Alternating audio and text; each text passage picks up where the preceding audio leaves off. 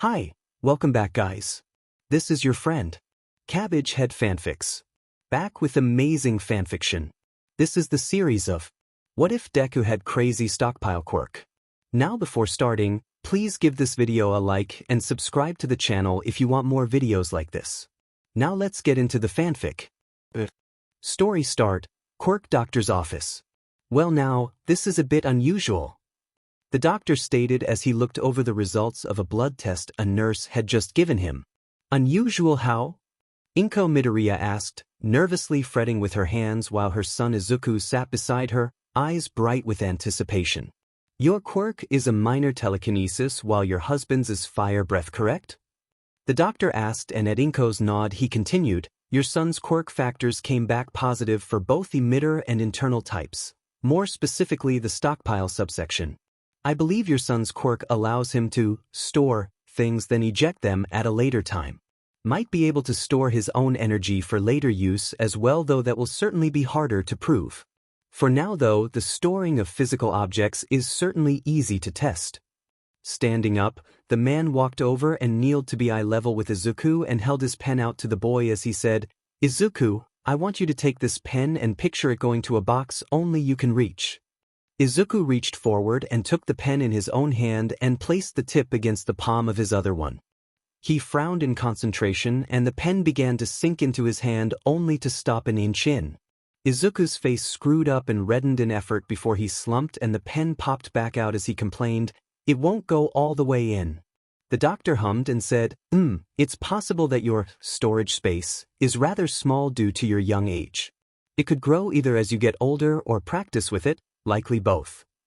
Rubbing his chin, he continued, because it is not something physical, if you are indeed able to store energy for later use, I do not believe you would have that problem when doing so. Izuku nodded, frown going back to one of concentration. A few moments later, Izuku held his hand up to his face and a grin broke out as his hair was ruffled without him touching it and he said, I could store some air though, that can be packed so that more can be stored than something solid, right? Indeed Izuku, good job of thinking of that so quickly. The doctor said with a nod of approval, Inko grinning down at her child as well. The mother-son pair spent another 5 minutes with the doctor before they left the room. As the door closed, the doctor mused to himself, that boy is going to be one to keep an eye on in the future. Time skip, the next school day recess.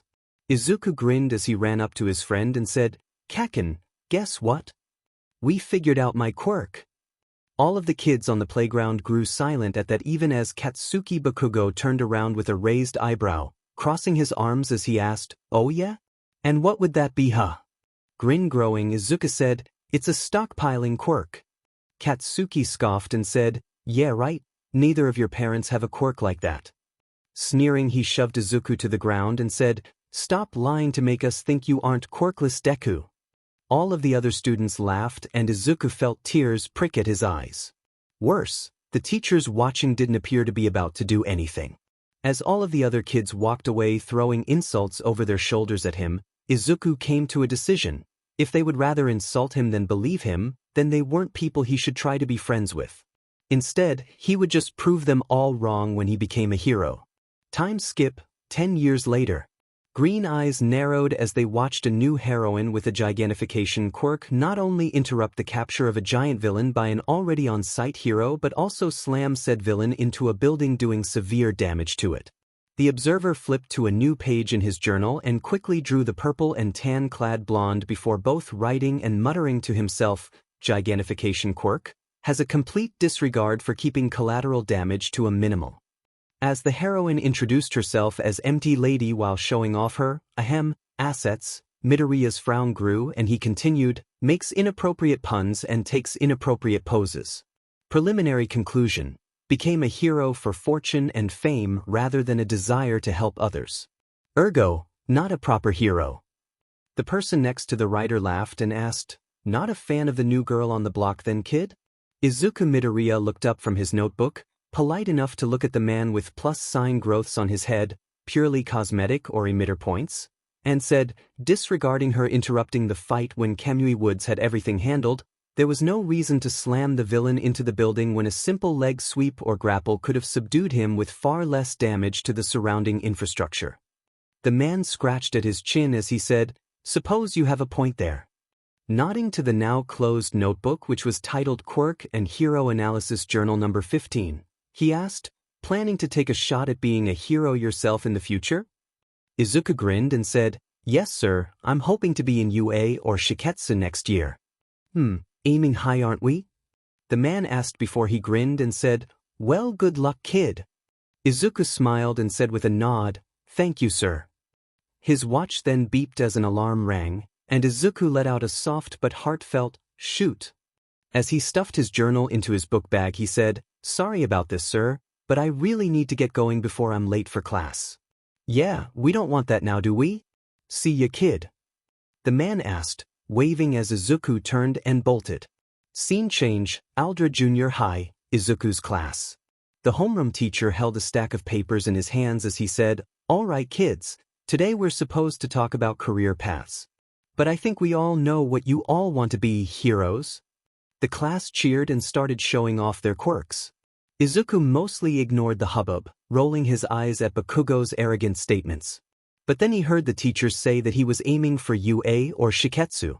As the class went dead silent, Izuku looked up from the bit of homework he was checking over and nodded to the teacher as he said, "Yes sir." The teacher studied Izuku for a long moment before he shrugged and said, "Well, good to be ambitious I suppose." He turned his gaze back to the paper in his hand and continued, "And you do have a few other schools besides those two as backups so you're covering all of your bases at least." Izuku ignored the not-so-quiet whispers about how a quirkless kid couldn't make it into a hero school. Harder to ignore was Bakugo's outburst and Izuku quickly shifted his homework out of the path of Bakugo's explosive palm slap. Where do you get off with? Applying to UA? I'm the only one from this school worthy to go there. You trying to mess with my origin story?"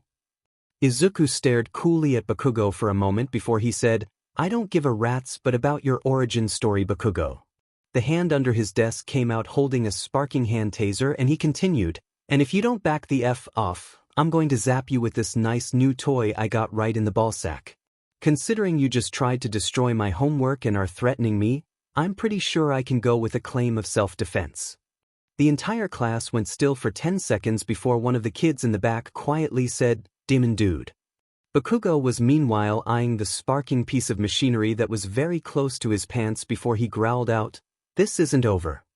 As he began stomping back to his own desk, Izuku turned off the taser and used the act of putting it up his sleeve to hide him storing it back into his stockpile quirk. The teacher coughed into his fist and did his best to move things along. Much as he'd like to berate Izuku for what just happened, tasers were allowed under self-defense rules. So long as the person with the taser didn't use it without being provoked, they were in the clear, and Bakugo was being pretty DMN provoking. Time skip, end of school day. Avoiding Bakugo was a fairly simple affair, in theory if not practice. The moment the bell had rung, Izuku had jumped to his desk top then ran over the ones between him and the door before slipping out and tearing off down the hall like a bat out of hell, Bakugo's cursing following him the whole way. Now he was walking through an underpass looking at his phone catching up on the hero news to see if anyone else had debuted or performed any noteworthy feats. So you can imagine his alarm when after he walked over a manhole cover he heard a slimy-sounding voice say, "You're pretty plain." As Izuku spun around, he saw a giant mass of slime smiling down at him as it continued, "Perfect for a meat suit disguise to get away from that musclehead hero. Hold still kid, this is only going to hurt for about a minute." With that, the villain shot forward only to slam into Izuku's right hand that he had raised in a panic. The next moment, all of the sludge began rushing towards that palm disappearing. The villain had just enough time to widen his eyes and shout out, "What the hell?" before his mouth and eyes were absorbed. When all of the villain was in, Izuku gave a sigh of relief and said, "That was close." He then frowned and said, "That guy said a hero was chasing him, but Musclehead implies that he probably doesn't have some kind of containment quirk so?" A few moments later, the manhole cover flew up into the air and All Might of all people came through. He took a quick glance around only to blink as he saw Midoriya standing next to an oil drum with a screw cap opening, hand over said opening with sludge pouring out of his hand. Izuku's eyes widened at the sight of the number 1 hero and he asked, All Might. You're the hero this BSTRD was running from. All Might gave a boisterous laugh and said, That's right, young man. Unfortunately, he gave me the runaround in the sewers. I apologize for the trouble I inadvertently caused you by not catching him sooner. He then gained a look of concern and asked, He didn't harm you, did he? Will, he said he'd turn me into a meat puppet and he tried to rush me. Izuku said with a scowl before he gestured at his still pouring hand and said, Thankfully part of my stockpiling quirk allows me to store physical matter, so he wasn't able to do so. All Might's smile turned into a sharp frown and he said, I see. It appears I'll be adding attempted murder of a minor to his charges. Izuku hummed before an eyeball suddenly came out of his hand, followed shortly by a second one and then a mouth. Immediately after, freaked out yelling could be heard even as Izuku quickly slapped the cap on the opening and began spinning it tight. Ignoring the yelling, Izuku said, Sir, before you take him to the police, can I ask for a couple of favors? All Might laughed and said, I believe I have time. If they're in my power, then certainly, young man. Finishing screwing the cap, taking out a crescent wrench briefly just to be sure, Izuku then brought out a composition notebook labeled Hero Autographs number 10 along with a pen and handed the pair of items to an amused All Might as he asked, First off, can I get your autograph? All Might laughed again and said, Certainly. As he flipped to an empty page, he noticed that the pages that already had signatures had been laminated to preserve them. Upon finding the first empty page, All Might looked up and asked, What's your name, kid? Midoriya Izuku, sir. Izuku answered quickly and All Might nodded before he wrote down a message praising Izuku's actions before signing it, then handing it to the schoolboy. Izuku's eyes sparkled when he read the message, but they returned to normal when All Might asked, Now then, you said you had a couple of favors to ask. What was the other one, young Midoriya? Ah, right. Izuku said, quickly storing the notebook before he continued, My quirk doesn't just store physical objects, sir. It can also store intangible ones as well, including kinetic force. And unlike objects with mass, there's no limit to how much energy I can store. This allows me to pick up objects that would normally be too heavy for me to lift. What I normally do is push against a wall for 30 minutes each day before my workout, storing the force against my arms, but that won't really be enough if something like a bridge or building collapses when I'm a hero and I need to move the rubble after the first or second time such an event happens. Pointer fingers briefly coming up to tap together, Izuku looked a bit embarrassed as he said, But if you could use one of your smashes, I could store up the kinetic energy and be able to move much heavier objects and more often when needed. All Might laughed and said, My, what a scary quirk. All right, young Midoriya. I think taking this villain to the police can wait long enough to throw a couple of punches. Let's not do this in the tunnel though, it's a bit cramped. So saying, he grabbed the oil drum and marched out of the underpass, Izuku quickly following after. Setting the drum down, All Might said, First a quick test of about 3 times an average adult male. It's not that I don't believe you, young Midoriya, but I want to see the proof before I cut loose. Izuku nodded and held up his right. All Might gave what was for him a rather lackadaisical but for most people and everything they had punch. The fist immediately stopped dead the moment it touched Izuku's hand. All Might's smile widened and he said, All right then, for the next one, let me put my back into it. Smash. There was a brief shockwave as All Might's punch blasted away the air in its way. The moment his fist hit Izuku's, his mental counter for the inventory of stored kinetic energy didn't so much as skyrocket as shoot to Mars, causing Izuku's eyes to bug out. Seeing this, All Might immediately grew concerned as he asked, Young Midoriya, did something go wrong? He relaxed as Izuku shook his head and turned his now only slightly wide eyes to his right hand and said, Nothing's wrong, All Might. It's just the force calculations I ran for your greatest recorded feats were seriously lowballing your actual total output. Geez, the amount you must be holding back in order to avoid demolishing city blocks with every punch is insane. All Might let out a boisterous laugh and said, Indeed, I have to carefully modulate my strength to only enough for the situation I'm in. It was certainly refreshing to be able to use all of my strength without worrying about collateral damage. He then nodded to the barrel, that had finally gone silent, and said, "Well, young Midoriya, as enjoyable as this meeting has been, I must be on my way to deliver this villain to the police."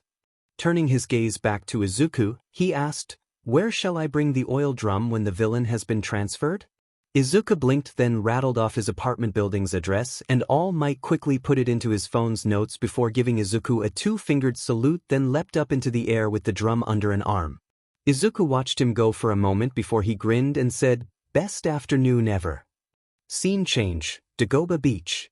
It'd be 2 weeks before All Might saw Izuku again. He had been walking along the road in his small form when he saw the green-haired teenager in a t-shirt and shorts moving to the sign of a beach that had become overrun with trash.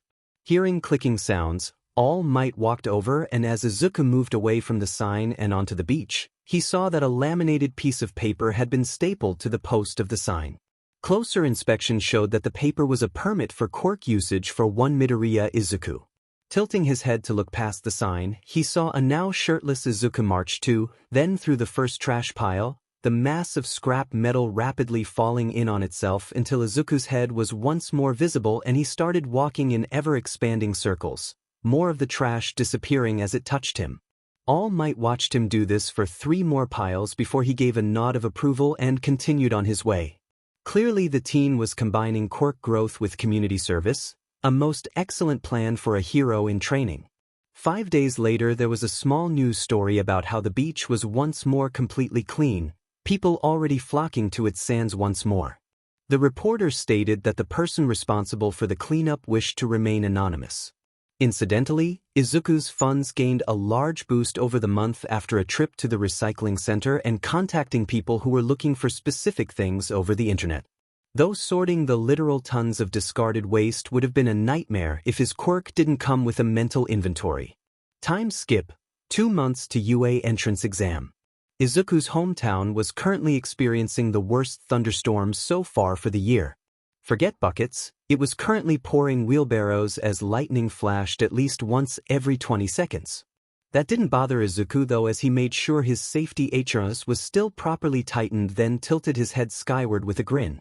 He and 3 others, 2 of them heroes, were standing on a rubber-coated platform attached to the lightning rod of Mizutafu's tallest building, each of them with at least one hand on said metallic pole. Each one of them had a quirk that allowed them to store large quantities of electricity and were being allowed to absorb some of nature's fury as it made a go at the building. Across the city, 12 other groups were also taking advantage of the free charge the storm was so generously gifting them, while those with hydro quirks worked to either keep certain areas from flooding or absorb the downpour to add to their own reserves. Lightning once more struck the lightning rod, and Izuku saw the mental numbers for his stored voltage jump up an impressive amount as the electricity surged through the metal looking for the path of least resistance. As the sky rumbled overhead, the hero standing next to him shook his head and shouted to be heard. They were all wearing ear protection. "I still can't get over how you're still dry in all of this. That quirk of yours is just plain unfair, kid." Despite his words, the hero was grinning, and Izuku matched it as he shouted back, "Yeah, but I can only work with exactly what's sent at me. Unlike you who can amplify the electricity you receive." Power plant. Power plant let out a laugh which only got louder as the other civilian with them called out, "How much of that amplification comes from the need to pay the power bill for your energy levels?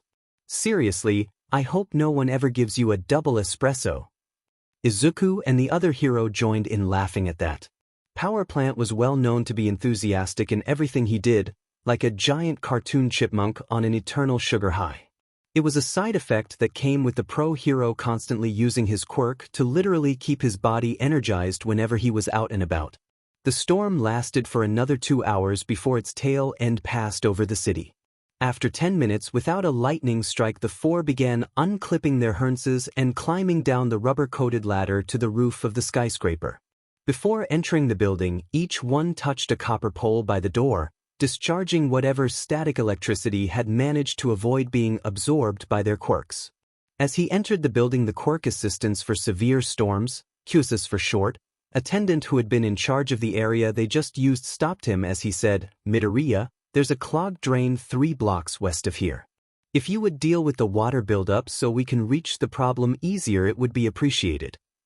Izuku nodded and said, I'll head over there as soon as I leave the building. The attendant nodded and said, I'll let them know to expect you then. Izuku took a quick pit stop in one of the building's restrooms, then went to the ground floor. Exiting, he stretched out his legs, then stored his shirt before he sprinted in the direction he needed to go. The air his body was pushing against was stored, then immediately expelled from his back, allowing him to go faster than normal. Reaching the flooded area, Izuku came to a stop and brought out his shirt followed by his wallet. Showing his quirk permit card to the on-site utility workers, Izuku was waved through and began wading through the street, the water being stored before it could do more than dampen his pants. Once enough water was stored that Izuku could see the actual street, and thus anything sharp, he stored his socks and shoes and made another pass to get the rest of it. Once he was finished, the utility workers moved in and the person in charge of their group scanned the barcode of Izuku's quirk permit, sending a standard fee to his bank account for aid rendered to the company by an independent contractor. Pretty standard stuff for when a person with a helpful quirk was brought in by a company to make things easier, faster to deal with. Izuku talked with the woman for a few minutes before he continued on home. Time skip, UA entrance exam. Izuku looked around at all of the test takers with him at testing site B. Seeing the girl who kept him from face planting with her quirk doing breathing exercises, he decided to see if she wanted to stick together in order to watch each other's backs. But when he took a step towards her, he found a hand on his shoulder. Looking back, he saw the teen who had called him out in front of all of the other test takers in the auditorium, and the glasses-wearing teen firmly stated, "That girl is clearly trying to center herself. Why you here? Hoping to interfere." The teen flinched as Izuku glared at him, then winced when Izuku's hand latched onto his wrist like a vice as the verdant-haired teen growled out, "I should ask you the same thing. Tell me, did you feel proud turning everyone's focus on me in the auditorium since I have a bad muttering habit?" No one else seemed bothered, but you, who were a good 15 rows away, just had to say something about it. The teen opened his mouth only to wince as Izuku put more force in his grip as he continued, "And then you make a scene here, once more drawing everyone's attention to me. You make a big deal about wanting to learn how to be a hero, but all I see when I look at you is a bully that uses the rules to flaunt his self-righteousness over others." The teen flinched again, but just as he tried to open his mouth again, Present Mike called out, "Start." Izuku gave him one last look of disdain before he dipped a thimble into his stored kinetic energy and leapt over all of the other test takers before tearing off into the testing site while everyone else just looked confused before Present Mike urged them onwards. Storing his shirt in order to store then release the air he was running against, Izuku soon ran into a one-pointer. Target acquired, I will dash. That was as far as the robot got before Izuku reached it, slapping a hand on the one-pointer's arm and storing it, not once breaking stride. This set the tone for the next 9 minutes. Spot a robot, run leap to the robot, absorbing any rubber bullets and missiles fired his way as he did so, get a hand on robot, store it. Every once in a while he would mix things up and release one of his caught missiles at a robot.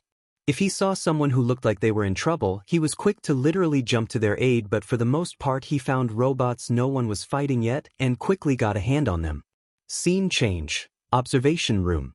As All Might watched the screens in his true form with the rest of the UA staff, he couldn't help but find his attention being drawn to a specific test taker every now and then. The kid he had met 10 months back was doing extremely well, storing every robot he could get his hands on, and helping others as well.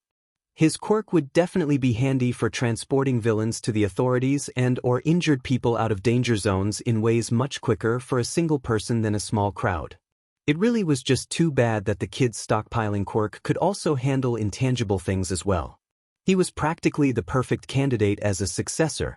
But the amount of power his quirk would add to One for All meant that if he passed it on, the 10th user would probably explode the first time he or she tried to use it, no matter how strong their bodies were. Still, it wasn't all bad. All Might had no doubt young Midoriya would get in, and like the day they met, he could continue adding to the future hero's stockpile of force. He might not be the successor of All Might's quirk, but he could still be one of his power nevertheless. Nizu hummed and said, "Such a wide battlefield and limited time brings out the best in them." There are those who can assess the situation in an instant. Those who'll never be late to the party. Ones who can cope with any given situation. And then there are the natural-born warriors. Quite the bumper crop this year. Midnight mused to herself. No way to know yet. Power Loader said before he flipped open a safety cover over a red button marked Yuruki switch and pressed it as he continued, but this should tell us more. Scene change, testing Site B. Izuku slapped a missile from a three-pointer out of the air with his left hand, storing the projectile before it could hit the ground in front of a group of 3 testers. He made a throwing motion with his right hand and returned the missile to sender. As the wrecked robot smoked, Izuku glanced over his shoulder at the tester on the ground. The other 2 were around and he asked, "He going to be all right?" "Karo, he's got a sprained ankle." A girl with long green hair stated. "Hell of a time for an ankle roll." A muscular boy with thick lips said with a heavy frown. Izuku turned to move closer only to pause as the ground started trembling. A moment later there was a, he thought, theatrical explosion of white smoke as a massive robot rose up out of the ground a few hundred feet away. Izuku's eyes widened at the sheer size of the now revealed zero-pointer. And then the robot reached up into the sky and slammed its open hand into the street, generating a small shockwave and throwing debris down the street. As the robot's other hand started raising, test takers began fleeing and Izuku looked back, pointing further down the street as he ordered, "Get that guy out of here." "Right, Karo." The 2 uninjured test takers said with a nod before they picked the teen on the ground up and began pulling back. Izuku took a look around, ready to do the same when the zero-pointer slammed its hand on the ground again. A moment later, Izuku heard a girl shout out in pain closer to the zero-pointer, and before the dust cloud cleared he was already sprinting forward. When he could see down the street, he saw Uraraka lying pinned on the street, her leg trapped under a slab of broken building in a way that prevented her from reaching it.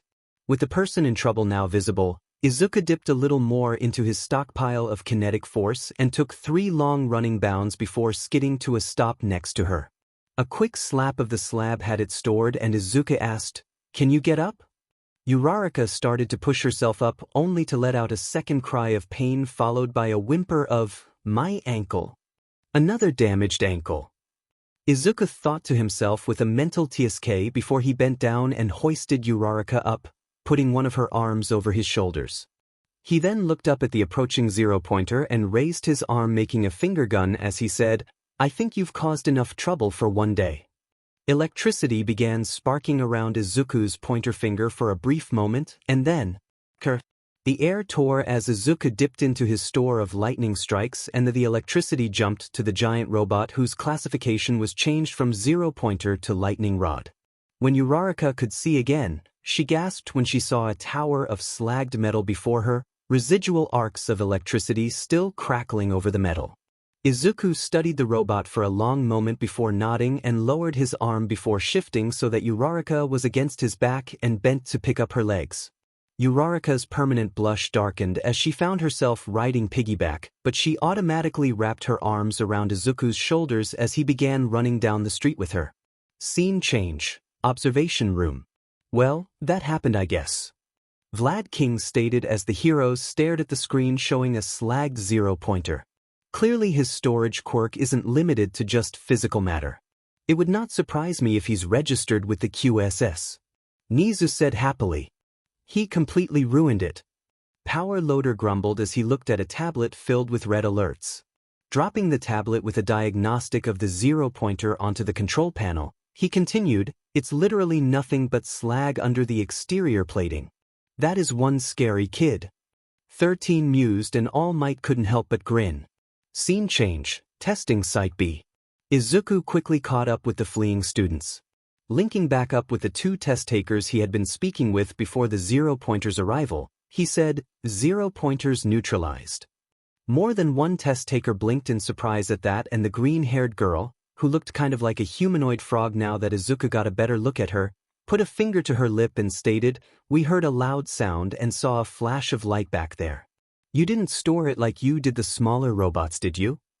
Izuku shook his head and said, "I slagged it with a lightning bolt I had stored." "That's so manly." A test taker further along the crowd shouted and Izuku felt his lips twitch upwards. A moment later, though, there was a loud buzzer sound and present mic announced, "That's IT listeners, the test is over." Izuku gained a slight frown at that before shaking his head and called out, "All right people. We've got 2 people with injured ankles. Anyone else got a worse injury that needs treatment before I treat them?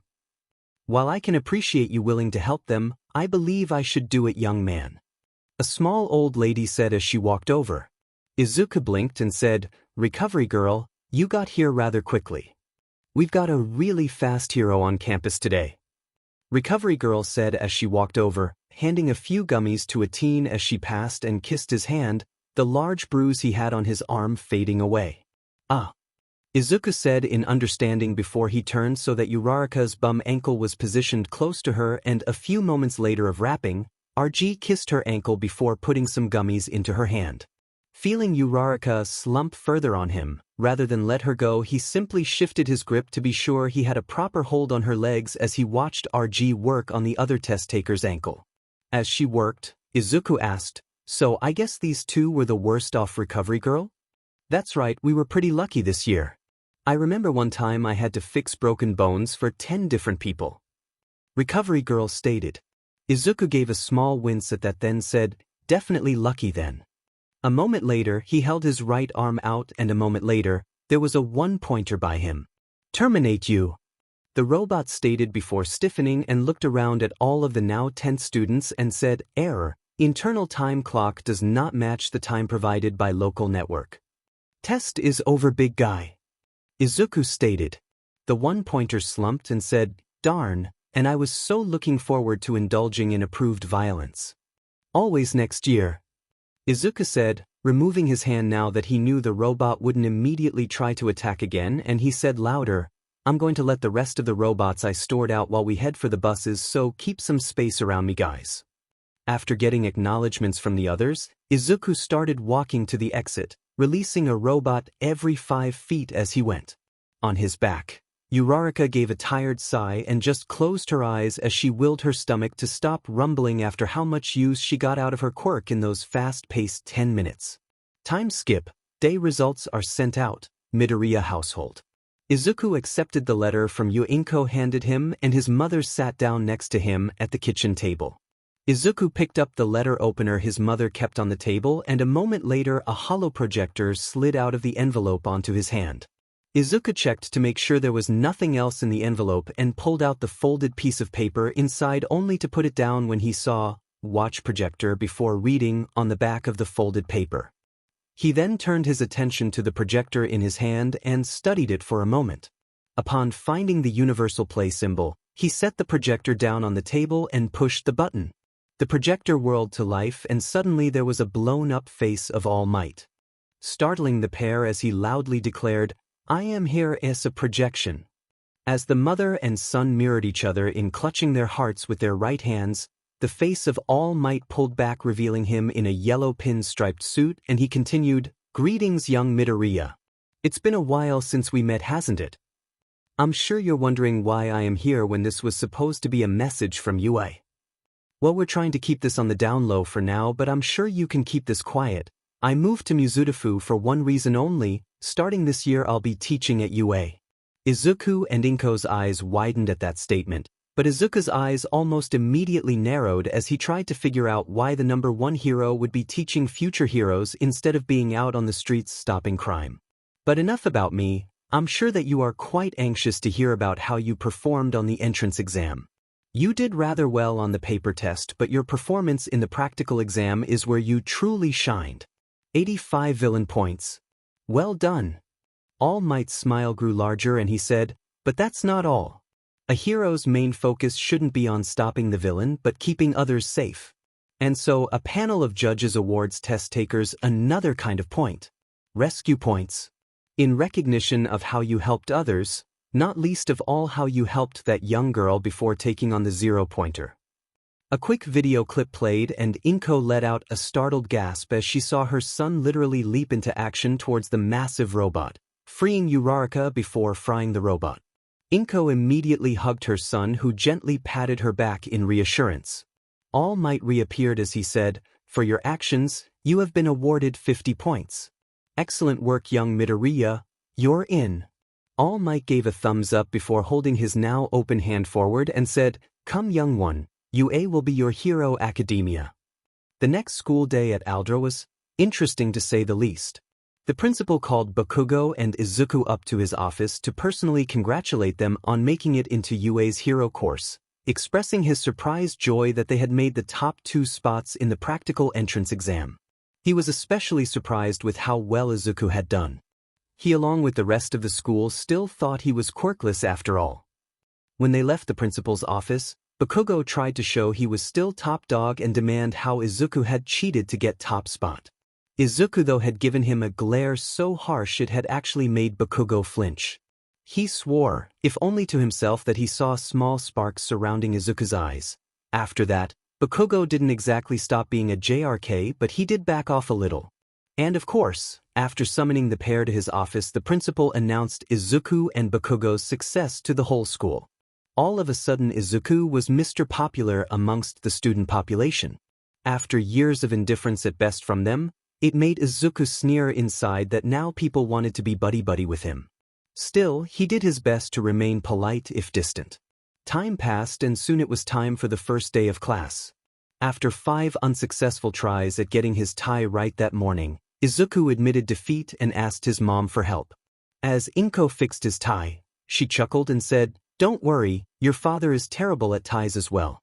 He wound up having me tie all of them at once and just left them on the closet hooks when we first started dating. It wouldn't surprise me if he still does the same thing even now." Hayashi would sheepishly admit that yes, he did the next time Izuku had a video conference with him. Pulling the tie to a slightly snug but still comfortable tightness, Inko ran her hands over Izuku's jacket, settling it a little better before she stepped back and gave Izuku a quick once-over before nodding in approval. A moment later, she took a quick photo with her phone, then stepped back in to hug Izuku as she said, "I'm so proud of you, Izuku."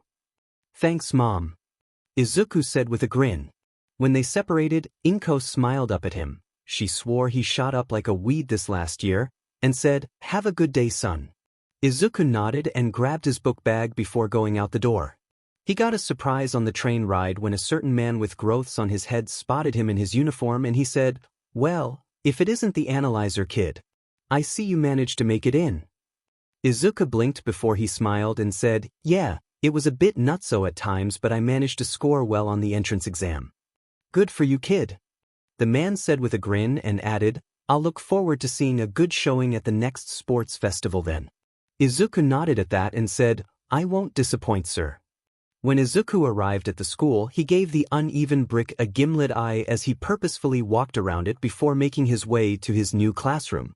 Eyeing the massive door, he muttered, "Holy crap, anyone who needs a door this big must take up at least an eighth of the room when sitting down."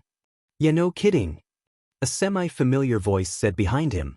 Izuku turned around to see Uraraka behind him. The girl beamed at him and said, "Looks like we're in the same class, Midoriya." Her smile took on a thankful tint and said, "Thanks again for the help in the entrance exam, by the way." Izuku smiled back and said, "You're welcome, Uraraka. Shall we head in?" At his new classmate's nod, Izuku turned back to the door and prayed that he didn't have Bakugo or that rule-using bully in his class. Sadly, when he opened the door, he saw Bakugo lounging at a desk with his feet upon it and the glasses-wearing teen berating him. When Bakugo asked who the teen was, he introduced himself as Ida Tenya, from Semi-Private Academy. Izuku's eyes narrowed as he latched onto that family name, instantly making a connection to a certain hero. A few moments later, the teen noticed them and quick walked over. Izuku tensed but was surprised when the teen bowed and said, "It is you. I must apologize for my actions before the entrance exam. It is clear that you understood what the examiners were testing far better than I did. I did what a hero is supposed to, help others. There was no understanding about what was being tested. People were in trouble, so I helped them," Izuku stated. Bakugo gave a sharp TSK from his desk, but Izuku ignored that as he crossed his arms, just giving Ida a cool look. After a few tense moments, Ida's eyes widened as he said, "Oh, right. I apologize for my words to you and for drawing attention to you in such a manner in the..." auditorium, and in front of the testing site. I was wrong to doubt your convictions like that and assume you were there to interfere with the other test takers. As he spoke, Ida chopped the air robotically. Izuku stared at him for a few more moments before he gave a single nod and a quiet apology accepted. However, Ida got the feeling he was on very thin ice with the stockpile user, and something told him that he wasn't exactly impressed with how he had been berating the other student. But before anything further could be said, a voice from the floor said, "If you're done blocking the doorway, we have things to do." Izuku and Uraraka turned around and looked down to see a face sticking out of a large yellow cocoon? No, that was a sleeping bag, as shown when the zipper came down for a hand to bring a grape juice packet to the face and quickly be SED dry in one go. For some reason, that made all three feel a shiver go down their spines as the person got up and said, "It took you 8 seconds to shut up. That's not rational. A real hero knows that time is not something to waste." Slipping out of his sleeping bag, he continued, "I'm Aizawa Shoyuda, your homeroom teacher. Nice to meet you, I guess." "He's our homeroom teacher?" The majority of the class thought in disbelief. Aizawa then reached into his sleeping bag and pulled out a gym uniform he had in there for some reason and said, "Right, I know that this is sudden, but go put on your gym uniforms and meet me at the training field." Time skip. After arriving at the training field. A quirk assessment test? Most of the class asked as Aizawa explained what they were doing out here. "But sir, what about the entrance ceremony, orientation?" Uraraka asked. "If you're going to become a hero, you don't have time for such leisurely events." Aizawa stated, causing some of the students to look at each other in surprise as he continued, "UA's selling point is how unrestricted its school traditions are. That's also how the teachers run their classes." Pulling out his phone and holding it up showing a list on its screen, he said, "You kids have been doing these in middle school, right? Physical fitness tests where you weren't allowed to use your quirks. The country still uses averages taken from results from students not using their quirks. It's not rational. Well, the Ministry of Education is procrastinating." Aizawa turned his gaze to Midoriya and said, "Midoriya, you came in first during the practical entrance exam. In middle school, what was your top score for the softball throw?" 82.3 meters, sir." Izuku said, causing Bakugo to grumble. He had 79.8. Aizawa kicked up a softball by his feet, then tossed it to Izuku as he said, "All right, get in that circle and use your quirk, give it everything you've got." "Ah," Izuku said somewhat nervously. Looking at the others, he moved to stand closer in front of Aizawa and gestured with his pointer finger for him to come closer. The teacher raised an eyebrow but obligingly leaned down as Izuku whispered, "Sir, I'm not exaggerating when I say I think I could reach escape velocity if I went all out. 10 months before the entrance exam I had a run-in with All Might and he did me a favor by adding to my store of kinetic energy with a smash. And given he said, and I quote, 'Let me put my back into it,' when he did so." "Ah." Aizawa mirrored in understanding. Straightening up, Aizawa considered for a moment before he said, "Go for 5 kilometers. If you can hit at least that far I'll be satisfied, and try to make it as close to that distance as you can while you're at it." Izuku nodded and walked into the circle. Once there, he began running math equations out loud as he said, "All right, standard softballs are between 6.25 and 7 ounces. Add another 2 ounces for the sensor bar." Izuku gave a short heft of the ball, paying attention to the number he got in his mental inventory when it hit his hands, and continued out loud, "Yeah, that tracks, so the amount of kinetic force needed in a vacuum would be." Izuku continued working out the problem out loud, adding the variables of wind condition, air resistance, and gravity. A minute later, he had a final number needed for 5 kilometers and nodded to himself then to Aizawa as he said, "Ready, sir." At Aizawa's returned nod, Izuku took a pitcher's stance then cut loose. There was a burst of wind and the ball rapidly flew through the air. Bakugo stared slack-jawed at the sight of a boy he thought was quirkless sending the ball farther than should be physically possible. As the ball flew, Aizawa calmly stated, "Know your maximum first. That is the most rational way to form the foundation of a hero." Nodding to Izuku, he said, "In Midoriya's case, that maximum is the amount of control over what he can bring to the table in order to meet a specified distance." A few moments later, Aizawa's phone beeped and he gained a wide grin as he saw what it displayed. When he turned it around, 5000.0 was displayed and he continued, and as you can see, Midoriya has very good control. Holy crap, he got it right on the dot. The blonde Kaminari shouted in surprise. Dude, that is so manly. The red-haired Kirishima said in awe. Very impressive. The ponytailed Yaoyorozu said with a nod which the dual-toned Todoroki mirrored beside her. Katsuki Bakugo though did not share their amazement. Instead, he was angry. Giving a blast from his hands, he shouted, Deku.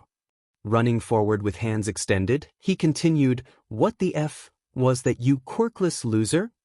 Before he could reach Izuku, Aizawa's scarf shot out and wrapped around Bakugo, stopping him cold. Bakugo strained against it but couldn't get any farther, and he looked back as he asked, What's the deal with your scarf? It's a special capture weapon made out of carbon fiber and a special metal alloy. Aizawa stated, his hair flared upwards and his eyes gleaming red. Izuku saw the goggles hanging around Aizawa's neck and pointed as he said, Ah, I recognize you now. You're Eraserhead, able to cancel out other people's quirks. Aizawa tilted his head in confirmation but kept his eyes on Bakugo as he asked, Midoriya, care to explain what set your classmate off? Izuku scoffed and said, The one time I told Bakugo and my classmates I had a stockpiling quirk when we were kids, he shoved me to the ground and said, and I quote, Yeah right, neither of your parents have a quirk like that. Stop lying to make us think you aren't quirkless, Deku. I figured then if he and the others would rather insult me over believing me, then they weren't worth trying to be friends with and I would just prove them wrong when I debuted as a hero. Izuku gave Bakugo a glare and said, Of course. Bakugo decided that since I was clearly quirkless it gave him carte blanche to be a bullying a-hole. Most of 1A were giving the explosion quirked teen disapproving looks. Bakugo snarled at Izuku but stiffened when Aizawa asked, Is that so? The scarf tightened around Bakugo as their homeroom teacher continued, Let me be clear here, Bakugo. If you continue such behavior I'll be personally booting you out of the hero course, and possibly the school itself. Am I clear?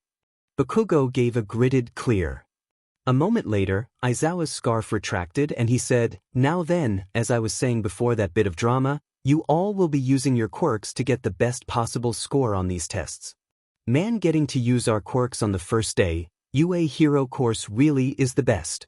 The tape elbow Siro said with a grin. Yeah, this is going to be fun. The pink-skinned Mina said with a cheer. Fun you say? Aizawa asked in a tone that sent shivers down several students' spines. Now seeming to loom over them, Aizawa stated, You have 3 years to train here on how to be professional heroes and you think it'll be fun? Alright then, since you seem to be having trouble taking this seriously, the person who comes in last overall for these 8 tests will be determined to have no potential and will be expelled from the hero course. Izuku swore he heard the sound of shattering glass as the majority of the class reared back in shock. The person in last will be expelled? Uraraka asked with wide eyes, before frowning and said, It's only the first day. And even if it wasn't, that's totally unfair.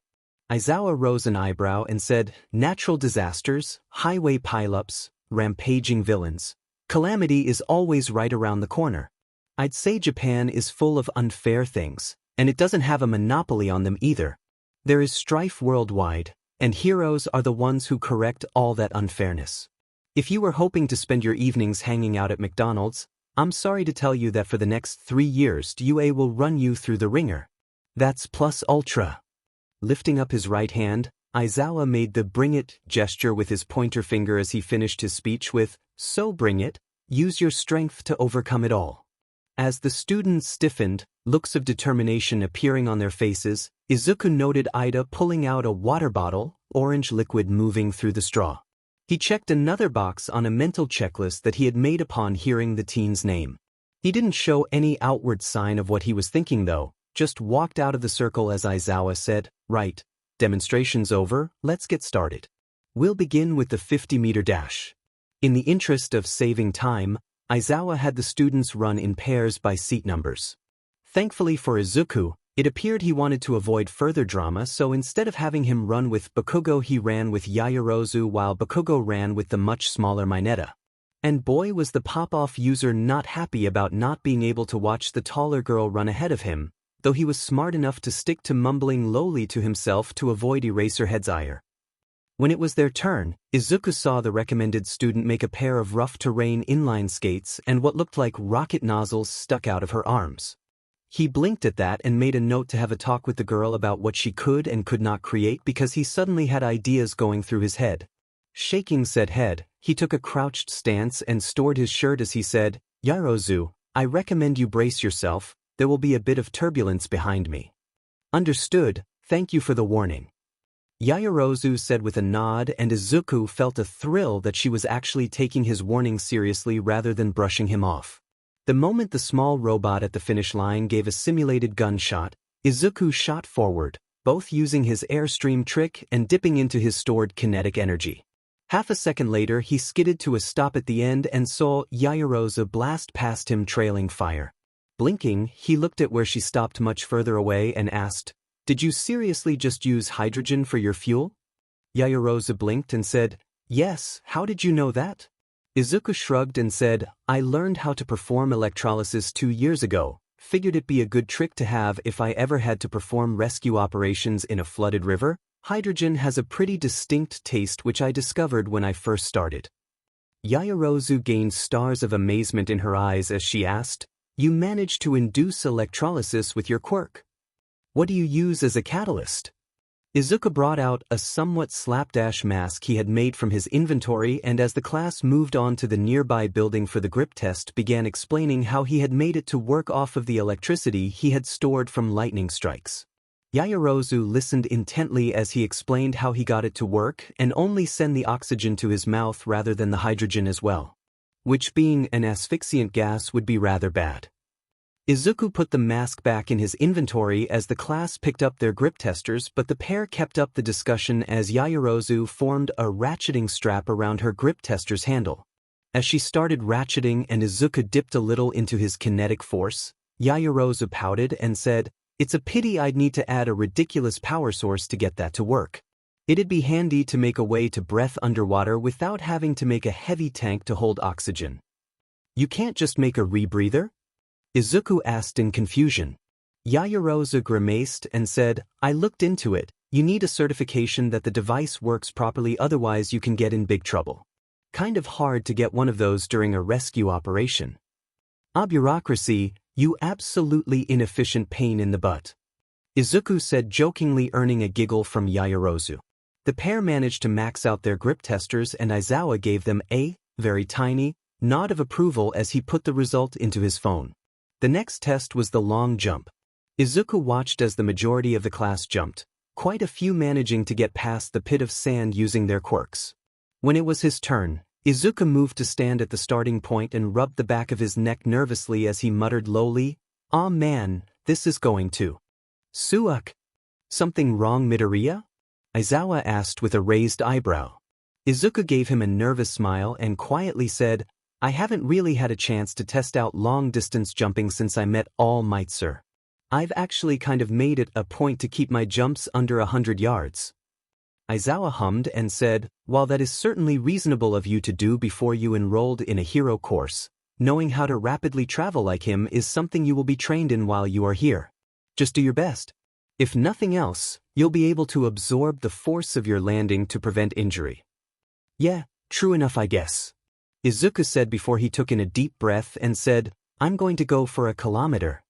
Aizawa pocketed the laser rangefinder he had been using for the others and instead took out a small pager-like device.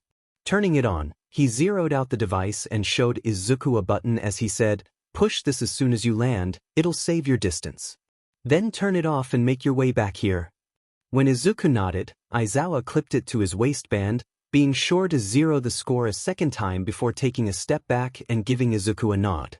Izuku took a moment to do the necessary mental calculations before he took in another deep breath, stored his shirt, and leapt forward. As the wind of his leap pressed against him, Izuku stored the air he passed through, making a quasi-vacuum. Stored it but didn't release it. The move, minimal as it was, would have actually thrown off his calculations. When he landed, he absorbed the force and lightly bounced upwards a little once to better maintain his balance.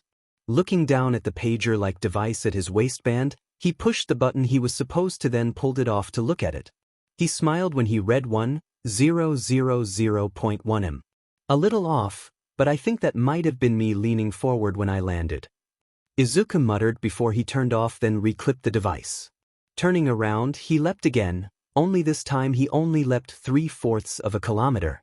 This allowed him to land where no one else was so he wouldn't accidentally hit anyone, then finished the last of the distance in 3 shorter leaps. Aizawa gave a small nod of approval at that before accepting the device. When he turned it on and pulled up the saved number, he nodded a second time and said, "Almost exactly a kilometer. I'm guessing you leaned forward on your landing?" "Yes, sir," Izuku said with a nod as he brought his shirt back out. "Very well, back with the others?" Aizawa said, and Izuku gave another nod as he rejoined the class, ignoring how Bakugo was grinding his teeth as he glared at him. Repeated side steps was the next test. This was one the smaller Mineta actually excelled at. Bakugo also used his explosions to great effect while Izuku let out short blasts of air from his hands to help him move side to side just that little bit faster. The ball throw was next. Uraraka had an eager grin on her face when she entered the circle. The girl gave a high throw that made the ball go a steep 70-degree angle, and she then just stood in the circle with a hand shading her eyes as she watched it disappear. Eventually Aizawa's phone gave a reading and he turned it around to show it to the class. "Infinity!" Most of the class shouted in disbelief. "That's insane, how's that possible?" Kaminari asked in disbelief. Probably the program detected the ball wasn't changing its trajectory after a cutoff point and extrapolated that it wasn't coming back down. Izuku muttered to himself. "Yes, that sounds likely." Yaoyorozu said next to him with a nod. The two had been continuing to talk in between their turns for the tests, and Yaoyorozu was greatly enjoying all of the ideas the Stockpile Quirk teen was giving her, taking copious notes on her phone. She could have done without the feeling like an idiot a couple of times, like when Izuku had asked her if she used non-standard materials for creations to make them lighter, more durable than usual. "Right, I know that's a hard act to follow, but let's keep moving," Aizawa stated, tossing the next ball to Ojiro. When it was his turn, Bakugo was rather salty at getting an otherwise rather respectable 705.2 meters. Even as most of the class was reluctantly impressed, he glared as he left the circle. Sit-ups was the next test. For this one, Izuku had a long strand of rope come out from one knee, wrap a circle around a shoulder, go behind his back, wrap another circle around the other shoulder, then go back into the other knee. He had to quick change into a pair of shorts for this. Thankfully Aizawa allowed him to step out of the room for a moment. When it was time to start, Izuku rapidly pulled the two ends of the rope into his inventory, quickly levering himself up to his knees before he bent back down, pulling the rope out as he did so before rapidly going back up again. "Geez, that guy's a machine," Kaminari muttered from where he was holding the multi-limbed shoji as he did his own sit-ups. "Yaoyorozu's not doing too shabby herself," Hagakure said from where she was holding Ajui's feet. The creation user had a similar rig attached to her knees that went around her back as well, using a set of spring-loaded pulleys to pull the rope in place of having an inventory, though that was something else she was going to look into thanks to Izuku's discussion with her. Toe touches were next, and Shoji and Tokoyami blew the test out of the water by growing multiple extensions on their arms and using dark shadow respectively. Izuku didn't do too shabby himself, bringing out a heavy metal pole welded to a base plate which he wrapped his rope around, the ends now coming out of the top of his hands. Izuku's spine popped in a manner that felt good as the rope pulled his wrists past his toes, even if it made other members of 1A wince. "I believe that's far enough, Midoriya. You don't want to dislocate any of your arm joints. Especially since it would annoy Recovery Girl to have to fix them," Aizawa stated. "Yes, sir," Izuku said, switching from pulling in the rope through both hands to pulling in his right and releasing with his left, the end soon whipping around the pole before being esekiri back in, the metal pole following soon after. The last test was the long run. Aizawa raised an eyebrow when Izuku pulled an entire bike out of his storage space. Izuku shrugged at him and said, "I didn't always have so much kinetic force stored, sir. I had figured this would help me get to trouble spots faster when I was a pro hero. Logical, Aizawa said with a nod. His lips then uplifted a little when Yaoyorozu made a matching bike, though hers was missing the green paint Izuku's had. There was more than one student grumbling as the pair rode beside Ida during the test, though the spectacled teen merely gave them a nod before focusing on the run. Once the last test was finished, Aizawa said, "All right, I've compiled all of your test results together. Here are your rankings." As the list appeared, Todoroki frowned. He got 3rd place. Then again, Yaoyorozu, 2nd, could make whatever she needed for a situation, and Midoriya, 1st, apparently could store anything, tangible or not, so maybe coming in 3rd after those two was actually pretty good all things considered. Bakugo, however, was not nearly so contemplative as he asked, "How the hell did I get if in 4th place?" On the opposite end of the scale, Mineta looked horrified by his last place. Fortunately for him, and unfortunately for the female students, a few moments later Aizawa turned off the hologram and said, "By the way, no one's going home. That was just a rational deception to ensure you gave it your all." As most of the class slumped in relief and Yaoyorozu said of course he was lying, Izuku narrowed his eyes, not quite sure he believed it. He remembered last year's sports festival after all, and there hadn't been a Class 1A that year. Still, he remained silent, not wishing to cause further stress for the others. Aizawa pocketed his phone and said, "We're done for the day. Syllabuses are in your desks back in the classroom. Make sure you go over them tonight. And be ready for tomorrow, because things are only going to get harder from here on out." Aizawa walked away from the students, going through a gap of the training field wall. Standing 5 feet down the wall in his small form, All Might smirked and said, "I'm still seeing 20 students on the other side of this wall. Can it be that you actually like what you have to work with this year?"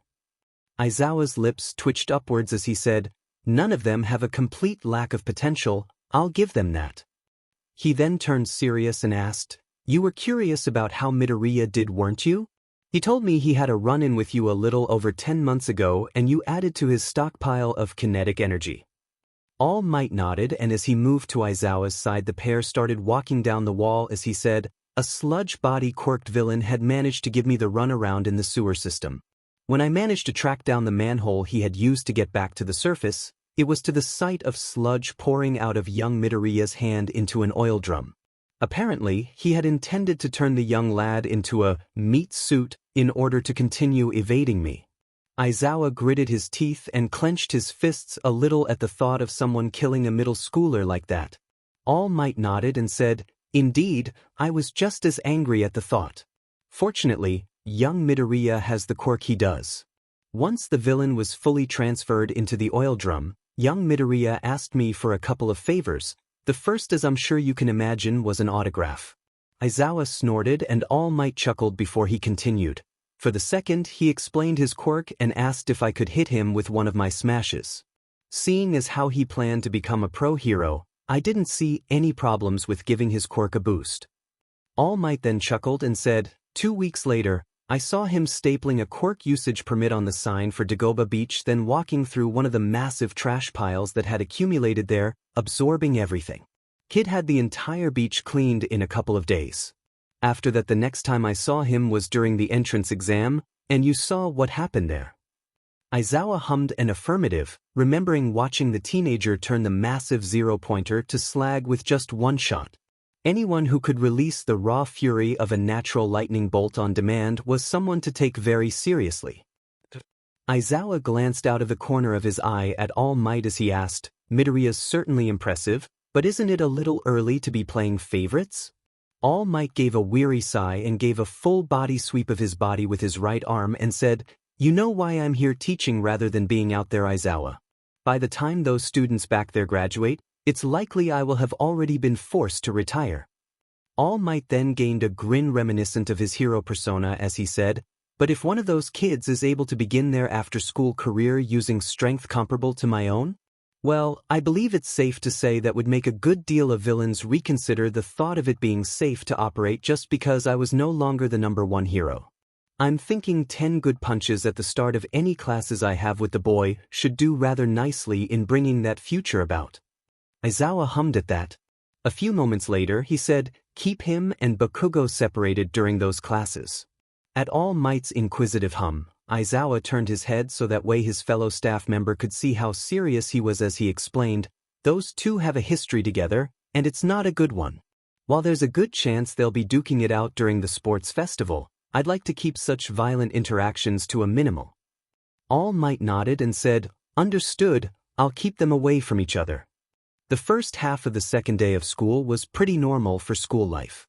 Even the teachers being pro-heroes couldn't take away the normalcy of English, math, and other standard classes.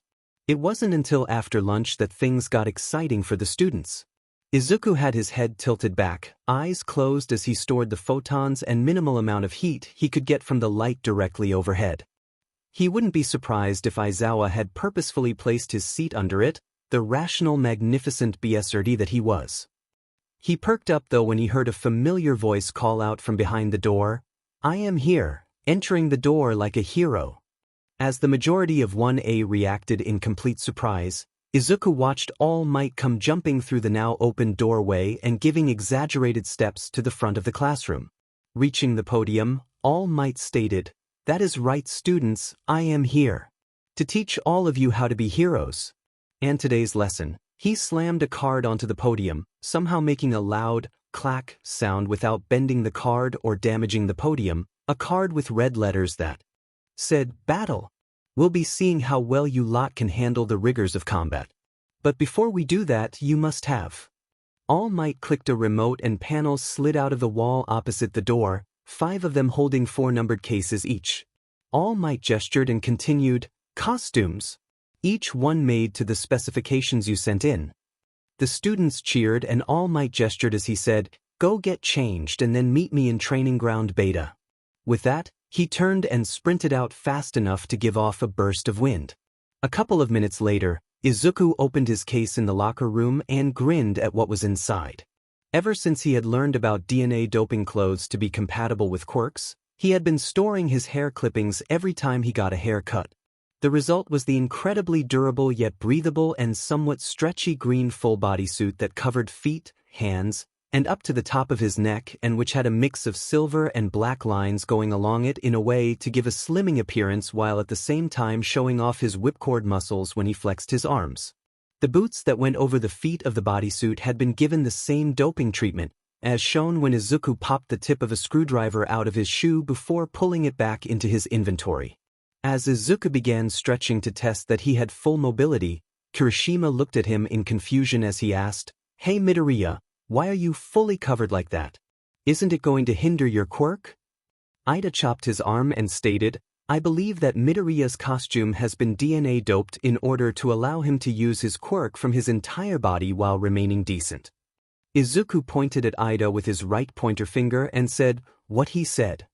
A moment later, he slipped on the provided green polarized shatter-resistant mask over his eyes before pulling the hood attached to the back of the shoulder area up, throwing his upper face into minor shadow. Izuku gave his right shoe a toe-tapping test then pivoted into a roundhouse kick, a 3-foot spike of metal shooting out of his shoe bottom startling everyone else. Izuku held his kicking position for a moment before pulling the metal spike back in and lowered his foot as he said, well, I'm ready. Yeah? Well, I'm now terrified. Why the hell do you have something like that? Mineta asked wide-eyed. Izuku gave a dangerous grin and said, ram bolts and a method to deliver an electric charge from beyond arm reach without shocking everyone around me but the person I want to.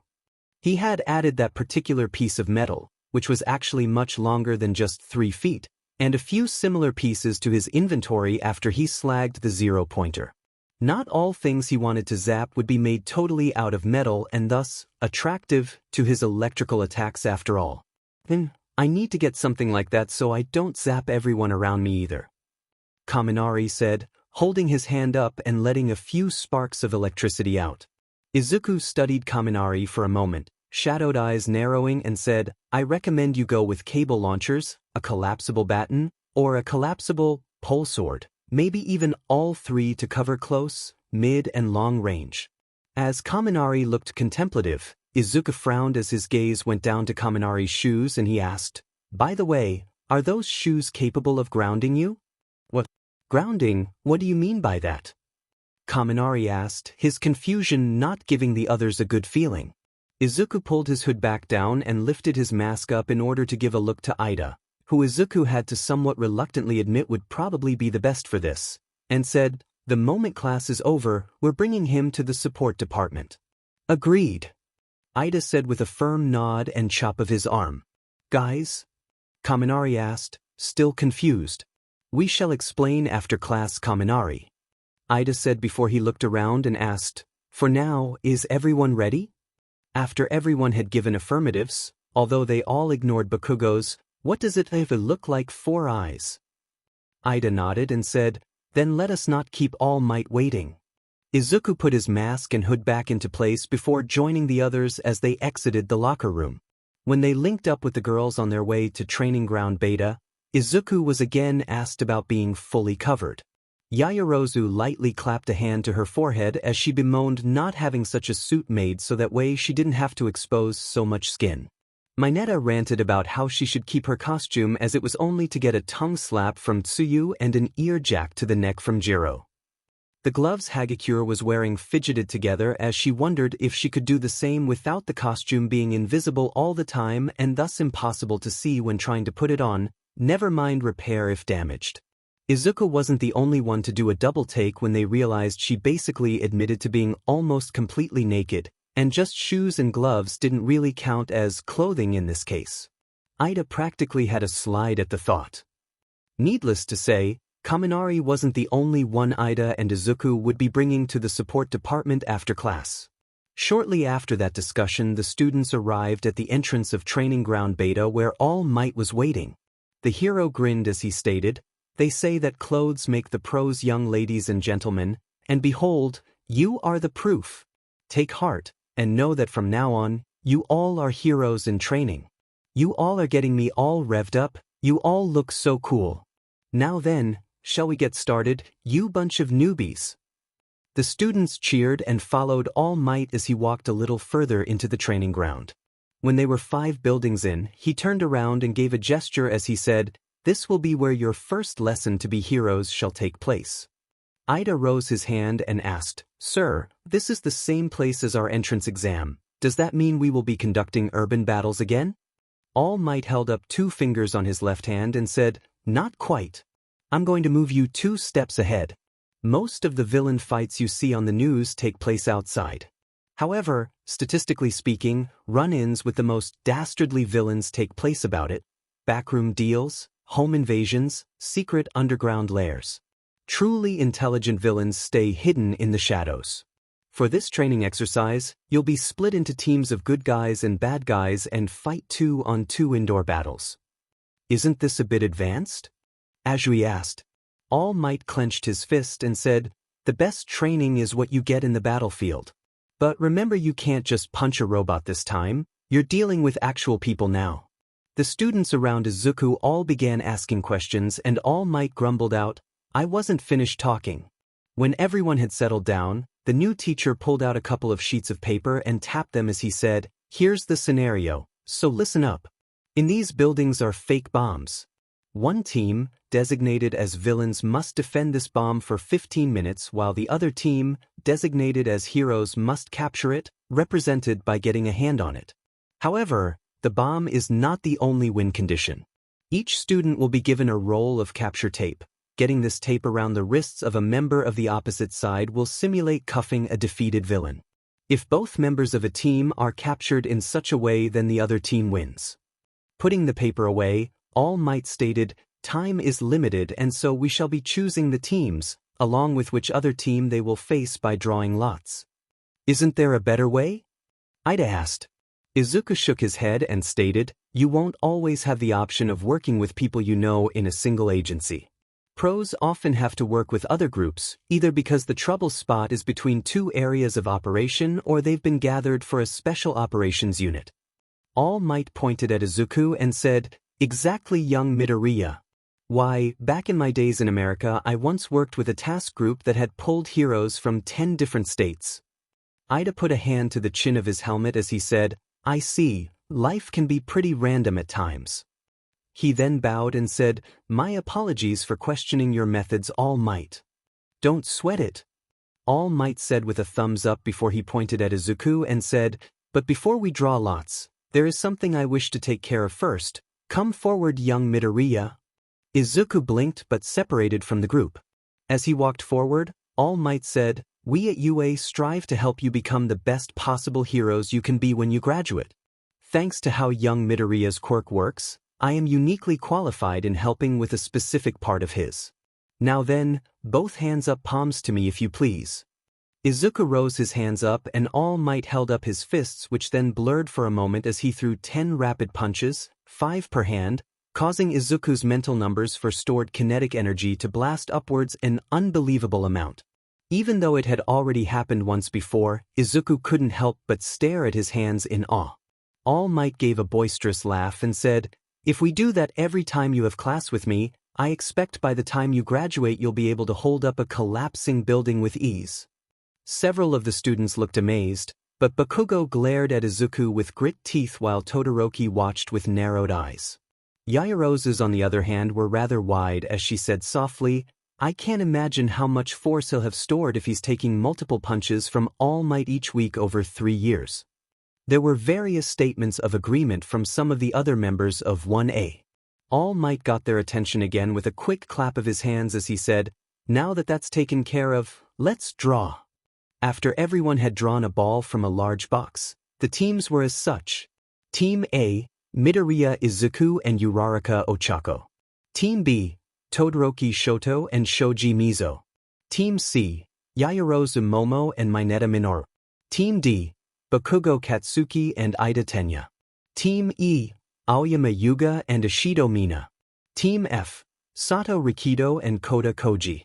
Team G, Kaminari Denki and Jiro Kyoka.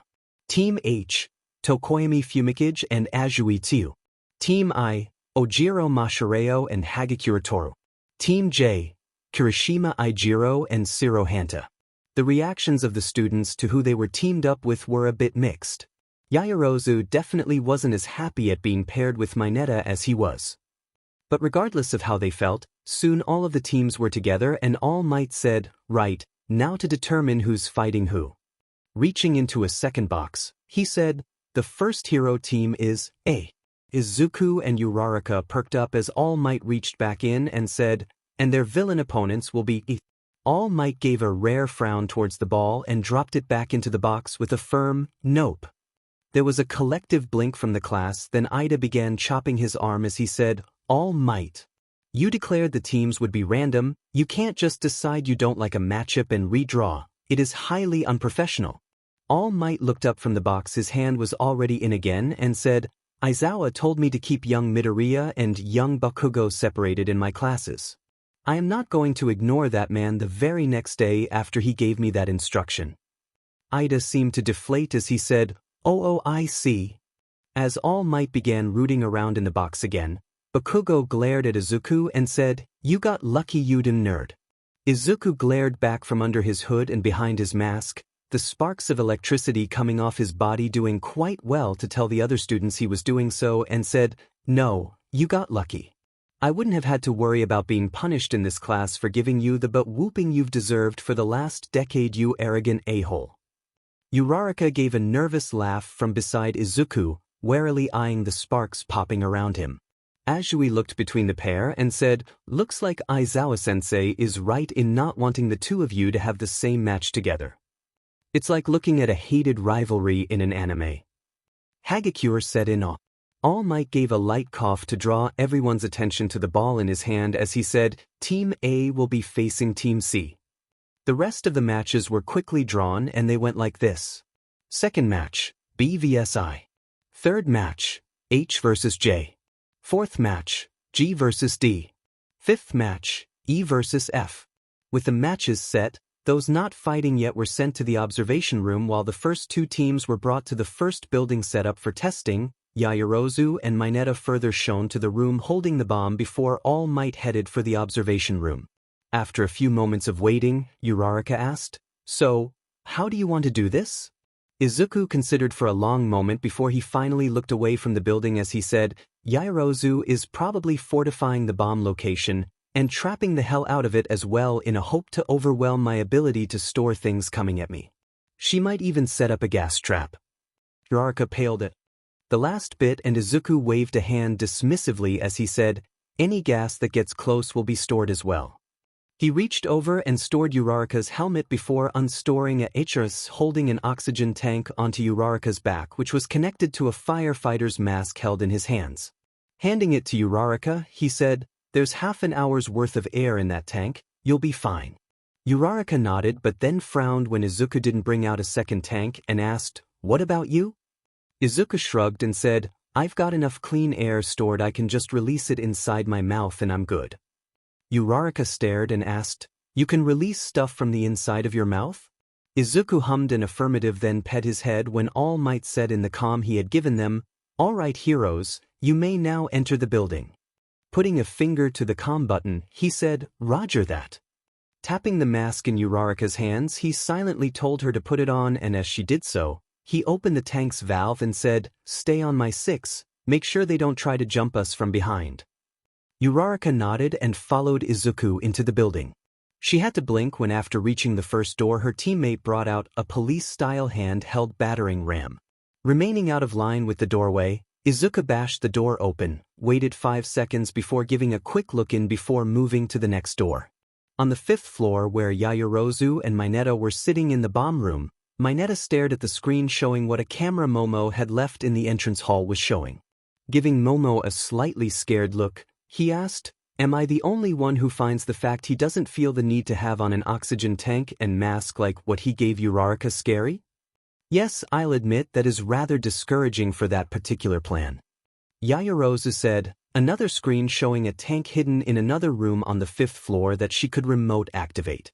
There was another crash as Izuku worked his way through the 1st floor rooms and she mused, he is being rather careful about not being in the doorway when he forces them open. One would think that with his abilities he wouldn't be worried about anything shot at him. Mineta shrugged and the pair watched as Izuku quickly but cautiously worked through each doorway, Uraraka dutifully keeping her head on a swivel.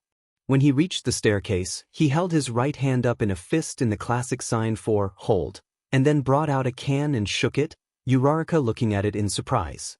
Both Momo and Mineta blinked when Izuku depressed the trigger on top of the can and silly string of all things came out. After Izuku shot it at an upward arc then a moment later leaned into the doorway and shot it up the stairs, Momo snapped her fingers and said, he's checking for tripwires. Mineta sighed and said, so the foam tripwire mine at the 5th floor landing is likely a bust. So it seems. Yaoyorozu said with a sigh of her own. Eventually Izuku had worked through the rest of the floors and sure enough, his silly string landed on the tripwire of the foam trap but was light enough to not trigger it. A moment later, Uraraka cancelled both of their gravities and the pair used the railing to maneuver over the wire and onto the landing before she returned them to normal. As they entered the 5th floor, Yaoyorozu bit her lip for a moment before she decided to trigger the tank after all. Pushing the remote button, the pair saw a green light appear on the tank while the pressure gauge needle began moving to 0 as the minor paralytic was expelled. Izuku got through 3 doors before he stiffened on the way to the 4th. He frowned and held up a fist again, ping his head for a moment before he pulled out a massive red hard-covered book of all things and began flipping through its pages. What the heck is he doing? Mineta asked with a frown. Yaoyorozu meanwhile looked on in surprise as she said, that's the big book of gases. It's the most comprehensive guide to both naturally occurring and man-made gas compounds out there. So what you're saying is that he likely knows exactly what we just tried to gas him with? Mineta asked and at his partner's nod pet his head and said, I guess it makes sense for him to have that book then if he can identify what he stores in his quirk. It would allow him to tell those coming behind him what any gases he encounters would do to someone else. A few moments later, the book was stored and Izuku continued bashing down doors. Yaoyorozu gave a soft sigh before handing Mineta a pill before popping the same kind of pill in her mouth. Mineta gave the paralytic antidote a dubious look for a moment before he popped his in as well. This match was going nowhere near how he imagined things would go when he was paired with Yaoyorozu. He was far too tense to enjoy being alone in a room with the voluptuous Ravenette. Izuku soon reached the room they were in and both flinched when they heard the loud crunch of the door. They were already back near the windows, but Mineta went so far as to push back against the wall as he eyed the large metal bars in front of the door, wires from underneath going along the floor to a myriad of traps pointed at it. In the hall, Izuku eyed the door that had broken from his battering ram but had remained in place. After the now standard 5 seconds, he stored the battering ram and brought out a foot of his metal pole. He touched the biggest piece of the broken door and felt the amount of resistance he got from it before he pulled back the metal, then stored the broken door. Seeing the metal bars, he pet his head and crouched, looking at the floor with narrowed eyes for a moment. After that moment, he stood up, made a slight gesture for Uraraka to back up a little more, then held his right hand in the air completely rigid. The next moment, the air around his hand turned hazy before the skin became completely white with heat. Uraraka stared wide-eyed, feeling the heat even from where she was, and Izuku flashed her a grin before he stabbed his hand straight through the middle metal bar. In the observation room, several jaws dropped as Mina asked incredulously, "Did he just turn his hand into a lightsaber?" Todoroki was suddenly looking a lot more intently at the screen as he said, "He's releasing an incredible amount of heat. If it's white like that, he must have left his hand on a hot plate for hours." "Geez, Midoriya, what did you do, dive into a glass factory's kiln?" Uraraka asked.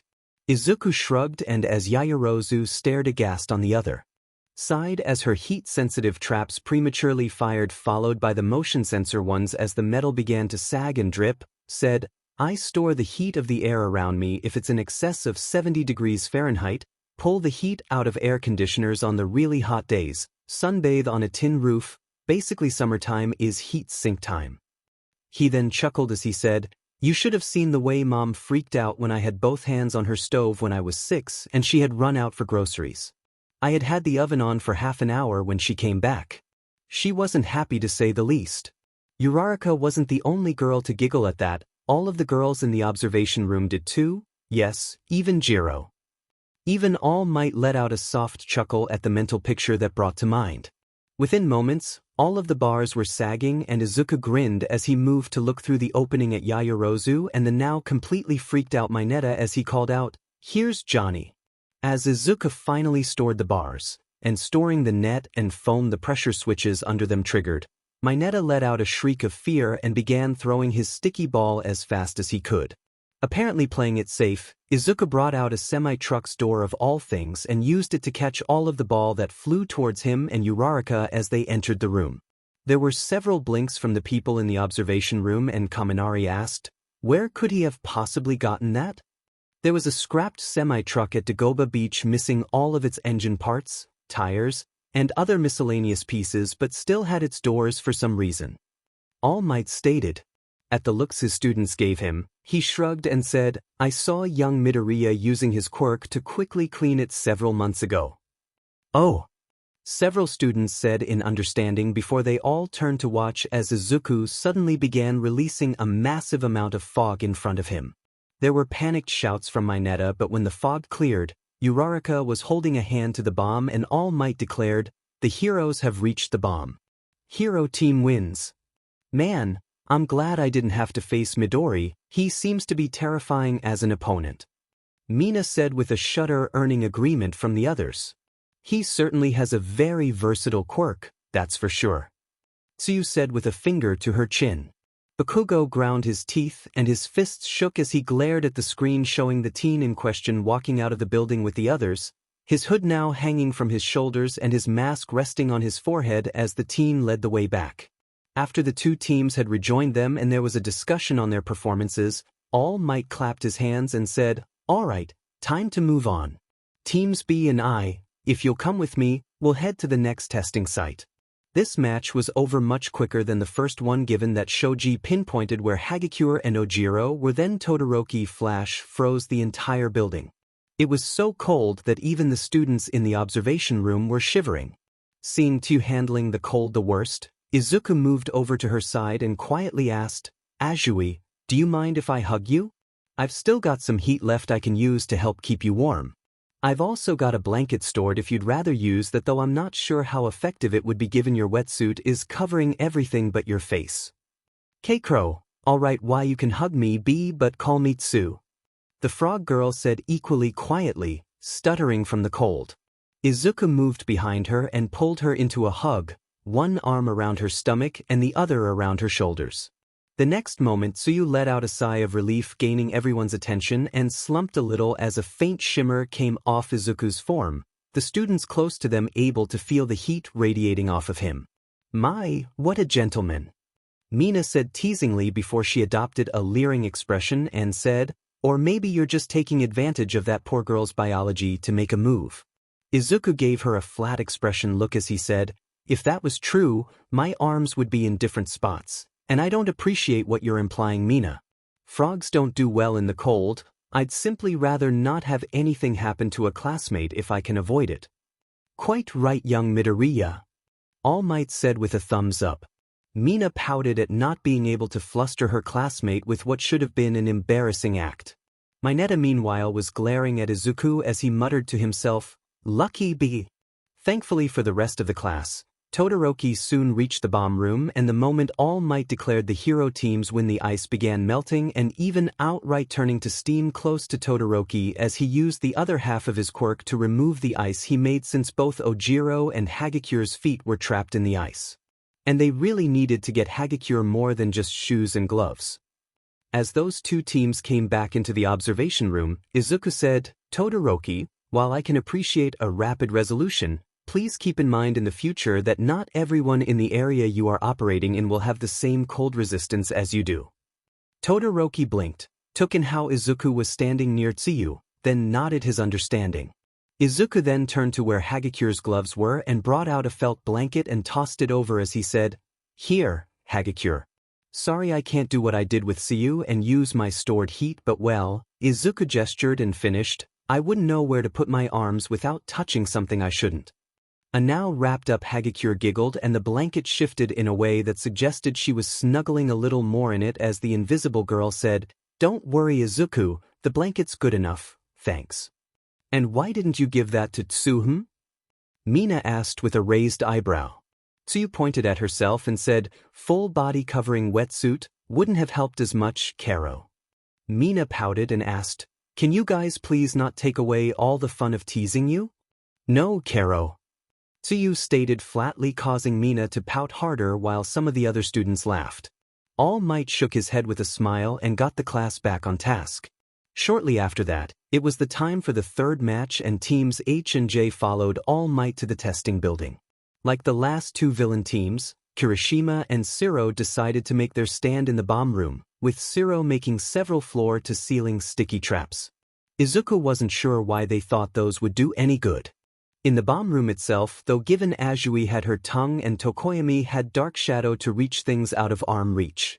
As Azui and Tokoyami were allowed to enter the building, Izuku shifted to be by Todoroki on his right side, since his left side was covered, and when Todoroki looked out of the side of his eye at him, asked, hey Todoroki, do you think you could give my heat stores a boost sometime soon to help make up what I used earlier?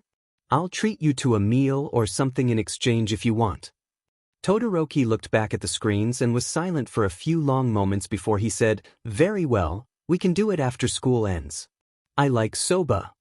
I know a place near the school. Izuku said with a nod. The current match went how Izuku figured it would. While Shiro had just as much reach as the other team, he could only shoot and forget with his tape, while Dark Shadow and Azui's tongue could change direction, allowing them to relatively easily get the win. The next match was Team G, Jiro Kaminari, as the heroes versus Team D, Bakugo Ida, as the villains. Izuku frowned as he saw Bakugo leave the bomb room after having an argument with Ida. As the hero team was told to start, he crossed his arms and said, this is a really bad matchup. If she doesn't have Demolition's grade ear protection, Bakugo just has to let off one explosion near Jiro and the hero team is down a member. All Might hummed in agreement even as he kept his gaze on the screens and said, unfortunately, bad matchups happen all of the time in the realm of hero versus villains. But we heroes cannot complain about that and wait with our hands in our pockets until someone with a quirk better suited to the job arrives. Instead, we must overcome the challenge. The way the pair seemed to have decided to overcome the challenge was to stay as far away from Bakugo as possible. Considering how Bakugo was stomping around the building, it was actually fairly simple for Jiro to pinpoint his location. The pair were currently on the 4th floor while Bakugo stomped around the 3rd. They've managed to give him the slip, thank goodness. Hagakure said, one of those anime clouds of relief coming from her invisible mouth. Pulling the blanket tighter around herself, she continued, I wouldn't want to face Bakugo either, and I don't even have super hearing like Jiro. His explosions do make him a tough prospect to face in combat. Yaoyorozu said in agreement. Yeah, but it's not very manly to avoid a fight. Kirishima said with crossed arms. Izuku shook his head and said, the objective of this mission isn't to fight villains, Kirishima, it's to stop the villains' plans of detonating a bomb that would threaten lives. If the best way they can do that without accumulating needless casualties of their own is by avoiding conflict, then that is the option they should choose. They aren't saving anyone if they get taken out of the fight after all. All Might chuckled and said, good analysis, young Midoriya. Yes, while it's certainly true that there is nothing more noble than self-sacrifice, if your actions cause you to just become someone else another hero needs to save, then you further complicate an already troublesome situation. Izuku beamed at All Might, but then his smile took on a decidedly vindictive edge as he said, that said, Bakugo's going to be absolutely sad if he misses a chance to rough someone up. All Might's smile in contrast dimmed a little as he said, yes, well, while it is not quite as I would put it, I believe you are correct in that young Bakugo would be upset that he did not get a chance to properly participate.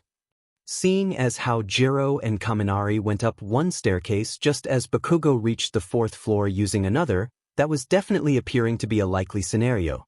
It really said something about the explosive blonde when Todoroki of all people stated he should have waited for them to come to him with Ida. Since neither Jiro nor Kaminari have any means of remote action like Tokoyami's Dark Shadow or Shoji's Dupliarms, at least one of those two have to enter the bomb room. Another great analysis, young Todoroki. All Might said with a thumbs up over his shoulder. He watched along with the students as the pair quickly but quietly made their way straight to said ballroom. Jiro held up a fist when they were a few feet away from the door that had been left open and turned to Kaminari and pointed at it. Kaminari grinned and for the first time of the match took point as he snuck up to the door before exploding into motion, running into the room and cutting loose with a blast of electricity that filled the entire room. Ida fell to the floor twitching and Kaminari ran right past him, still pouring off electricity. He only cut it off a moment before his hand touched the bomb. Hero team wins. All Might called out, then winced as he and all of the students saw Bakugo release a pair of explosions and start cursing up a storm. Ignoring that with the ease of experience, Izuku said, Sir, Ida might be immobile for a while. Quite right, young Midoriya. All Might said with a nod before he was gone in a burst of wind. A few brief moments later, he reappeared next to where Kaminari was pulling Ida up into a sitting position, startling both them and Jiro, who had been halfway to them from the doorway. After asking Ida if he felt well enough to rejoin the others, and asking Jiro if his heartbeat was stable, All Might picked Ida up like he and his armor weighed no more than a sack of potatoes, then began jogging out of the building, the other two following. Bakugo had an absolutely furious expression on his face when he was collected as well. As they entered the observation room, Izuku brought out a folding chair from his stockpile. But then he eyed Ida, more specifically the mufflers on his back, and stored it again in favor of a padded stool and said, Here, sir. All Might laughed and said, Thank you, young Midoriya. Once Ida was settled, All Might clapped his hands and said, So then, who would like to start us off? Yaoyorozu, if I may say something real quick? Izuku asked the recommended student whose arm was already rising. Oh, certainly, Midoriya. Yaoyorozu said, lowering her hand. Izuku nodded and turned towards Kaminari and said, Kaminari, while it was a good call to make on this training exercise, if you're ever sent into a room that you know has a bomb inside in real life, never just cut loose with your electricity like that. There's a more than good chance you'll set it off if you do. You should only use your electrokinesis. On a bomb if a bomb disposal tech asked you to, and only how they say to. Kaminari rubbed the back of his head sheepishly and said, Right, see, a bomb keeps zappage down unless told otherwise. Well said, young Midoriya. All Might said with a thumbs up before he asked, What else? Bakugo allowed his eagerness for combat to blind him to the fact that his opponents would have to reach a specific location to meet one of their win conditions. Todoroki stated stoically, causing Bakugo to audibly grind his teeth. After the class had discussed the match, the final two teams of Mina and Aoyama and Sato and Koda left the observation room. Izuku had to blink when the incredibly reticent Koda summoned a massive flock of pigeons to fill the bomb room. Ping his head, he said, "Hope neither Aoyama or Mina have ornithophobia or watched the birds." Uraraka gave a nervous laugh and said, "I just hope Aoyama doesn't go laser crazy on them, or Mina overboard with her acid either. I don't think Recovery Girl wants to kiss a bunch of pigeons." More than one person shuddered at the thought of kissing a bird. As All Might rejoined them, Izu said wryly, "Sir, the villains appear to have called in reinforcements." All Might gave a boisterous laugh and said, "So they did. Let's see if outnumbering the heroes helps them any, shall we?" With that, All Might hit the buzzer to start the match. Izuku and a few other students winced when Mina's exuberance damaged Aoyama's cape. As Mina apologized, Tsuyu stated, "I'm glad it was Aoyama that happened to. My hair's not as easily fixed, and I only have my wetsuit while he has multiple layers." "Yeah, no kidding, I don't even have that," Hagakure said, the blanket conveying her shudder. "That girl is way too free with using a corrosive substance," Ida said with a disapproving frown and chop of his arm. "I hate to agree with the guy, but he's right," Izuku thought to himself. In the end, it turned out that Uraraka needn't worry. The moment the two members of the hero team opened the door, the swarm of pigeons surged forward and the pair ran away down the hall screaming. They actually ran all the way out of the building, and the students and All Might watched, some with sweat drops and others with snickers, as the hero team was chased all over Training Ground Beta. As the buzzer rang signaling the end of the match's time, Jiro said, "Well, that happened." It was a very tired hero team that trudged into the observation room a full 7 minutes after the villain team. So, I believe it's obvious that young Koda gets the MVP award for his bringing in reinforcements to distract the heroes until the timer of the bomb ran out. All Might stated, and several students nodded. The lesson went on for a few more minutes before All Might dismissed the class and took off running, claiming that he would drop his notes off with Aizawa for review before going on patrol. Izuku watched All Might go before he said, "All right, Class 1A, let's get changed back to our school uniforms then. Kaminari, Hagakure, and Yaoyorozu, if you'll come with Ida and I to the support course, we can sort out your uniforms." "Right," most of the class called out while Bakugo snarled out, "Don't tell me what to do, you shitty nerd." Ignoring the explosive blonde, Izuku started walking down the training grounds exit while behind him Uraraka said to Tsu, "Wow, Midoriya really has a take-charge attitude, doesn't he?" "He really does," Tsuyu said with a nod. Story start. Entrance to UA support course. Izuku walked beside Ida as they lead Yaoyorozu, Hagakure, and Kaminari to the support course. When they reached the door, Ida reached for the handle, but Izuku quickly grabbed his arm to stop him. "Midoriya?" Ida asked in surprise. Izuku shook his head and said, "Trust me." He moved Ida back past the door frame, then pulled the door open, joining the others as he did so. An instant later, smoke came pouring out of the room, and the students heard Power Loader berating a student. Support course has a rather enthusiastic student this year. Happened to run into her once before when I was acquiring a few specialty pieces from her parents' machine shop. Izuku explained before he walked in, storing the smoke as he did so. The other Hero Course students traded alarmed looks before following him in. As Izuku strode in, he called out, "Power Loader Sensei. We need 2 DNA-doped costumes and a set of grounding equipment." Power Loader turned away from the pink-haired female student he had been berating. Said student perked up and Izuku instantly said, "Not made by you, Hatsum." Hatsum looked insulted as she asked, "Why not?" "Because your stuff tends to explode at least once and we don't want you blowing a limb off of either yourself or the person the gear is made for," Power Loader said flatly as he moved to join the Hero Course students. Kaminari was the easiest of the three to settle. A few microfilament wires in his hero costume's shoes had it so that way he wouldn't short-circuit himself, and a promise to have a cable launcher, baton, and collapsible pole sword ready in a couple of days before his next heroics class had him squared away. The DNA doping of the two girls' outfits though would have to be done off-site since as tech-savvy as UA was, that required specialized machinery they just didn't have on campus. Not to say they didn't have it, they just didn't have it here given how DMN expensive it would be to replace if a support student tried to do a patch or rush job without supervision and broke it. Still, Hagakure and Yaoyorozu were happy with the designs of the bodysuits they came up with, including the close-fitting doped coats that would be added when it was wintertime. A pair of hair samples collected later, everything was settled and the students left the support course to head back to their homeroom. Time skip, end of class. As the final bell rang, Izuku stood up and looked towards Todoroki as he asked, "Mind if I invite the others to join us?" Todoroki shrugged and said, "If you wish to buy a meal for the other students then I won't stop you." Izuku nodded and gave a short whistle that was just loud enough to get everyone's attention as he said, "Hey guys, I'm treating Todoroki to soba in exchange for a refill of my heat stores. If anyone wants to join us, first bowls on me." Uraraka perked up and happily said, "I'll take you up on that offer." "Yeah, free food is free food," Mina said with a happy cheer. The majority of Class 1A gave their own agreements. The only two who didn't were Bakugo and Koda. "Like I'd waste my FA time eating with you, you effing nerd," Bakugo barked as he stormed out of the room. Izuku rolled his eyes but remained silent, instead turning his gaze to Koda, who used charades to indicate that he needed to rush in order to catch a train. Izuku nodded and wished him a good rest of the day, a sentiment the others mirrored.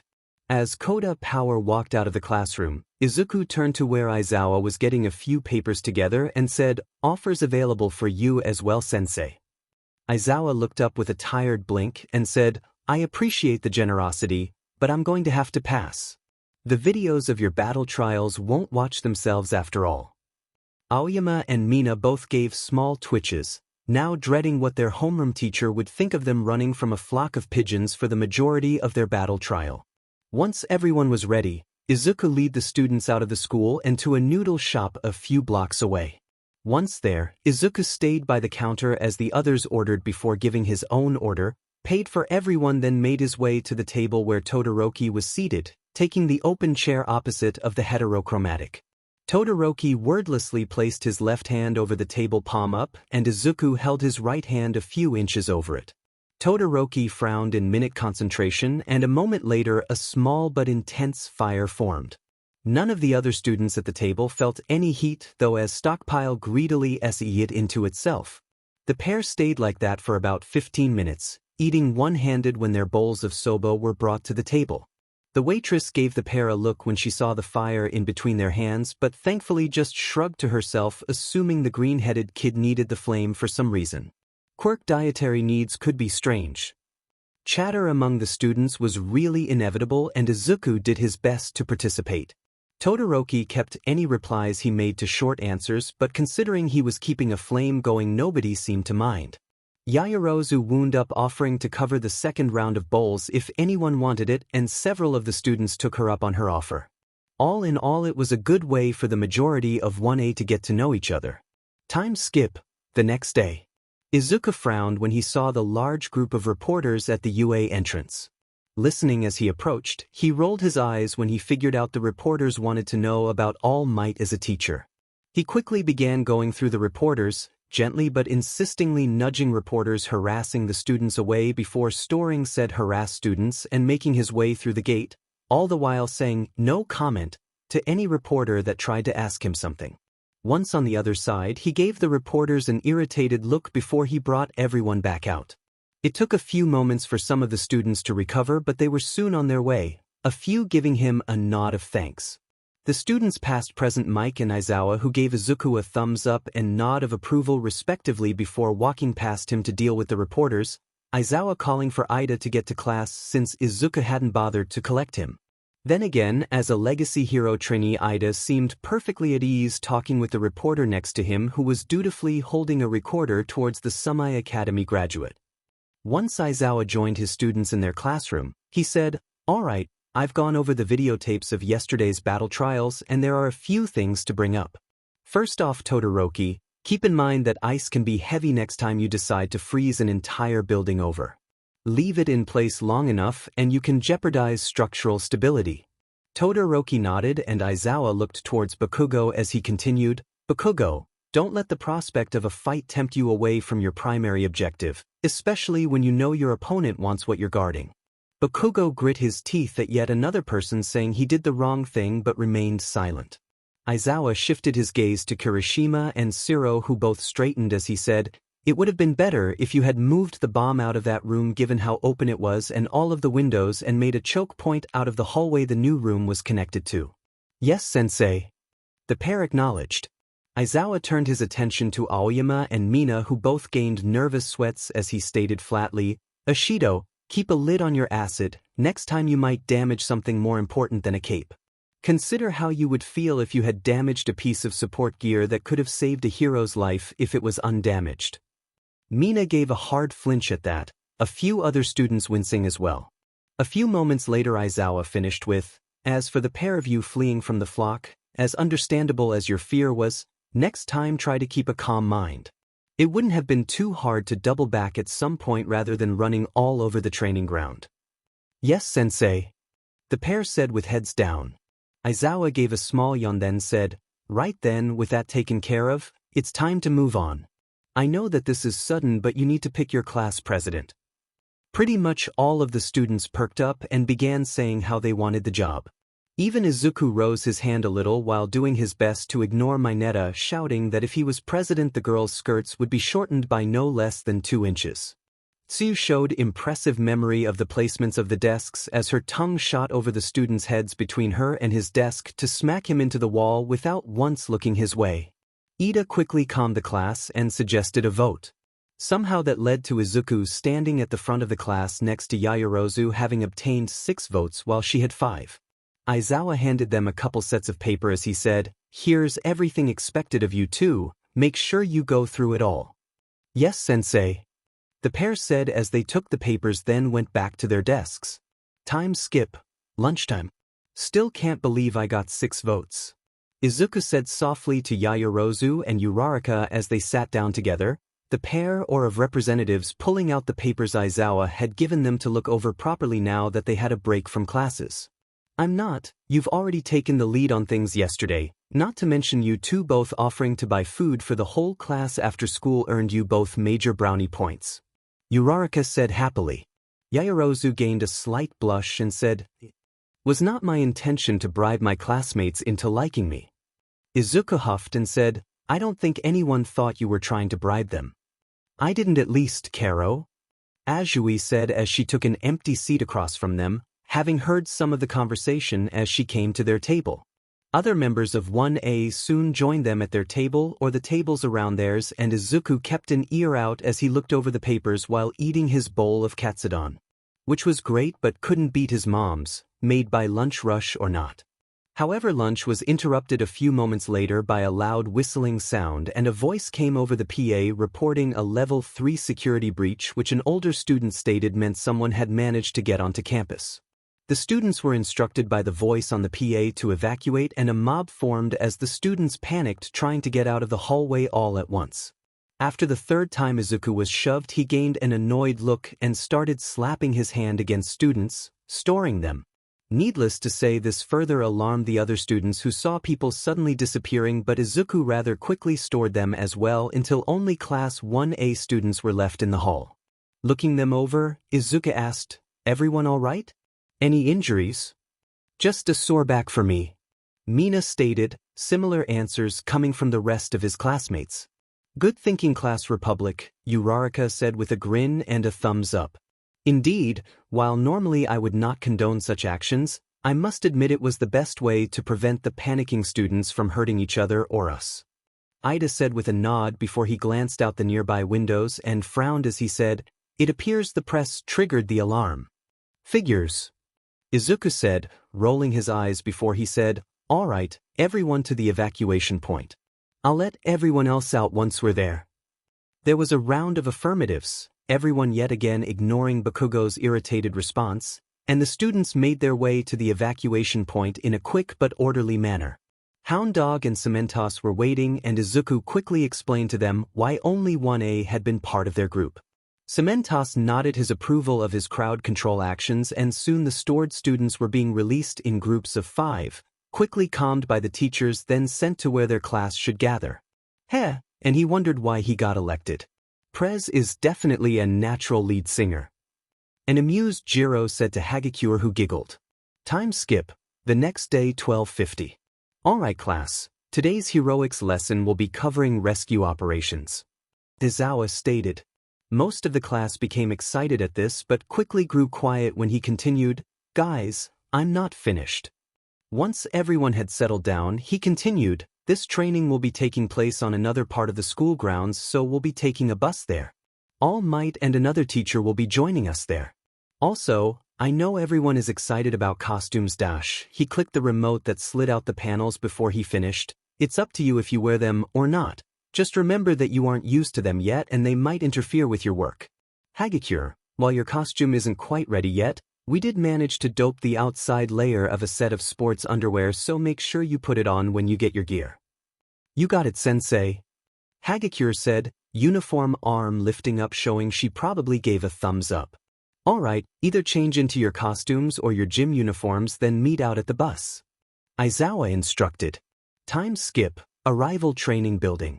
After Izawa exited the vehicle, Izuku was the first student off the bus, having sat up front as the class representative.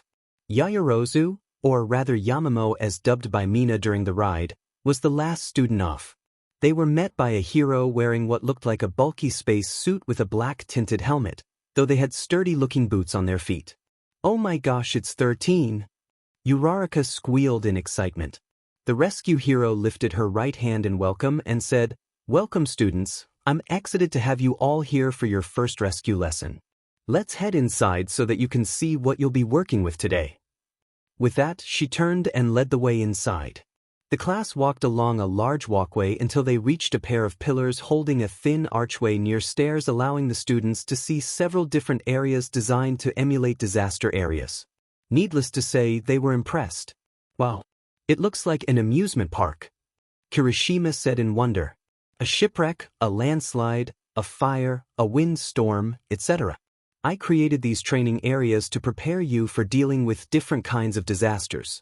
I call it the Unforeseen Simulation Joint. But you can call it USJ. Just like Universal Studios Japan. All of the students thought. Izawa walked over towards 13 and asked, Hey, shouldn't All Might be here already? Let me guess, he booked an interview instead.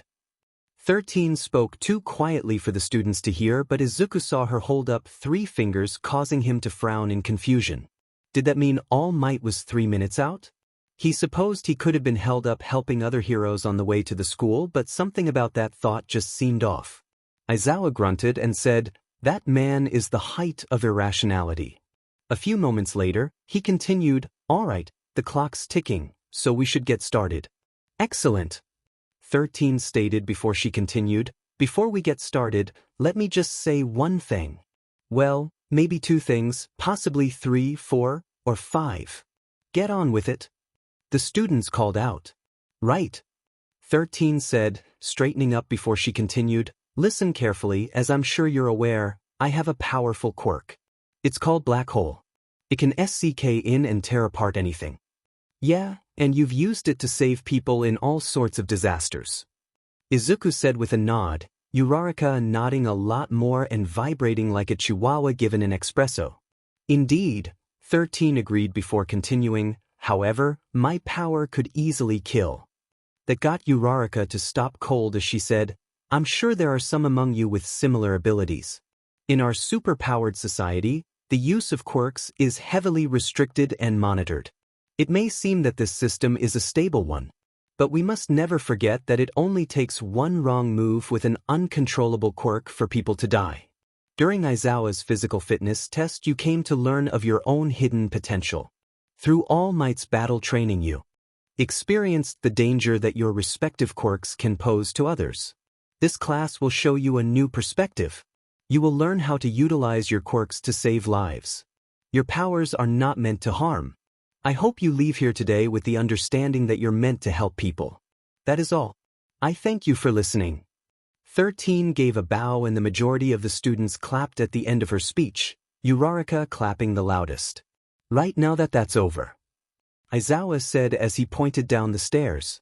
Not even a second later, though, a trail of electricity went along the row of lights overhead, causing them to cut off, and the 3 bars icon in the corner of Izuku's mask, it had more than just infrared capability built in, were replaced with 3 dots as he lost service. As several of the students looked up at the lights in surprise, Izuku instinctively tapped at his mask a couple of times. A moment later, the fountain that was in the middle of the plaza began sputtering and the air shimmered before swirling inwards before reversing, now as a purply black hole in space. Aizawa turned his head, stiffening as he saw the portal, fully turning around as it grew into a rather wide pane. Looking back at his students, he said, "Stay together and don't move. 13, protect the students." The students looked confused until Kirishima looked down and said, "Whoa, what is that thing?"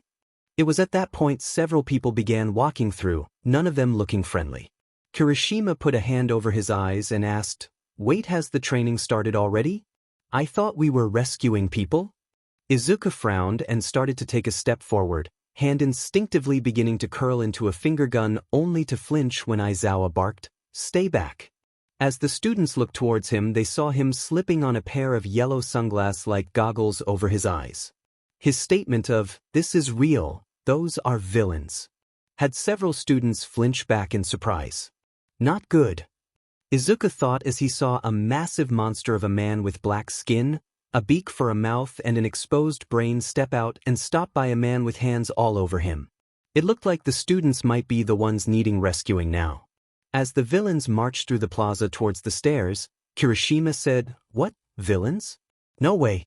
How'd they get in the school? Do you not see the giant portal they just came out of?" Izuku demanded.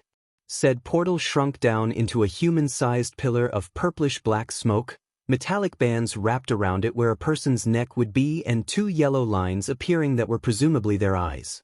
It then said in a carrying tone of voice, almost like it wanted the teachers and students to hear it, "The only real heroes I see are 13 and Eraserhead." Perplexing, according to the schedule we retrieved from UA, All Might should be here as well. "So you scumbags used the press as a cover and snuck onto campus," Aizawa said with a scowl. "Where is he?" the villain covered in hands asked.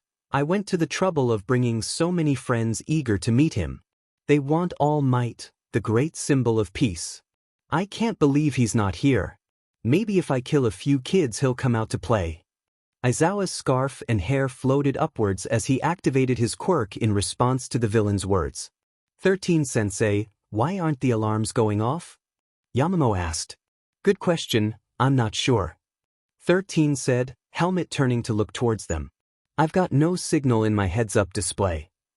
Izuku said, tapping at his mask as he continued, "They've either got some kind of jamming equipment or someone with a quirk that can do the same thing." Aizawa scared at that and said, "Kaminari, try to use your quirk to break through the jamming to contact the school. Use frequencies 32.7 and 178. Those are the school's emergency low and high frequencies that someone is always monitoring." "Yes, sir," Kaminari said, hand going to his radio set over his right ear. "Are the villains only attacking here or is the whole campus under attack?" Todoroki wondered, frowning as he continued, "Either way, they chose an isolated area as their entry point at a time when a class was being taught. They're fools for trespassing here, but they've thought this out. Whatever their plan for All Might is, they chose a time when he should have been isolated from the majority of the other pros teaching here at the school. 13, get the students out of here." Aizawa ordered. "Sir, you can't take them all on, you're best at ambush and one-on-one when you can keep your quirk focused on small numbers. There's too many to keep them all erased." Izuku stated. "You can't be a hero if you're a one-trick pony Midoriya." Aizawa stated. Izuku's eyes narrowed behind his mask before he sighed and said, "At least let me make it so that they don't see you coming." Aizawa's eyebrow rose over his goggles and he asked, "What did you have in mind?" Despite the situation, Izuku felt a savage grin form on his face as he asked, "You know how fighter pilots like to hide in the sun when they attack in a dive?" Aizawa gained a grin to match and said, Good idea. The moment I'm down there though you join the others in getting out of here. When Izuku nodded, Aizawa said, I'll leave it to you 13. Aizawa leapt forward and Izuku rose his arm up into the air, palm angled downward to the plaza. The next moment an entire summer's worth of sunlight erupted out of his palm, lighting up the plaza like it had stadium lights surrounding it and blazing the stored photons into the onlooking villains' retinas. Almost the entire group let out shouts of pain as their hands automatically went to their eyes, only the exposed brain villains seemingly not reacting, and Aizawa took ruthless advantage as he landed among them. Izuku watched Aizawa tear through the villains as they tried to blink the spots out of their eyes for a few moments, and when he was sure none of the villains had any immediate plans to try and take the stairs after the retreating students, nodded to himself. Turning around, he ran to catch up with the others, bending down to scoop up the shorter Mineta as he did and putting him on his back. Thanks. Mineta muttered and Izuku hummed an acknowledgement as he came astride Aoyama and Hagakure, Azui right in front of them. Before they could reach the exit though the warper appeared. The yellow bars that were his eyes rapidly appeared and disappeared as he blinked, but that didn't detract from the menace he practically radiated like that gaseous mist of his as. He said, Come now students, it's rude to leave a party when it has just started, especially before introductions can be made. We are the League of Villains. I know it was impolite of us in turn, but we have invited ourselves into this bastion of heroics to say hello. And besides, isn't this a fitting place for All Might, the symbol of peace, to take his last breath? I believe he was supposed to be here today and yet I see no sign of him. There must have been some change in plans we could not foresee. The villain's gaseous body seemed to unfold open like a great bird spreading its wings as he said, Not that it matters, I still have a role to play after all.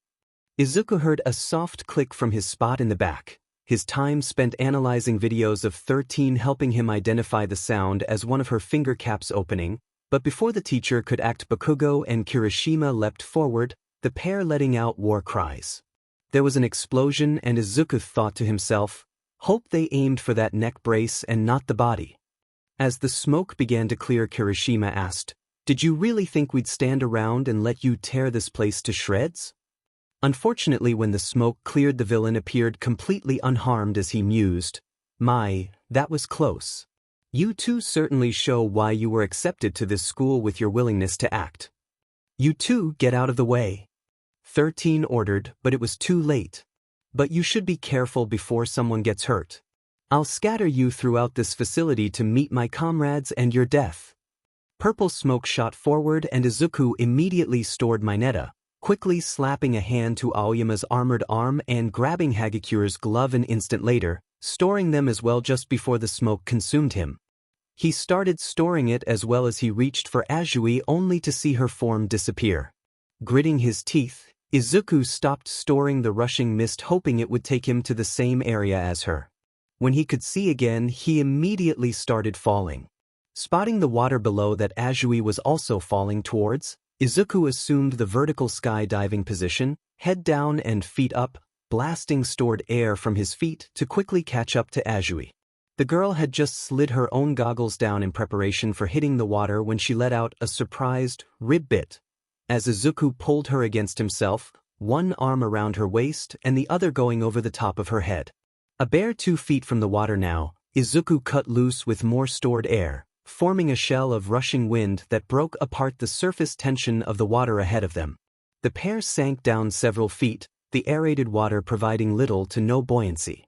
When Izuku cut off the air 5 seconds later, they could barely see each other, they were so deep. Azui separated from him, pulling out an emergency air tank while Izuku brought out his electrolysis breathing apparatus.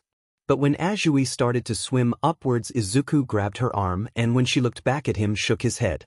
Trusting Izuku had a plan, she allowed him to gently tug her back against his side as he again wrapped his arm around her waist. The next moment she understood Izuku's plan as she felt the water beginning to spin around them. He was storing the water all around them, including what was beneath their feet, causing them to sink further. And what started as a gentle pull soon became a rip current as more and more water rushed in to fill the void. Within 20 seconds of starting, there was a raging whirlpool around the two. For the villains who had been waiting for their prey, The whirlpool seemed to form out of nowhere and they panicked as they were dragged viciously through the water against their will, the circling rapidly disorienting them, not to mention making them almost lose their lunches. Azui watched as 16 figures struggled in the water as they were pulled in increasingly shorter circles over them before they were dragged down and brought into Stockpile. In the plaza, all of the fighting stopped when a roaring sound was heard. Both villains and hero alike looked to the flood zone as they followed the sound and saw rushing water. Seeing the forming whirlpool and the water level rapidly going down, Izawa smirked. That was one student he didn't have to worry about at least. He took advantage of the nearest villain's distraction to fold him over his fist before he began going through the rest. Within a minute and a half the water level was barely a few feet deep, revealing a pair of green figures. Once it was at shoulder height, the pair began making their way up the slope of the man-made lake. Taking quick leaps up the incline, they poked their heads over the lip of the pool and saw Izawa handily knock out the last few mook villains. Geez, that took him what, 3 minutes to deal with everyone but those last two? Izuku muttered. Guess that flash you made earlier really helped, Ribbit. Azui said. That flash of light had been bright enough to extend the running students' shadows all the way to the doors when it happened. The pair watched as Izawa and the hand villain charged each other, only for Izawa to come out the worst from that bout. Seeing the large brute of a villain moving behind Izawa as he looked at his ruined elbow, Izuku knew things were going to get bad. Sorry about this, Tsu. Izuku said. Ribbit? Azui asked in surprise as Izuku put a hand on her shoulder and stored her. The next moment he was zipping across the plaza. He got to Izawa just as the final boss reached for his arm. Izuku skidded to a stop a couple dozen feet past them with an arm around Izawa. Giving his teacher a sheepish smile, he said, Sorry about this, sensei, but you're injured. Midoriya don't dash. Izawa barked, only to be stored. Ah, it's no fun when the mob boss gets away before you can finish him off. The hand villain complained. But then he smiled dangerously and asked, I wonder what happens to those in the transport when it's destroyed? Noma. Knock that walking inventories block off. Izuku heard the word, knock, and instantly knew what the villain wanted this, Nomu, to do. As such, it gave him enough time to cross his arms in front of his head. The Nomu appeared right in front of him with fist resting against his crossed arms, and Izuku's eyebrows shot skyward as he registered how that punch gave him almost the same amount of force as one of All Might's punches, off by a mere 100 pounds of force or so. What the? How'd you tank that? Nomu's made to kill All Might. The hand guy shouted. Izuku put a smirk on his face and said, Nanomachine's son. The hand villain's eye twitched at that, but before he could say anything the Nomu screeched and began unleashing several dozen punches a second into Izuku's crossed arms, continuing to try to punch through to reach his head. Guess whatever process they used to make this thing took away its higher functions. It's like a robot constantly trying to go down a path its programming tells it to, even though there's an obstruction in its way. Izuku thought as his stores of force continued to climb. After that thought though, Izuku called out, You hit like a girl. Smash. Izuku pulled back a fist, then let loose with the same amount of force as All Might first gave him all of those months ago. After all, if this Nomu was meant to take on All Might, then he couldn't hold back on it. A shockwave erupted as his punch made contact, the air pressure rattling the overhead dome's paneling. Well, his punch stopped the Nomu punching at him at least. But given that his own fist was resting against the Nomu's chest rather than blasting him back, that was all that could be said. The Nomu let out a short screech as it looked down at the fist. The hand villain let out a loud cackle and said, Nice one-liner there, kid. Bet it would have been more action hero worthy if Nomu didn't have shock absorption added to his skill list. And smash? Aren't you taking being a student of All Might just a bit too seriously? Nomu, DPS ain't working, go for crush damage. Nomu shrieked and reached forward to bear hug the student, and Izuku leapt back a couple dozen feet. Grinning savagely, Izuku made a finger gun and said, Shock absorption, huh? Let's see how literal that skill name is. It was just him, the Nomu, and the hand villain in the plaza, and the only metal was the fountain behind Izuku. Which meant that when Izuku let off with one of his stored lightning bolts, it shot straight forward into the Nomu's chest, who let out the loudest shriek yet, dropping to the ground and spasming for a few seconds before going still. Oh, that is some Kirby-level bullshit right there. How the hell could an inventory-type store FA lightning? The hand villain cursed. Izuku would have said something, but his attention was grabbed by Nomu twitching before it pushed itself up with arms and smoothly stood upright. The F-? Izuku asked before he brought out a three-pointer missile and threw it like an American football, the rocket propellant carrying it straight into Nomu's chest. There was a minor explosion, but it caused enough damage to break the skin, and Izuku watched as the damage quickly healed over. The cackling was back as the leader said, "Don't know where you got the missile, kid, but hyper-regeneration makes it useless." "Well, alright then," Izuku said before he was suddenly where the Nomu had been with hand outstretched. What the? Where'd Nomu go?" the leader asked stunned. Izuku gave him a savage grin and said, "You said it yourself, I'm an inventory, you dumbs. I saw what your fancy biomachine could do and went, mine. What, did you think I could only store inanimate objects and friendlies? You stole my MVP." The leader muttered, hands coming up to scratch at his neck as he said, "He was going to kill All Might and you kicked him from the server. You brat, you bastard. I'm going to make you pay for that." The leader's hands dropped to his sides and he rushed towards Izuku only to get his head knocked back by a rubber bullet. Izuku shot out of his finger, "Thank you, one-pointers," causing him to stumble and fall, though he managed to catch himself with his hands, causing the plaza floor to begin turning to dust around said hands. The hand on the leader's face fell to the ground and he looked up at Izuku with a glare and a red mark on his forehead. Izuku took one look at the dry, flaky skin and wrinkles and said, "Wow, you're one ugly motherfucker, you know that? Here, let me see if I can clean that up a little." Water shot out of Izuku's palm with the force of a fire hose, and the leader barely had time for his eyes to widen before he was blasted backwards, skidding along the ground before he was sent over the lip of the flood zone and went tumbling down the incline into the water at the bottom. Izuku leaned forward, ready to leap after him, only to hear a loud shriek of "Sensei" from the direction of the stairs. Izuku spun around and took a massive leap in that direction, overshooting the stairs and rocketing up to the side of the massive dome. He twisted in the air and reabsorbed the force of his impact with the dome, using the brief moment before gravity reclaimed him to look at the walkway and see Thryteen laying on the floor with the back of her outfit torn apart, Ida, Shoji, Sato, Siro, Mina, and Ochako looking on in horror.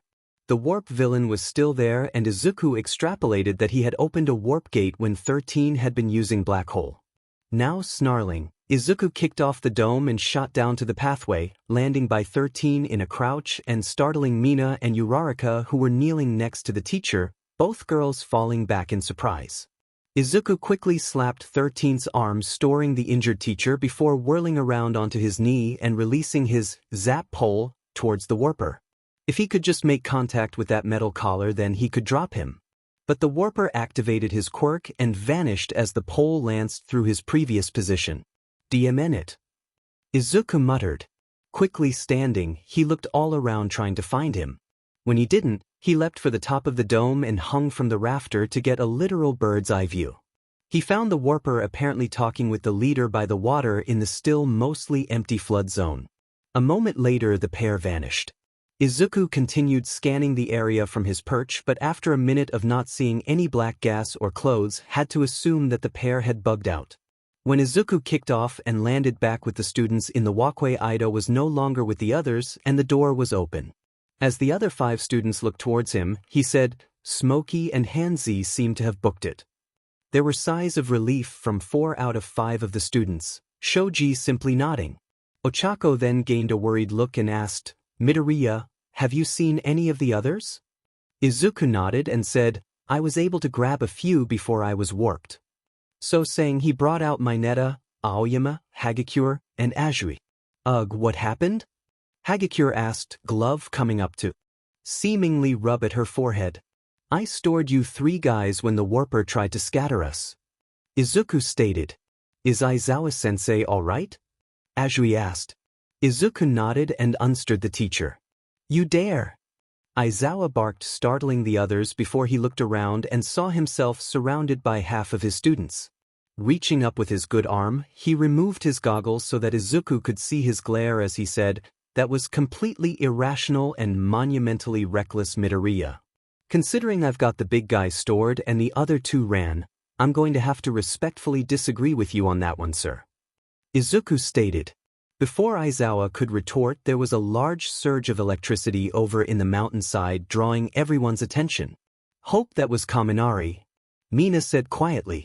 A moment later, the 3 dots in Izuku's heads-up display turned into bars, and he smirked as he said, "Considering I just got signal back, I'd say that was him overloading whatever jammer the villains had." Izuku's assumption was proven correct as Kaminari's voice came through a small speaker in the mask. "Kaminari to you, we've got villains in the USJ." Putting a finger to the transmit button on his mask, Izuku added, "This is Midoriya. The villains used a warper to get in. That person and their leader have bugged out, but the students were scattered to the different zones, and both Aizawa and 13 are injured." All Might's voice came over the line and said, "I'm with young Ida on the road to the... I will send him on to the school and be there shortly." Principal Sneeze's voice came next as he stated, "Understood, the rest of us teachers shall make our way to the USJ as well." Midoriya, what is the condition of 13 and Aizawa? From what I could tell, 13 got her quirk turned against her. I didn't see the full damage before I stored her, but her back looked pretty messed up. Aizawa has a compromised elbow but otherwise is combat capable. Eraserhead stated flatly into his own radio, not showing any of the pain he surely must have been feeling considering the state of said elbow. There was a burst of wind and All Might was suddenly with him as he declared, "I am here. All hostiles in the mountain zone have been neutralized, we're securing them now." Momo's voice came over the comms. "Landslide zone secured." Todoroki stated stoically, "All the BSTRDS in the busted-up buildings have been dealt with." Bakugo said with a hint of violent satisfaction in his voice, causing Izuku to roll his eyes. Looking to All Might, he reported, "Sue and I were in the flood zone. I've got all the villains that were there stored, along with the majority of the water from said zone I see." All Might said in amusement while looking towards the artificial lake, which was still only a quarter refilled. "That just leaves the conflagration and windstorm zones unaccounted for." Aizawa stated. All Might nodded and said, "I shall go to the fire zone then. Young Midoriya, take young Azui and young Shoji with you to the windstorm zone. Store all villains you find, and if any students require medical aid, then them as well." Aizawa scowled at that but remained silent. "Yes, sir," Izuku said with a nod. He held a hand each in Azui and Shoji's direction. Azui put her hand in his, and Shoji grew a few extra segments to touch the hand held towards him. Storing his classmates, Izuku turned in the direction of the windstorm zone and leapt across the distance between it and the stairs, All Might doing the same towards the conflagration zone. As the pair left, Aizawa put his hand back to his radio and said, "All students who can hear this, begin making your way back to the entrance. The sooner we get a head count, the sooner we know who's still unaccounted for." "You got it, teach," Kaminari said, followed by Todoroki's, "Roger that." And Bakugo's, Yeah. Scene change, Kamino Ward, Kurojire's bar.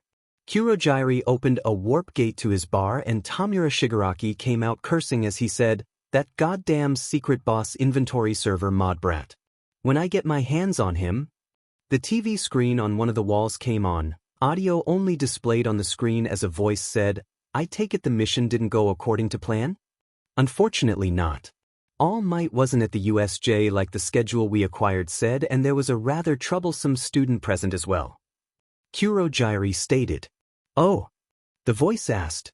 Shigaraki began scratching at his neck as he ranted, "Diamond green inventory kid, completely no-sold the ambush of the flood zone by removing the hazard and the NPCs there. Then he just swooped in and med-evac'd Eraserhead before Nomu could finish him off.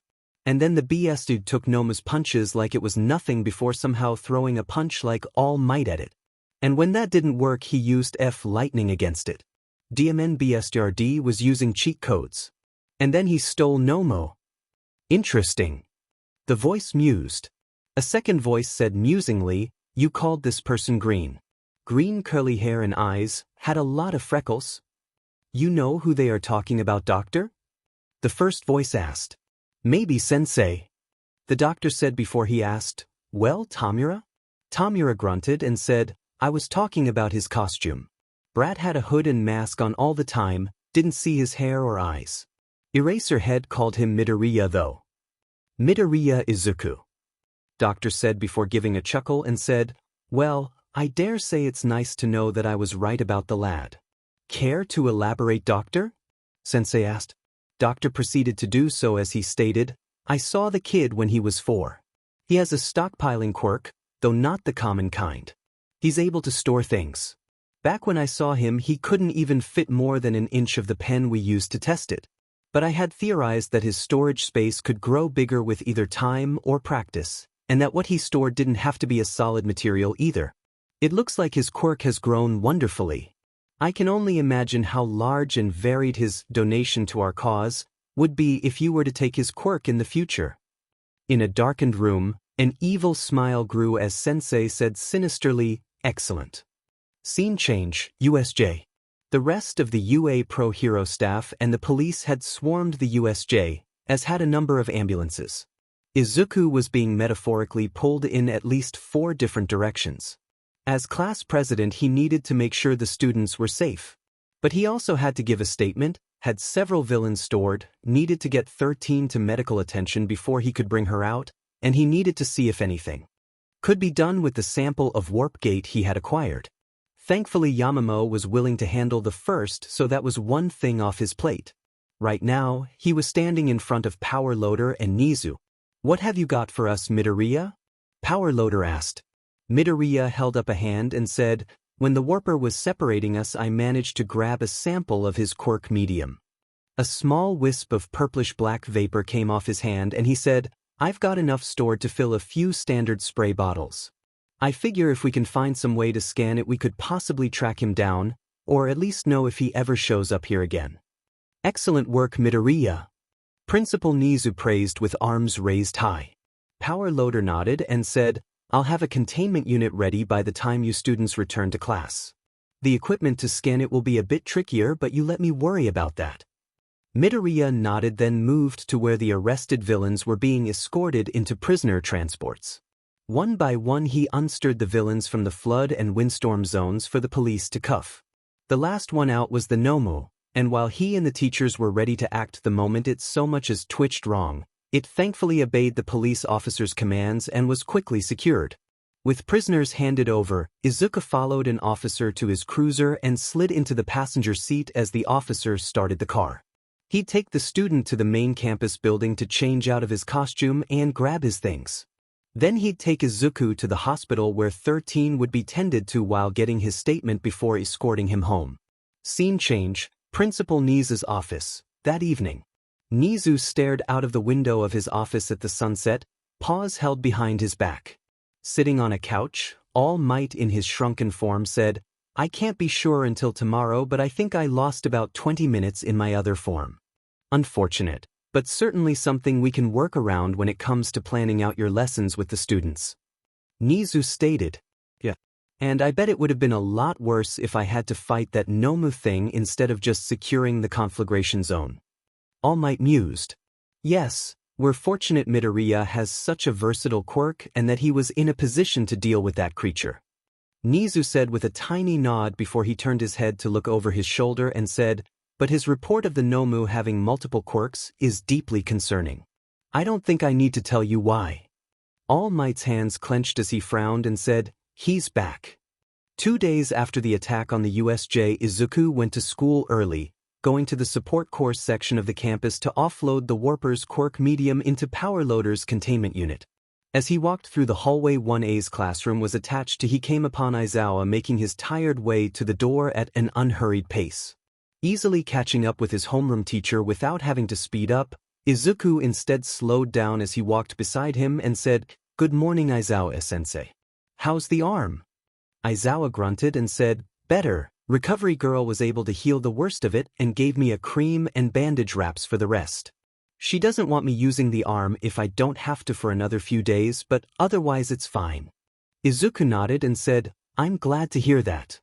The pair were silent the rest of the way to class. Just as they got to the door, though, they heard Ida say from inside, Where is Midoriya? It is inappropriate for him to be late, especially with him being class representative. Both Aizawa and Izuku gave huffs of amusement as Izuku slid open the door and Aizawa stated, "Settle down, Ida. Midoriya just had a DLVI for power loader this morning." As said student slipped into the room and made for his seat, Aizawa went to the desk at the front. Once both were seated, the teacher continued, "Now, I know what happened at the USJ was more exciting than you expected, but I don't want you to dwell on it too much since you have a much more important fight coming up in 2 weeks. By which I mean the UA Sports Festival." "All right." Kirishima cheered. Others weren't so enthusiastic though. Jiro raised a hand and asked, "Is it really a good idea to have the sports festival after what happened?" "Yeah, what if villains attack again?" Kaminari asked. Aizawa gave a tired sigh and said, "The administration believes it's important to show a strong face to the public. Don't worry though, security will be ramped up more than usual for this event. Besides, the sports festival is too important to cancel just because of a small incident." "Small? Villains attacked the school," Mineta said with clenched fists. "And all but 2 out of 74 were arrested with no serious injuries among you students who didn't even have a full week of training from this school." Aizawa stated calmly. "Well yeah, when you put it like that it doesn't sound too bad I guess. But still," Mineta admitted, rubbing the back of his head before trailing off at the end. Aizawa tapped the desk with his left knuckles as he said, "I said that the sports festival was important, here's why. With the advent of quirks, the Olympics became a shadow of itself, both in thoroughness of sport variety and prestige. Quirks interfered with performing the sports, fairly, too much. The sports festivals of schools, primarily those with hero courses where the students could cut loose with their quirks, within reason mind you, have stepped up to the plate in regards to viewership numbers. It is not an exaggeration to say that thousands of people will be in the stands during this event, and millions will be watching it from television screens." Aizawa leaned forward a little as he continued, "And it's even more important for those in the hero course. This is how you show the professional heroes out there your potential. If a professional hero likes what they see, they will give you an offer to intern with them for a week, which on top of giving you some real-world experience can look rather good on your resume when it comes time to join a hero agency after you graduate and gain your heroic licenses. 1 chance a year, 3 times in a lifetime. No aspiring hero can miss this sports festival. That means you better not slack off on your training." "Yes, sir." The majority of the students said together, the rest nodding. Aizawa nodded back and his eyes cut to Izuku specifically as he said, "And Midoriya, Principal Nizu wished me to inform you that outside of bringing anyone extremely injured to recovery girls, storing the other competitors without their permission will be considered as unsportsmanlike conduct. I know that removes a very useful option for you, but this will hardly be a life or death struggle." Izuku nodded his understanding and Aizawa said, "Well, that's everything from me, the rest of homeroom is yours to do as you please." As Aizawa pulled out his sleeping bag to get a nap in, the students all began forming groups as they eagerly spoke about the event. Uraraka in particular was enthusiastic about it. Even though the room was well lit, Izuku swore her face was covered in shadow and a purple aura was coming off her body as she threw a few punches. Izuku, Azui, and Yaoyorozu gained a surprise as they joined the brunette on the way to lunch and talk about why they wanted to be heroes came about. "You want to be a hero for money?" Izuku asked, eyebrows raised. Uraraka didn't come off as one who was greedy. Uraraka rubbed at the back of her head sheepishly and said, "Yeah, you see it's like this. My parents have a construction company but they've been having trouble for a long while getting any of the really big contracts or even smaller contracts one after the other, so money's always been really tight." Izuku could see where this was going and he gave her a compassionate look as he said, "Let me guess. When you said that you'd be a big help thanks to your quirk being able to remove the need of heavy lifter equipment, they told you they'd prefer it if you chase your dream instead." Uraraka blinked, surprised at Izuku's ability to, pardon the pun, hit the nail on the head, then nodded as she gained a determined look and said, "That's right. So I'm going to sign on with a good agency and make lots of money so that way they don't need to worry about money so much." She then gained a sheepish look and said, "I know it's nowhere near as admirable as a reason as you guys probably have." "Not at all," Yamamo said with a shake of her head and continued, It's actually much more admirable than you clearly believe. Wanting to make things easier for your parents is most certainly a noble goal, and choosing a career that will help countless others at the same time just adds to that. As the blush marks on Uraraka's cheeks grew a little at the praise, Yamamoto gained a sheepish look of her own as she said, "Honestly, hearing your reasoning makes my admittedly abrupt decision to become a hero last year seem a bit shallow." Izuku bumped shoulders with his vice representative and said with a smile, "The desire to be a hero may not have been present as long, but you're still here, willing to put your life on the line when you could have most likely gone anywhere else you chose. I don't think that makes your decision shallow." Yamamoto gave him a pleased smile only to gain a slight blush as Uraraka said, "Yeah, Midoriya's right. I mean, aren't your folks super rich? And yet you're here with us rather than some fancy schmancy prep school full of socialite kids." Yamamoto coughed into a fist and said, "Yes, well, it is true that my family is well off." She blushed a little more at Izuku's quiet understatement, "but I didn't want to simply be in an ivory tower looking out at the masses. I wanted to make a real difference out in the world." The others nodded before they looked to Azui, and Uraraka asked, "What about Yutsu?" The frog-quirked girl shrugged and said, "No real great reason really, it just always made sense to me to become a hero given how useful my quirk would be to help others." "Fair enough," Uraraka said with a grin before she eyed Izuku and asked, "What about you Midoriya, what made you decide to become a hero?" Izuku blushed a bit and said, "Oh, I think I wanted to be a hero since I could first understand words." Pulling out his phone, he pulled up an iconic video clip and said, "I must have watched this 1,000 times in half a year when I was younger." Izuku hit play and the ladies heard fire crackling and an incredulous voice say, "Can you see that? He's already saved 100 people. That's crazy. It hasn't even been 10 minutes. That's crazy." None of the students in the hallway who heard the following laughter could help the small smile on their faces as All Might climbed over the bus, carrying several people out of harm's way. When the video ended, Izuku said quietly, "I want to be like that, to make people just know that no matter how bad it is, things will get better, that they'll make it out alive now that I'm there." "Well, your quirk certainly makes getting people out of danger zones a lot easier," Sue said with finger to chin. The other two girls nodded, and after a minute the topic changed slightly to what areas they hoped they could intern at in a month. Behind them Mineta's eye twitched as he muttered to himself, "It's like he doesn't even realize he's surrounded by the 3 best-looking girls of the class. How's that fair?" Time skip, end of classes. 1A got a surprise when Mineta opened the class door. About 4 dozen students were standing in the hallway. Seeing this, Izuku stepped forward, Yamamoto striding over as well as he hid the slight unease he was feeling behind a firm tone of voice as he said, "I'm Midoriya, 1A's representative. Is there a reason why you are preventing my classmates from leaving?" "They're scoping out the competition, you DMN nerd. We're the class that survived a real villain attack. They want to see us with their own eyes," Bakugo said as he walked up.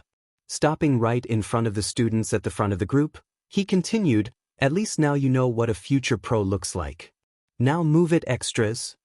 Izuku looked upwards as if he was praying for patience before he stepped forwards with Yamamoto. Reaching the door he said, "Please ignore my classmate." Giving said Pomeranian a flat look, he continued, "I'm afraid that belligerent delinquent is his default setting." Bakugo gained shark teeth as he turned to Izuku and clenched a fist as he shouted, "You wanna go Udim Deku?" "See?" Izuku questioned flatly, hand rising to rest a bare few inches from Bakugo's school vest, the silent message clear, "Behave or be stored." Steam came out of Bakugo's nostrils, but his and the others' attention was brought back to the hall as they heard, "So, this is Class 1A. A purple-haired student slid up to the front as he said, "I heard you guys were impressive, but I agree with the green one, you just seem like an but blondie."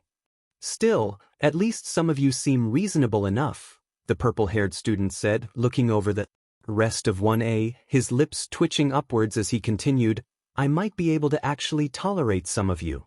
Turning serious, he gave them a hard look and said, "I tried for the hero course myself, but didn't make the cut. However, I still have a shot. If I do well enough during the sports festival, the teachers could transfer me in. Of course, that means that one of you guys would have to be transferred out." "Scoping the competition?" That may be why the others are here. But me? I'm here with a declaration of war. If you guys don't bring your A game, I'll rip that seat right out from under you. Izuku's eyes narrowed at that and he said in a seemingly casual tone, Shinso Hitoshi, Quirk, brainwash. Shinso's eyes widened as Izuku continued, assuming the target has to be organic, I can see why you wouldn't have managed to gain enough points with robots being the opponents in the entrance exam. How'd you know that? Shinso asked incredulously. Izuku looked amongst the other students who were also looking just a bit freaked out as he calmly said, My quirk is bag of holding. And part of it is a mental inventory that keeps track of what I store. I recognize several of you from when there was that mass panic after the reporters got on school grounds. I got a decent class roster in my head when I had to store the majority of people in that hall so that no one would get hurt. Several of the students gained slightly ashamed looks under Izuku's gaze. When he settled it back on Shinso, his eyes grew hard as he said, You came with a declaration of war, Shinso Hitoshi. As Class 1A's representative, I give you this answer. Be ready to face a class who have already faced those with deadly intent and come out in one piece.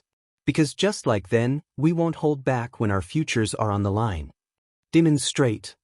Kirishima called out with a clenched fist, several other members giving their own agreements.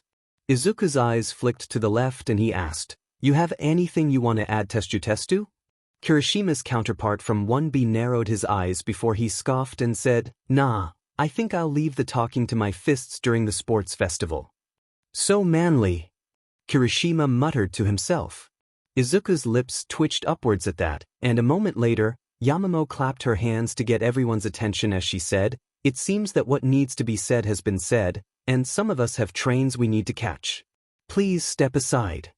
There was a bit of shuffling from the non-1A students as some of them looked at each other, but after a moment the group did indeed break up a bit, allowing the 1A students to leave the classroom. Still, there was a tension in the air as the other students watched them leave. One that would remain over the upcoming 2 weeks leading up to the festival. Time can be a funny thing. It can either seem to take an eternity to pass or go past you sooner than you could believe. For Izuku, the 2 weeks between returning to school after the USJ Attack and the sports festival was a bit more of the latter than the former. Between actually getting the promised rescue training, All Might claiming him for half-hour special lessons after normal class ended every other day so that he was taught how to properly travel jump with his ever-increasing store of kinetic energy without needing to constantly run calculations in his head or just aiming for something to hit that could stop him, and all of the other classes, he had been kept rather busy.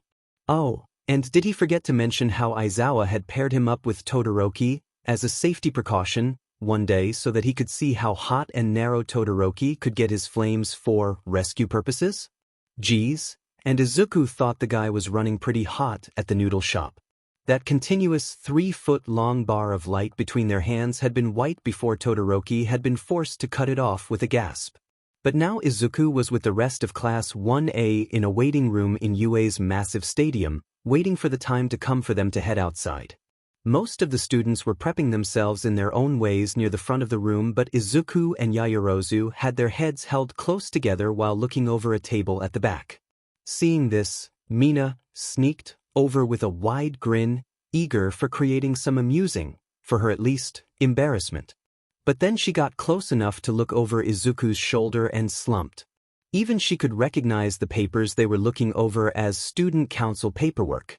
Turning away with a huff, she muttered to herself, I swear, it's always work with those two. Izuku waited a couple of more moments before he smirked and said, She's gone. The papers were stored only for another set to come out, one page a list for the favorite flavors of pizza and ice cream for each student of 1A. Another was a list of ice cream parlors and their prices for quart containers, a third page was the same for pizza parlors and their large pies, and a fourth had a bunch of price calculations on it. Yamamo put a hand to her mouth, doing an admirable job of keeping herself from giggling before she got back to helping Izuku with the final details of the pizza and ice cream party they'd be throwing their classmates tomorrow. No matter the outcome of the festival, it should raise the students' spirits when they announced it later today. They had already secured Jiro's silence on the matter yesterday with a bribe of 50,000 yen. Even Aizawa was going to be there, the man having been convinced by the pair yesterday to at least swing by for 20 minutes at the start. About 10 minutes later, though, Izuku's phone buzzed and he stored everything while turning off the silent alarm he had set. Turning around, he clapped his hands and said, "All right, that's the warning bell, let's get to our entrance, people." A few minutes later, they walked out onto the grass that surrounded the large dirt patch in the middle where Midnight was standing on a large but relatively light stage made out of aluminum. And here they are, folks. The students who got jumped by 70 villains and sent them packing. From Hero Course 1A. The crowd roared at Present Mix words and several of the students waved up to the stands. Also from Hero Course, it's 1B ready to chew bubblegum and kick butt, and they ran out of bubblegum. Izuku rolled his eyes at Present Mike butchering that old one-liner. Then as Present Mike began introducing the other classes, he heard someone from General Ed complaining about just being here to make the hero course look good, getting several agreements from other students, and he went from mildly exasperated to rather annoyed. Once all of the classes were arrayed in front of the stage Midnight was on, the teacher cracked her whip and said, "It's time for the student pledge. Representing the students is Midoriya Izuku." Taking a deep breath, Izuku walked forward and up the stairs, before moving to be in front of the provided microphone. Looking at the gathered classes before him for a few moments, he cleared his throat, took in another deep breath and started. "Good morning, I had a short speech ready for this, but now that I'm up here, I'm too disappointed to use it." There was muttering from both the students and the crowd as Izuku continued, "On the walk out onto the field, I heard several students complain that they were just here to make the hero course look good. I find that ridiculous. It's a sports festival, not a heroes festival after all. To me, saying you're only here to make someone else look good is quitter's talk, and makes me believe that you don't belong in this school since you have clearly forgotten our motto in the short time we have been here, if you ever even knew what it was in the first place." There were angry grumbles from some of the students, but Izuku covered the microphone with a hand and let out a sharp train whistle, the sound echoing around the stadium and silencing the students, from surprise if nothing else. Eyes going hard, Izuku dropped his hand from the mic and continued, "Plus Ultra. It's not just a fancy catchphrase, it is a way of life. It means you look at your current best and go, no, that's not good enough. You ran 5 laps around the track today at gym class? Tomorrow run 7. You got 97 on a test? Next test get 102. This school is for the best of the best. Support course, make an invention that changes the world, then go and make 4 more. Business course, come up with a plan that would bring a struggling business so far into the black it can be mistaken for Vantablack. Hero course, when it is time to graduate you should be ready to deal with an earthquake, a flood, and a wildfire, all before lunch." Izuku turned his entire focus to the general education students, and despite themselves several of their spines stiffened at the look he was giving them as he said, "General education, there are so many doors ahead of you, with some of their keys to be found this very day. Do not ignore them just because you believe that today is made to show off a course that you are not in. If you truly believe that, then prove the staff wrong, out of spite if nothing else. There are more than just heroes in the audience or watching from a TV after all. How will you impress anyone if all they see is you giving up?" Turning his focus to the entire first-year student body, Izuku clenched a fist in front of his chest and said, "Those spectators see a sports festival that they will enjoy. I see a mountain with something shining at the top that I want to reach." Raising his fist up high, he finished, "I ask you, students of UA, will you stay at the base of the mountain, content to remain in its shadow? Or will you join me on my climb to reach the top so that we can shout out to the world, 'Here I am. Now give me a higher mountain'? After all, that is what we do at this school, we go beyond, plus ultra." It wasn't just Izuku shouting those last words, every alumni in the crowd, hero or otherwise shouted the motto, as did several other spectators. Several of the first years shouted it as well, fists shooting up into the air as they did so. Midnight covered her own mic as she grinned at Izuku and said, "Impressive improv there, Midoriya. Well done." "Thank you, sensei," Izuku said before he hopped off of the stage and rejoined Class 1A. "Excellent speech, Midoriya," Yamamoto said as he came to stand next to her. "Yes, A speech to set fire to the blood and the pulse racing. Ida declared with a robotic chop of the arm. Very manly, Kirishima said with fist clenched over chest. What an inspiring speech, folks. I'm getting all pumped up. Present Mike stated, earning cheers of agreement from the audience as he continued, without wasting any time, let's get this show started. The first event of the sports festival will be a 4-kilometer run with 3 obstacles. As Present Mike continued explaining the course and the rules, Izuku eyed the red-rimmed tunnel entrance that was the starting line. No way that tunnel was wide enough to let everyone through without being a choke point. Given how tall it was though, Izuku nodded to himself and leaned forward, ready to move the moment the starting signal was given. The moment the lights over the tunnel turned green, Izuku was off like a shot, pushing just enough kinetic force through his legs to take 20-foot-long strides without messing up his footing. He moved so fast that several pro hero veterans in the audience blinked in surprise as they strained to keep track of him, even with the distance helping. Reaching the tunnel, he leapt up and bounced between the walls, incidentally leaving the ground just as Todoroki's ice reached where he had been in an attempt to make him trip. As he shot out of the tunnel with a harder push that sent him a good 100 feet out, Present Mike called out, and Midoriya takes off like a bat out of hell. The rest of the runners are going to really have to put the pedal to the metal if they want any hope of catching up. Izuku landed in a combat roll and came up running again. As the rest of the students began pouring through the tunnel, Todoroki unleashed more ice to trap feet.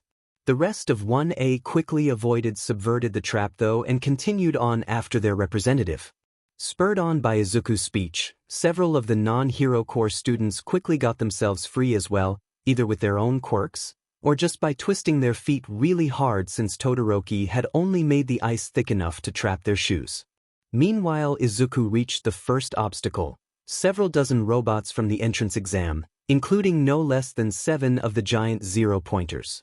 Izuku found an eager grin growing on his face as he shot past the relatively smaller robots, slapping a hand on any 1, 2, or 3-pointer he passed, storing them into bag of holding. And no, UA was not getting the robot's ammunition back. As he did so, the zero-pointer directly ahead of him began reaching down towards him. Well, who was he to deny an invitation like that? Jumping up onto the arm, Izuku ran up it to its shoulder before pushing enough force through his legs to leap a full 300 yards out into the air, doing a twisting flip 50 feet out so that he shot backwards upside down. His right arm extended, hand making a finger gun, and the digits sparked for a moment before.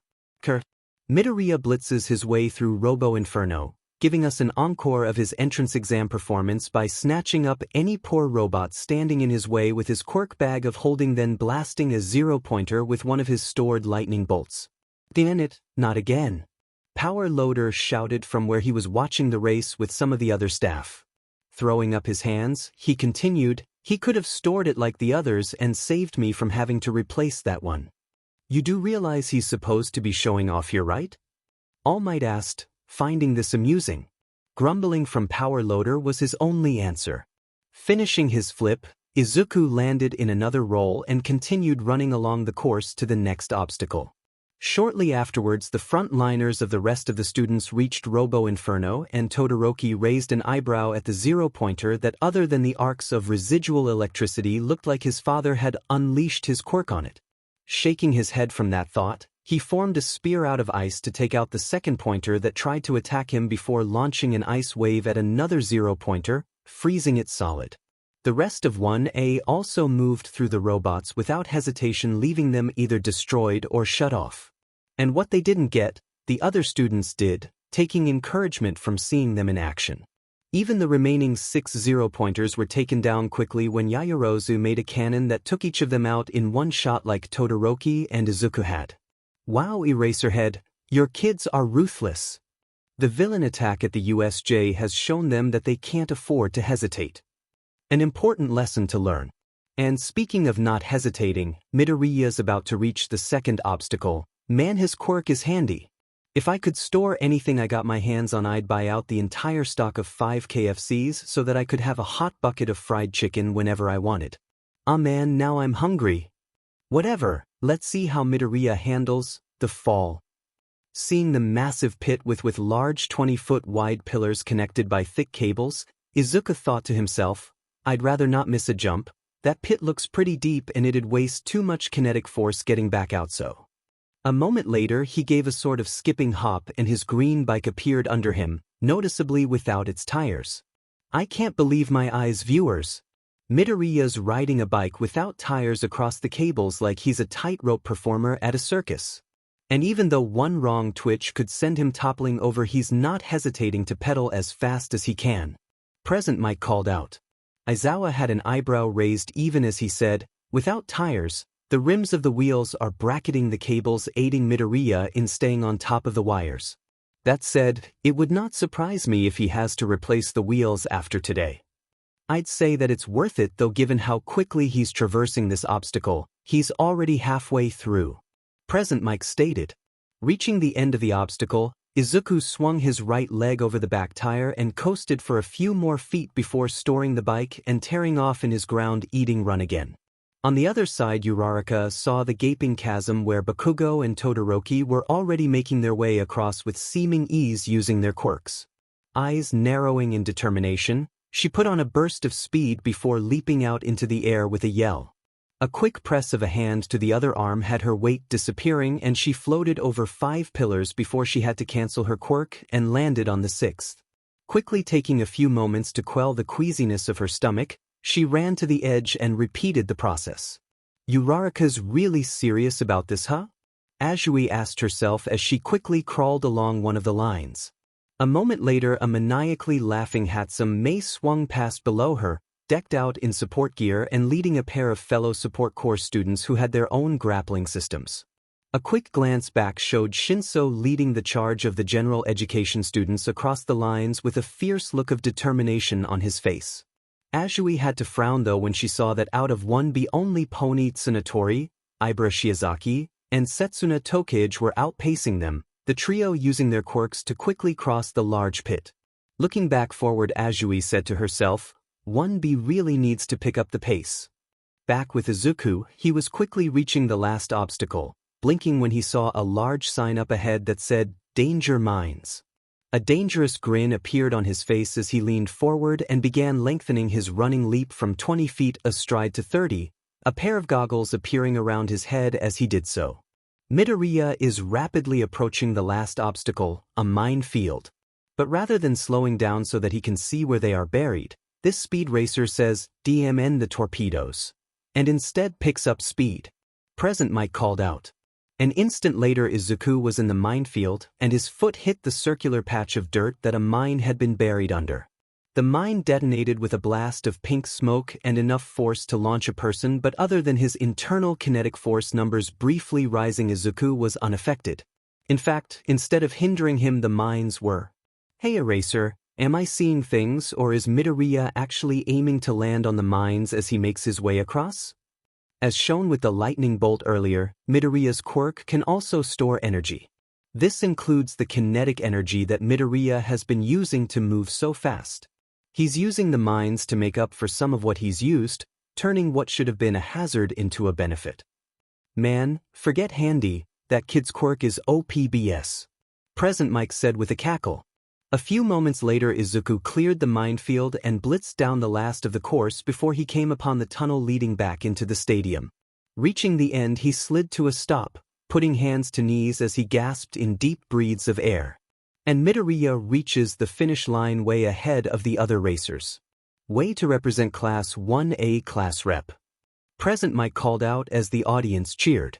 Meanwhile, in a pair of darkened rooms, one person scratched at their neck in agitation as they saw Izuku stand back up on the screen of a laptop, eyes narrowed in hate, while another person watching from a widescreen TV grinned in delight at the display just put on, eagerly anticipating having such a useful quirk under his control.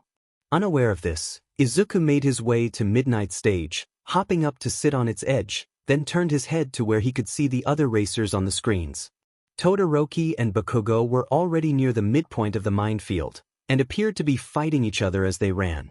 Izuku had to shake his head at the pair, taking what had to be a good chunk of their focus off of avoiding the mines. Ida was right on their tails, doing his best to ignore the explosions of the mines he tripped, though Izuku could see him stumbling a little. Correction, stumbling a lot after his foot landed a little more to the front of a mine than behind, causing him to get more of the blast than before. That stumble allowed Shiozaki from 1B to overtake him, her vines holding her up in the air as she rapidly made her way across the mine's dock OC style. Further studying of those reaching the mine field had him frowning though. While a good chunk of 1A were already going through the last obstacle of the race course, a much smaller number of 1B's members were present, and about 10 general education and support course students were making their way through already as well. And while it was gratifying to see how his speech had motivated those students, the fact that 1B apparently wasn't keeping up with 1A was concerning. "You see it too then?" Midnight stated, and when Izuku looked up to see her looking down at him, she had a small frown on her face. It's almost like most of 1B is sandbagging, but why the hell would they do that given how important this is? Izuku asked. "I don't know, but I can guarantee their homeroom teacher is not happy with them at the moment. There's going to be a reckoning for whoever put the idea out there to the rest of the class." Midnight said, still with the small frown and hand holding her whip giving small twitches, much like an agitated cat would flick their tail. Over the next 15 minutes, those making the cutoff to go to the second event began trickling in. The top 42 went as such. First Izuku Midoriya, second Katsuki Bakugo, tie. Second Shoto Todoroki, tie. Third Ibra Shizaki, B. Fourth Tenya Ida, fifth Fumikage Tokoyami, sixth Hantasiro, seventh Ijiro Kirishima, tie. Seventh Testu, B. tie. Eighth Pony Tsuntori, B. Ninth Mashireo Ojiro, 10th Siu Azui, 11th Rikido Sato, 12th Mizo Shoji, 13th Ochako Uraraka, 14th Momo Yarozu, 15th Minoru Mineta, 16th Mina Ashido, 17th Koji Koda, 18th Kyoka Jiro, 19th Hitoshi Shinso, Gen. 20th Denki Kaminari, 21st Setsuna Tokage, B. 22nd Itsuka Kendo, B. 23rd Yui Kodai, B. 24th Juzo Hananuki, B. 25th Yosetsu Aways, B. 26th Reiko Yanagi, B. 27th Chikuchi Togaike, Jin. 28th Tsutsaka Agoyamato, Jin. 29th Shirhai Kuwaro, B. 30th Miko Nakadai, Gen. 31st Koziai Tsuburaba, B. 32nd Lee Sayoran, Jin. 33rd Kinomoto Sakura, Gen. 34th Daidoji Tomoyo, support.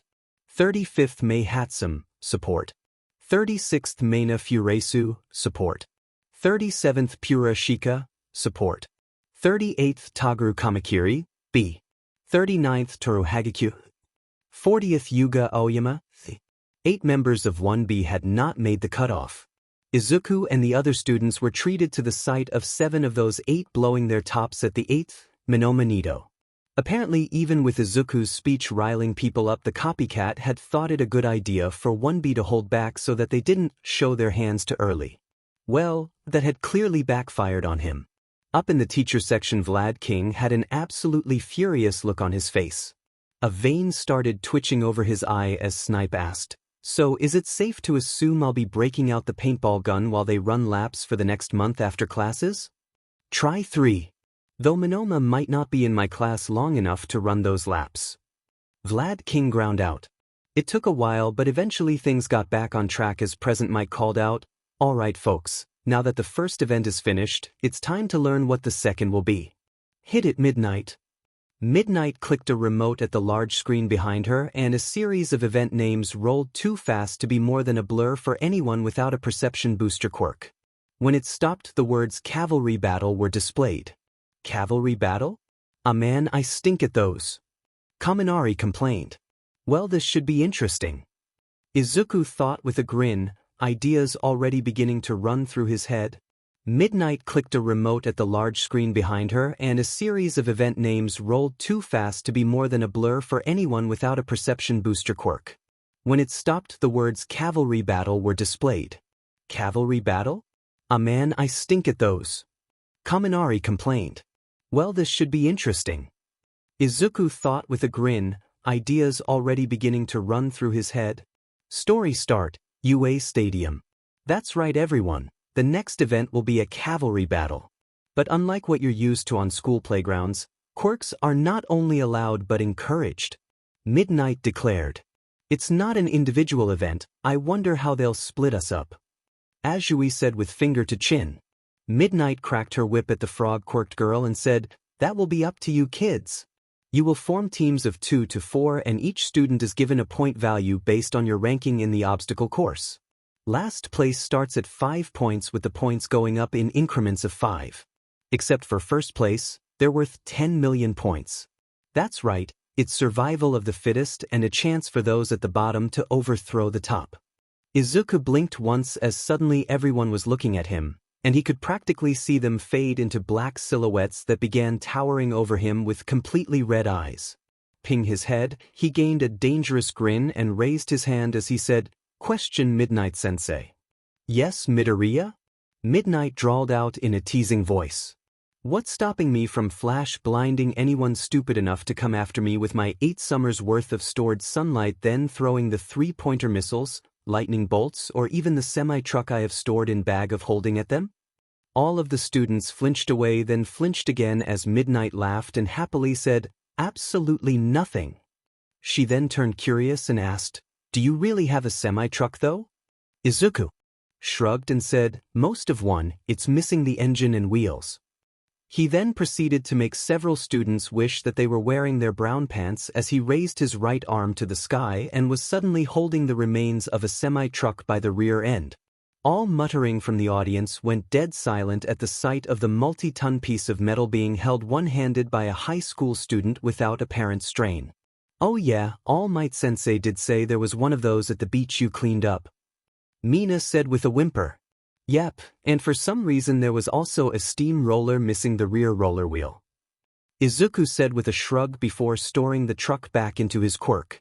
Idly scratching his neck with his right pointer finger, he added, I don't have that anymore though since I sold it to a mechanic from the Tokyo Department of Transport. Midnight shook her head and said, Well, let's try not to throw anything too heavy at people, alright? Now getting back on track, gesturing at the screen which showed 13, present Mike, and Snipe carrying a yellow-suited All Might circles with the numbers 5, 10, 15, and 20 pointing at each teacher. Midnight continued, the game itself will last 15 minutes. Individual point totals will be added together to reach your team total. Everyone will know what you're worth thanks to your headbands. The circles merged together to be replaced by the number 50 which moved to rest on the headband around All Might's head. Swipe as many headbands as you can to raise your team score. Midnight said as a headband with the number 10 million appeared on the screen, showing that while there was a knot it was actually Velcro that would keep the headband secured, the easier to steal it from another team. Stolen headbands must be worn from the neck up, so the more you steal the harder it'll be to manage them. Midnight continued as the screen showed All Might gaining more and more headbands until his head was completely encased, streams of sweat drops shooting off of him as a sign of struggle.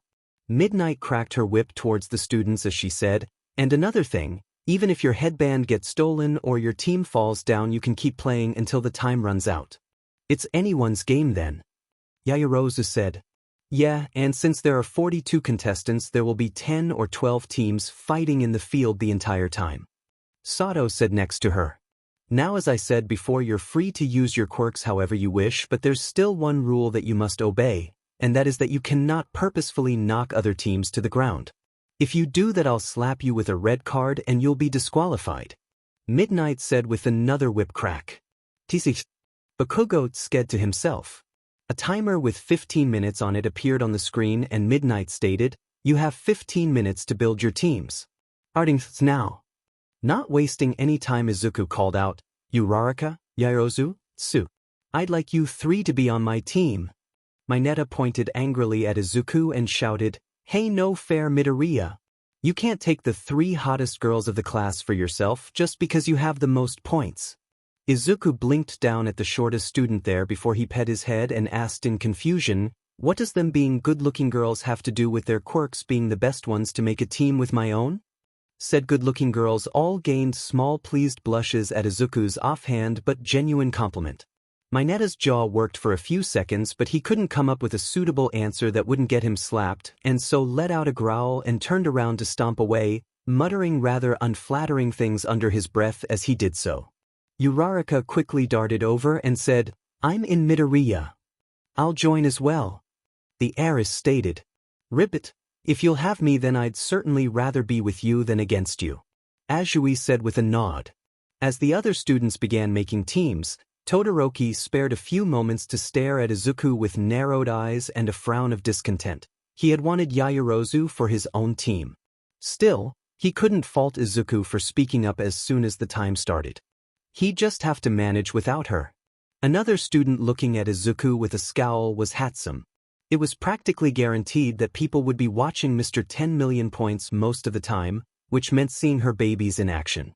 But no, the JRK had to pick 3 of his classmates right out the gate. We'll see if she ever made a baby for him. But then she heard the other support corps students ask if they should stick together and decided she should join them in demonstrating their babies. Shinso eyed the Stockpile Quirk teen for a moment before he hummed, then called out, "Nani kinamo? I'd like to form a team with you 3. The 3 general ed students perked up at their names being called. Looking over at Shinso, the 3 then looked to each other for a moment. After that moment though, Sakura looked back with a smile and said, "All right, we'll help you." More students began linking up, and when the 15 minutes ended they were all ready. From highest points to lowest the teams were: Team Uraraka, Azui, Midoriya, Yaoyorozu, 10,440 points. Team Todoroki, Ida, Tokoyami, Jiro, 690 points. Team Bakugo, Ashido, Kirishima, Siro, 680 points. Team Tetsutetsu, Hananuki, Shiozaki, Aways, 535 points. Team Hagakure, Sato, Koda, Ojiro, 450 points. Team Mineta, Shoji, Kamiinari, Aoyama, 390 points. Team Kendo, Yanagi, Tokage, Tsunatori, 340 points. Team Shinso, Lee, Kinomoto, Nakadai, 250 points. Team Kamakiri, Kurwaro, Subiraba, Kodai, 215 points. Team Togaike, Agoemato, 135 points. Team Shika, Fureisu, Hatsum, Daidoji, 115 points. As headbands were being handed out, Izuku looked at his teammates and asked, "Are you 3 sure you're alright with Plan A? I'm fine using Plan B instead if any of you want to." Yaoyorozu gave Izuku a smile and said, "While it is certainly unconventional, I think Plan A is actually the better choice." "Yeah, this is going to be fun," Uraraka said with a grin before she cackled and said, "I can't wait to see everyone else's faces when they see it." Azui nodded and said, "The plan is sound Midoriya, like I said before, I have no issue with it, Ribbit."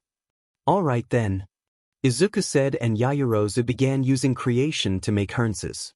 A minute later Izuku accepted the 10,440 point headband from the small robot that rolled out onto the field with the headbands, giving it a quick thank you when he did. The robot seemed surprised for a moment, and Izuku was certain that if it could it would have blinked as it said, "You're welcome, flesh bag." Letting out a quick heh as it went to give the next team their headband, Izuku turned and handed the headband to Uraraka.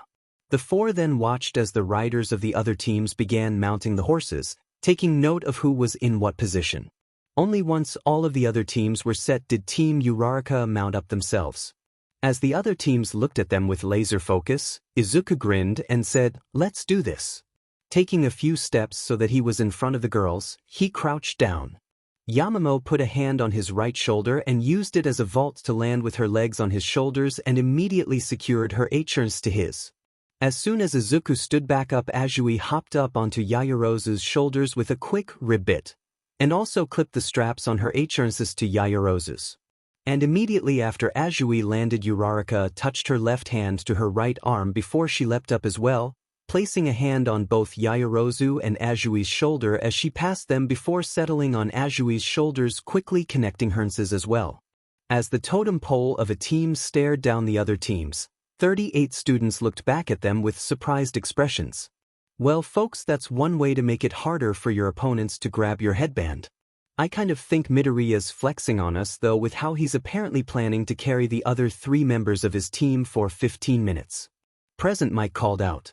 With the order they are in, all 3 horses can easily go for another team's headbands with their various abilities, then pass them up to their rider. And it's not like it's actually going to be all that heavy for Midoriya with Uraraka negating hers and the other 2 girls' weight like that. A very logical plan. Aizawa noted, and Izuku was sure the man was smirking.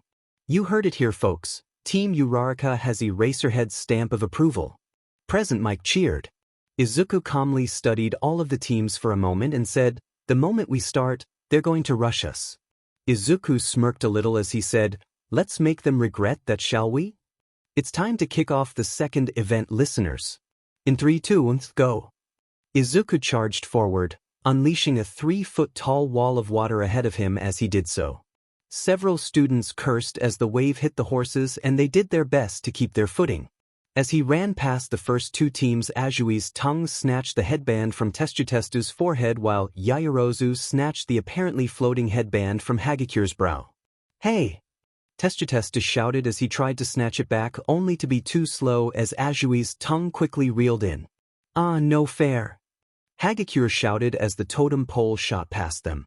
And Team Uraraka gets a great start with Midoriya unleashing a small wave against the first 2 teams to rush them while his riders swiped their headbands. Present Mike called out with a cheer. As Uraraka quickly accepted the headbands passed up to her, Midoriya's eyes flicked towards the next closest group, Team Mineta. With Shoji at the front, the trio of horses had dealt with the remains of the wave much easier than the first 2 groups. But they were still soaked from the knees down. Izuku might have taken advantage of that with a quick shot of some of his stored electricity, but he wasn't certain if Kaminari could simply draw all of it to himself only to send it back with the zap sword he had been allowed to bring in order to limit the spread of his own quirk. And so as he dodged around the sticky ball Mineta threw and the 2 laser beams from Aoyama, he said, Yaoyorozu, insulated weapon, be ready to deflect Kaminari. Tsu, get the headband. I'll deal with Shoji. Right. The pair called down and Izuku brought out a 3-pointer missile. Shoji's eyes widened over his mask and his arms automatically crossed in order to defend his torso. Izuku though didn't hit him with the missile, instead throwing it at the large teen's feet where it threw up a dust cloud obscuring Shoji's sight just long enough for Midoriya to sprint past him. Kaminari swung at him in a panic only for Yaoyorozu to knock his weapon away with a rubber-coated sword of her own. At the same time, Ajui's tongue shot out, lightly slapping Mineta in the face to make him recoil before going up to snag the headband. An instant later they were past and Izuku put on the metaphorical afterburners as he sprinted away, going into a turn to avoid the rest of the charging teams. As Mineta began loudly complaining, Present Mike called out, and with that Midoriya and company break out of the pack, stealing 3 headbands while they were at it. That's quite some teamwork those 3 have. Hopefully that scares the other teams away from trying anything for a while. Izuku muttered. A moment later though he grinned as Present Mike continued, don't forget that there are other headbands to go after as well though, contestants, let's see some brawls. Yaoyorozu giggled at that as Izuku looked up a little as he called out, you doing alright so far, Uraraka? Yeah, I'm fine. Uraraka called back down. Alright, let me know when you need to release your quirk. Izuku called back up before he continued, we're going to focus on evasion right now, keep your head on a swivel so that way none of the teams sneak up behind us. Got it. Uraraka called back before she began turning her head to take in as much as she could. Izuku meanwhile darted towards the closest boundary line, bringing out a 1-wheeler board once he was 15 feet from it and began circling the arena on it. That way if any of the others set a trap in the way, Hananuki, Todoroki and Mineta, he could abandon the board and keep moving. Todoroki studied this for a moment before he said, there's no point going after that team right now. Turning his gaze over the other teams, he continued, not while there are 6 other headbands to go for first. So who are we going for, Captain? Jiro asked. Todoroki was tempted to take on Bakugo's team, but his explosions would cause Jiro serious pain, best to stay clear of his for as long as possible. The next 2 teams with the most points were Team Kendo and Team Shinso. Kendo had the higher point value, And Todoroki remembered Midoriya saying that Shinso had a brainwashing quirk, so the answer was obvious. We'll go for Team Kendo. Todoroki stated, and Ida turned towards said team before beginning to run, Tokoyami and Jiro, bracing in the 6-inch thick slabs of ice on their feet. It was a bit cold, but better than trying to keep up with the speedster. Bakugo was apparently going after the other team from 1B, something having set him off. As this happened, Shinso somehow managed to get all of the members of the support team to talk to him at once, all four going still as Daidoji reached up and handed their headband over. Seeing this from a distance, Izuku said, "So that's how it works, a challenge response activation. Which means we can't answer him if he starts talking to us." His vice representative noted, "Make sure he doesn't get too close, Uraraka." Izuku called up, getting a confirmation back. "We've reached the halfway point, listeners, let's see those standings." Present Mike called out. Izuku's eyes flicked over to the large screen and was unsurprised to see that Todoroki and Bakugo had increased their point total, and that they along with Shinso were the only ones who actually had points. Seeing the trio of teams begin angling towards him, Izuku called out, "All right girls, time for phase 2. Right." Yaoyorozu and Uraraka called. Yaoyorozu made a pair of gloves that she passed up to their rider before passing up 3 metal spheres about the size of oranges with wide hooks on them. "Hey, what's Uraraka doing?" Present Mike asked. "Something logical," Izawa said, a smirk in his voice. Reaching the next corner of his circuit, Izuku turned a little more to face the inside before stopping. A moment later Uraraka started throwing the ball, the 535, 450, and 390-point headbands secured to the hooks flapping as they flew, landing within 15 feet of each other between Izuku's group and the others. The headbands hung upwards, flapping in the small wind as they continued to be affected by Uraraka's quirk, making them easier for people to pick up without having to bend down. There was silence for a few moments, then Tetsu roared out, "Get the points." With that, all of the other teams charged for the headbands that were just lying there for the taking. As a free-for-all started between all of the other teams, Izawa noted with amusement, since their original headband is worth so much, they don't actually need to keep a hold of the others. Using them as distractions is a good play. And most of the other teams can't afford to ignore the easy points to go after the much harder but higher point value headband. Note Eraserhead said, "Most folks." Present Mike called out as Ida came charging around the conflict, gaze locked on Team Uraraka. The moment his team was past the others, Todoroki made a large ice wall, cutting them off from following and limiting where Izuku could go with his one-wheeler.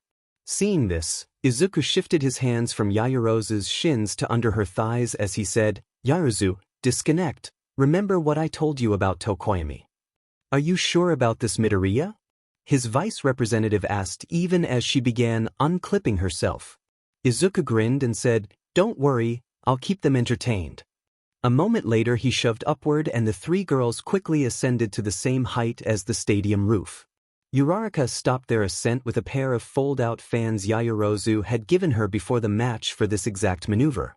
Of course Team Todoroki wasn't going to let them escape that easily, Jiro launching her ear jacks and Dark Shadow shooting towards them as well as they were rising. But Azui smacked the jacks away with her tongue while Yaoyorozu launched a star shell from her hand that went off right in front of the quirk construct, causing it to shriek in distress before retreating. The majority of Team Uraraka escapes up into the air, leaving Team Todoroki to contend with Midoriya. Present Mike called out. Down below, Izuku ignored the bright light above him as he rolled towards the other 4 students. Cackling as he did so, he said, "Big mistake making that wall, Todoroki. Now you're stuck here with just me." Todoroki grunted and retorted, "I can easily make a way out." Still laughing, Izuku countered, "Not if I keep you here." "Dark Shadow," Tokoyami called out and his partner responded, the weakened quirk construct gamely shooting out towards Izuku only to screech in pain as he was once more blasted with light shot from his opponent's hand. Todoroki launched ice along the floor at the same time Jiro sent her jacks and Midoriya did a kickflip of his board, not something you could normally do with the bulky device unless you were stronger than average. At the same time as the ice passed underneath the board, Jiro's ear jacks slammed into a familiar truck door. Using said door as a launching platform, Izuku leapt up higher into the air and released his zap bar, the rod of sharpened metal shooting out of the palm of his hand towards the team. Ida quickly swerved out of the way, leaving it to stab into the ground. Izuku though used his quirk like a grappling line to pull himself along the length of the pole before kicking off the ground in pursuit, deflecting Jiro's jacks with another piece of metal, blasting at Dark Shadow with more light and simply storing any ice Todoroki sent at him. Midoriya's relentlessly pressing Team Todoroki, it looks like they bit off more than they can chew, folks. Present Mike called out in excitement.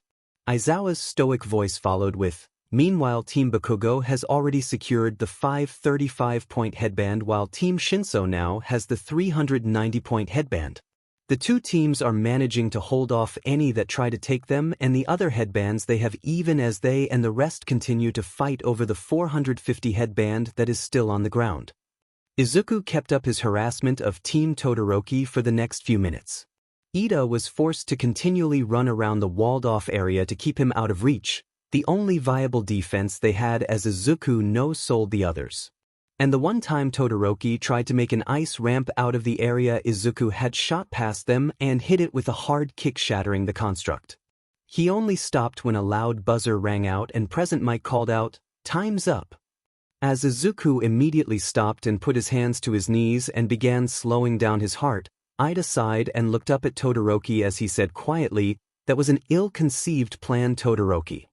"Perhaps," said heterochromatic teen admitted before he tilted his head to the ice wall and continued, "but it kept Jiro from being disabled by Bakugo's explosions and kept Bakugo and the others from trying to get our headbands as well." "I see, the best of two bad options," Tokoyami noted. "Hey Midoriya," Azui called down. When Izuku looked up at the call, it was to see the three girls floating down, Uraraka looking a little green even as she swung the fans. Bringing out one of his longer ropes, Izuku tossed the line up, Azui wrapping her tongue around it when it reached its peak. The pair worked in tandem to reel the two parts of the team back together. Once Midoriya had been used as an anchor point so that they could all keep their feet pointed to the ground, Uraraka gratefully released her quirk, restoring the three's weight. "You all right there, Uraraka?" Izuku asked in concern. The brunette nodded, giving him a thumbs up, though her other hand was clasped over her mouth. Azui and Yaoyorozu both began massaging her back as the former said, "It looks like you had the perfect plan, Midoriya, ribbit." Izuku nodded and all four looked up as they heard Present Mike call out, "And now to say who will be continuing on to the final event." Having kept the 10 million headband the whole time, Team Uraraka easily held on to first place. Next in second place is Team Todoroki. Team Bakugo claimed third place, god damn it, while Team Shinso took fourth place. These four teams will be going forward to the next event. But first we'll be taking an hour-long break for lunch. Let's go grab some chow eraser. I'd rather grab a nap. Izuku had wound up sticking with Yaoyorozu, Azui, and Uraraka as they got lunch. It turned out to be rather fortunate for them and the rest of 1A's girls. About 10 minutes after, a group of older women in orange cheerleading costumes with UA on them ran past Mineta, and Kaminari came up to the table. "Hey Yaoyorozu, I'm sure you already know since you're a class rep and all, but they said everyone has to wear those cheerleading outfits to do a cheer battle in the afternoon." Mineta asked. "What? I didn't hear anything about an event like that though." Yaoyorozu asked in confusion. Uraraka meanwhile was blushing a bit while Azui pet her head with a slight frown. Izuku meanwhile narrowed his eyes. Mineta turned around, hands going up behind his head as he said, "You don't have to believe me, but we heard from Aizawa-sensei. I thought maybe you'd forgotten, so I'd tell you just in case." "Well then, I'm sure you wouldn't mind if as the class representative I confirm that," Izuku said as he pulled out his cell phone. Mineta spun around, sweat dripping down as he waved his hands as he said, "Wait, don't do that. You heard him on the loudspeaker, he's trying to catch some sleep. Do you know how sad he's going to be?" The phone barely rang once before a click rang out and everyone heard, "What do you need, Midoriya?" Izuku gave a smirk at the now pasty white Mineta, Kaminari not looking much better, and said, "Aizawa-sensei, you're on speakerphone. Mineta just showed up to the table I'm sharing with my Cavalry Battle team and told Yaoyorozu that she and the rest of the girls need to join that American cheer squad Principal Nizo hired for a cheer battle in the afternoon." Is that true? Because if so, this is the first Yaoyorozu and I have heard about it, and so someone on the staff dropped the ball when it came to telling us. You could tell Aizawa was rather annoyed as he said, "No, it's not. I would have told them myself if that was the case." The three girls were glaring at Mineta now, who looked almost ready to piss on himself from fear. It didn't get any better as Aizawa continued, "Mineta, for trying to take advantage of your classmates and potentially disrupting the sports festival. When the other students are dismissed for the day, you will be running 20 laps around the track of Training Field K, am I clear?" Mineta let out a whimper and said, "Clear, sir. But also, Azui, you know what to do." "Sure thing, Aizawa-sensei," ribbit. Azui said, shining stars of menace in her eyes. There was the click of the line disconnecting and Mineta and Kaminari began backing up with hands raised defensively as Mineta gave a nervous chuckle and said, "Now, Tsu, it was all just in good fun. High school students play pranks all the time. This would have been broadcast on national television though, and even to the rest of the world," Uraraka said with crossed arms. A moment later Azui's tongue slammed into Mineta's cheek hard enough to launch him a good 50 feet away. And the only reason why he didn't fly further was because he hit the cafeteria wall. Kaminari turned his head to watch only for it to suddenly be facing the other way, and he stumbled a step as the frog girl's tongue hit him next. Rubbing at his stinging cheek, Kaminari said, "Yeah, I probably deserved that." "Yes you did, now please leave," Yaoyorozu said with narrowed eyes, and he quickly vacated the area. He was just glad that Izuku hadn't told Aizawa that he had been there as well, or he'd probably be running 100 laps given his longer legs. No thank you, especially given that Training Field K had the longest track of all of the first-year training fields at a half-mile. Once lunch had ended, the students once more joined midnight at the stage as Present Mike said, "We'll be having some real fun games for you students to play, but first, we'll be seeing who will be fighting who in the third tournament, which will be one-on-one combat." Midnight held up a large orange box and said, "We'll be drawing lots, starting with the winning team. Ladies first," Izuku said to the other three, earning smiles. "For simplicity's sake, let's go alphabetically," Yaoyorozu said. The other two nodded and Azui said, "Guess that means I go first." Once all 16 fighters had drawn their numbers, they looked up at the screen as their names filled the tournament brackets. Jiro versus Siro. Kirishima versus Tokoyami. Bakugo versus Kinomoto. Yaoyorozu versus Lee.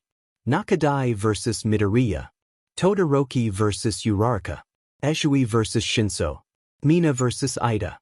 Wow, talk about like vs like Ed Jiro? Siro asked, getting a nod and yeah, as an answer. "Who the F is Kinomoto?" Bakugo asked with a scowl, causing his opponent, a brunette with short brown hair with raised partings, 2 curved ahogis, and 2 long thin strands down the side of her face with emerald green eyes, to frown at him, not liking his attitude one bit. Izuku flicked his eyes towards him before looking away, his eyes going to his own Gen Ed opponent. Nakadai Miko, a brown-eyed ravenette with pink highlights that she wore in a low ponytail and 2 twin tails at the top of her head, saw him looking at her and gave him an eager, some would even say bloodthirsty, grin while giving him a rock symbol with her right hand. Izuku's eyebrows rose a little before he figured, "What the heck?" and sent the same hand gesture back, causing her grin to widen. "Hey Tokoyami, looks like we're throwing down, let's make it a good match, yeah?" Kirishima called out. Tokoyami nodded and said, "I look forward to meeting you on the battlefield." "Oh man, I'm going against Todoroki," Uraraka muttered, turning her head to look at him. Todoroki looked at her from the side, and not liking the indifferent look in his eye, she set her face in determination and declared, "I won't make it easy for you." Todoroki let out a small hum and said softly, "We'll see." Yaoyorozu looked towards Lee, the pair silently sizing the other up. Lee tilted his head in acknowledgement, Momo doing the same before the pair went back to studying the brackets. "Let us have an excellent match, Mina," Ida said with a robotic chop of his arm. "Yeah, this is going to be fun." Mina cheered. "So you're to be my opponent then?" Shinso asked Azui with a smile. Azui pet her head before, after a moment, giving a silent nod, causing his smile to grow a little more before he moved away. "Now that the matches have been set, let's have fun with some games." Those taking part in the third event don't have to join in, but maybe you'd like something to make the time go by faster or take your mind off what's coming next. Present Mike called out. Izuku immediately began heading for one of the entrances into the stadium, pulling out his phone to fire off a quick text. Half a minute later he grinned at the quick answer he got back and took off running. However, just as he reached his destination he heard, "Shoto will surpass you one day, that is what I made him for." Made? Izuku thought in concern before he shook his head and came upon a stairwell. The number 2 hero was standing 10 steps up, glaring up at All Might, who was also on the stairs. All Might hummed, seeing Izuku's arrival before his slightly diminished-looking smile grew, and he said, "Ah, young Midoriya." Taking a quick leap over Endeavor and doing a twisting flip, he landed by Izuku with fists to hips and asked, "I assume you'd like a top-off to make up for that show of strength before the Cavalry Battle?" I gotta say, holding a semi-truck over everybody's heads sent quite the message. Izuku nodded and held up his right hand as he said, "That is correct, sir." "You don't mind, do you?" All Might laughed and said, "Not at all. As your teacher it's not only my duty but privilege to give you the tools you need to succeed." As he threw 5 quick but proper punches at his student's hand, Endeavor glared down at them. Izuku thanked him before he took off down the hall. All Might smiled as he watched him leave before he said sternly, "Endeavor," turning his head up to look at the number 2 hero. Endeavor couldn't help the stiffening of his spine as he saw the gleam in All Might's eyes as he continued, "I suggest you give Herman Melville's Moby Dick a read." Endeavor's eyes widened before they narrowed into a glare. But before he could say anything, All Might was gone, having shot down the hallway in the opposite direction of his student. With Cementos on the staff, what should have taken a week or 2 to have a concrete ring made took only half an hour, and 20 minutes of that was assembling the gas lines for the 4 large torches at the corners. It's finally time, folks. Time for 16 students to go mano a mano to prove that when it comes to fighting they're the toughest kid in the schoolyard. Are you ready? The audience erupted in cheers and Present Mike called out, "First up, the punk rocker of Class 1A, Jiro Kyoko." In the Gen Ed section, one of the students perked up and gave the student walking out a more intent look. And helping his classmate kick things off, never having to track down a roll of tape, it's Shiro Hanta. Seriously, that's what he goes with for him? Izuku asked Uraraka, causing her to giggle. The rules were once more went over, then Present Mike called for the match to start. The pair of students both launched their quirks at each other. Jiro apparently tried to knock Shiro's tape off course with her jacks, but the fact that the tape had more mass than the 3.5mm tips and that they were going at rather fast clip meant that the 2 strips still managed to tag Jiro on the right shoulder and left thigh.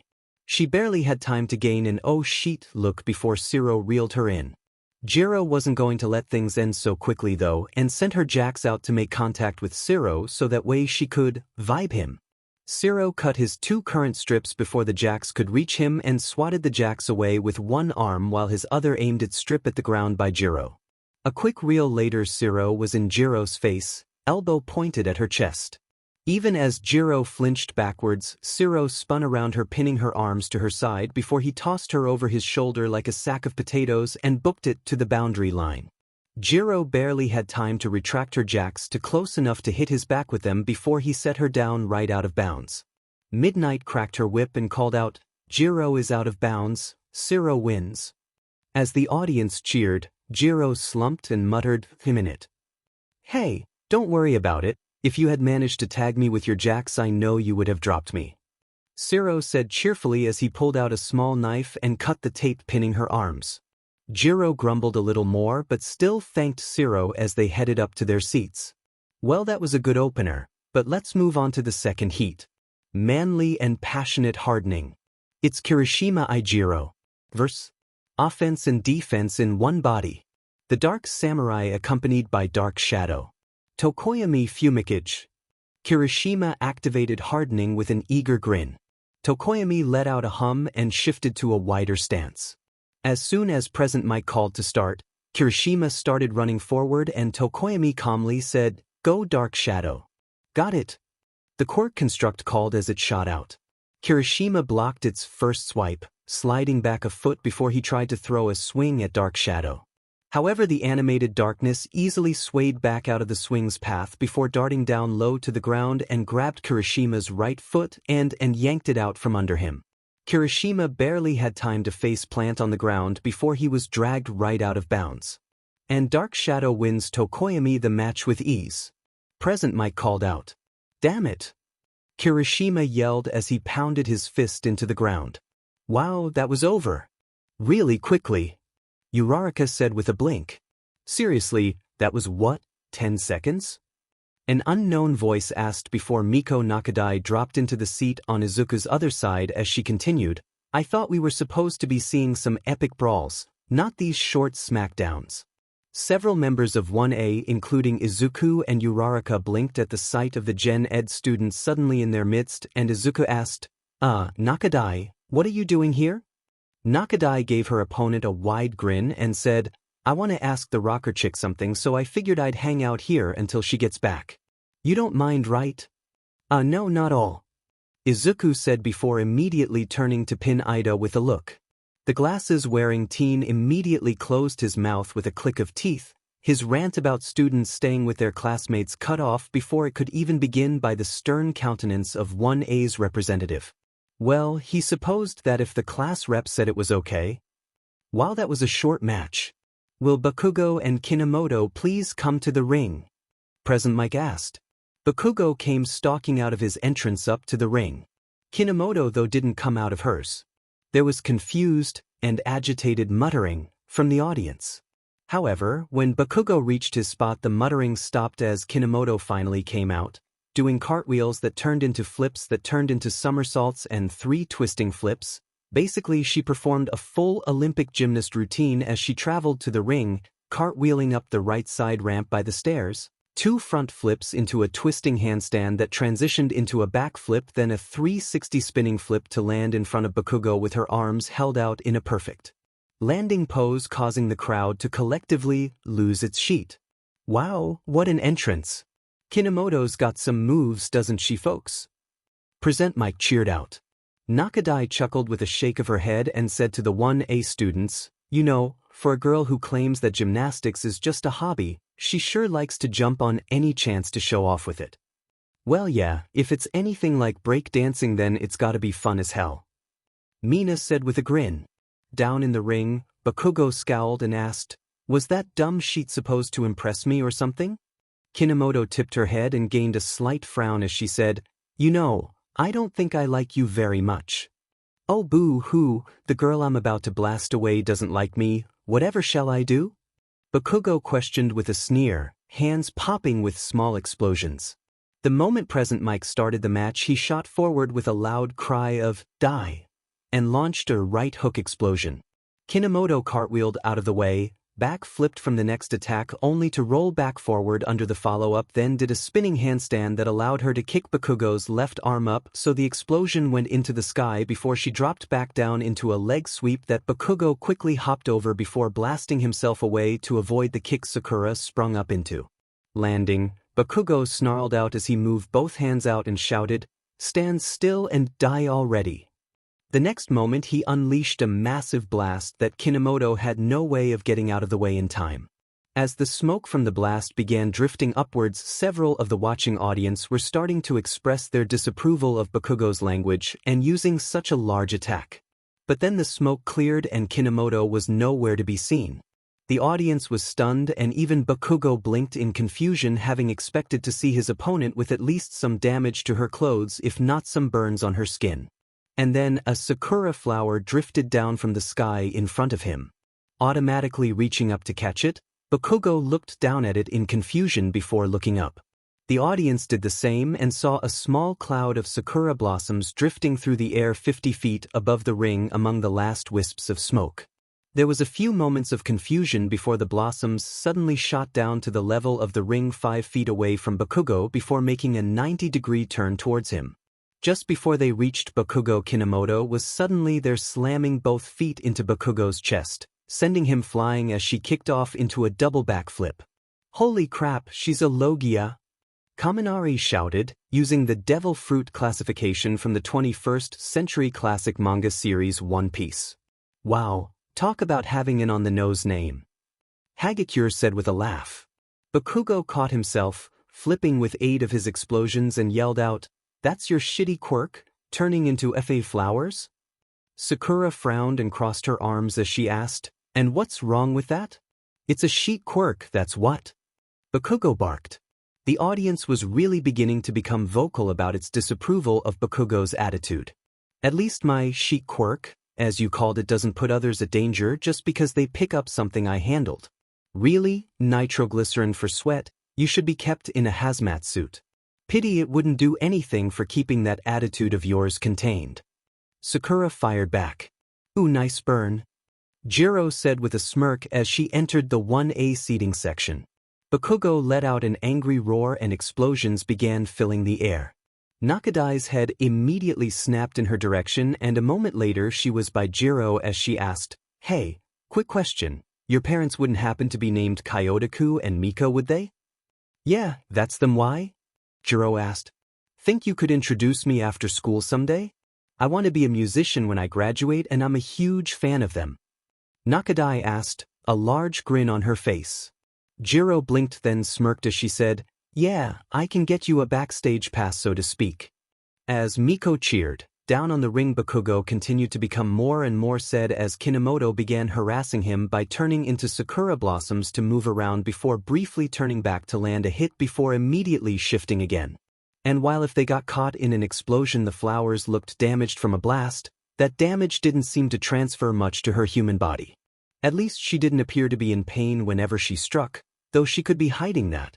"Man, I'm glad I'm not fighting her until the finals. I'm pretty sure the only way I could hit her would be if we had an agreement to not use quirks."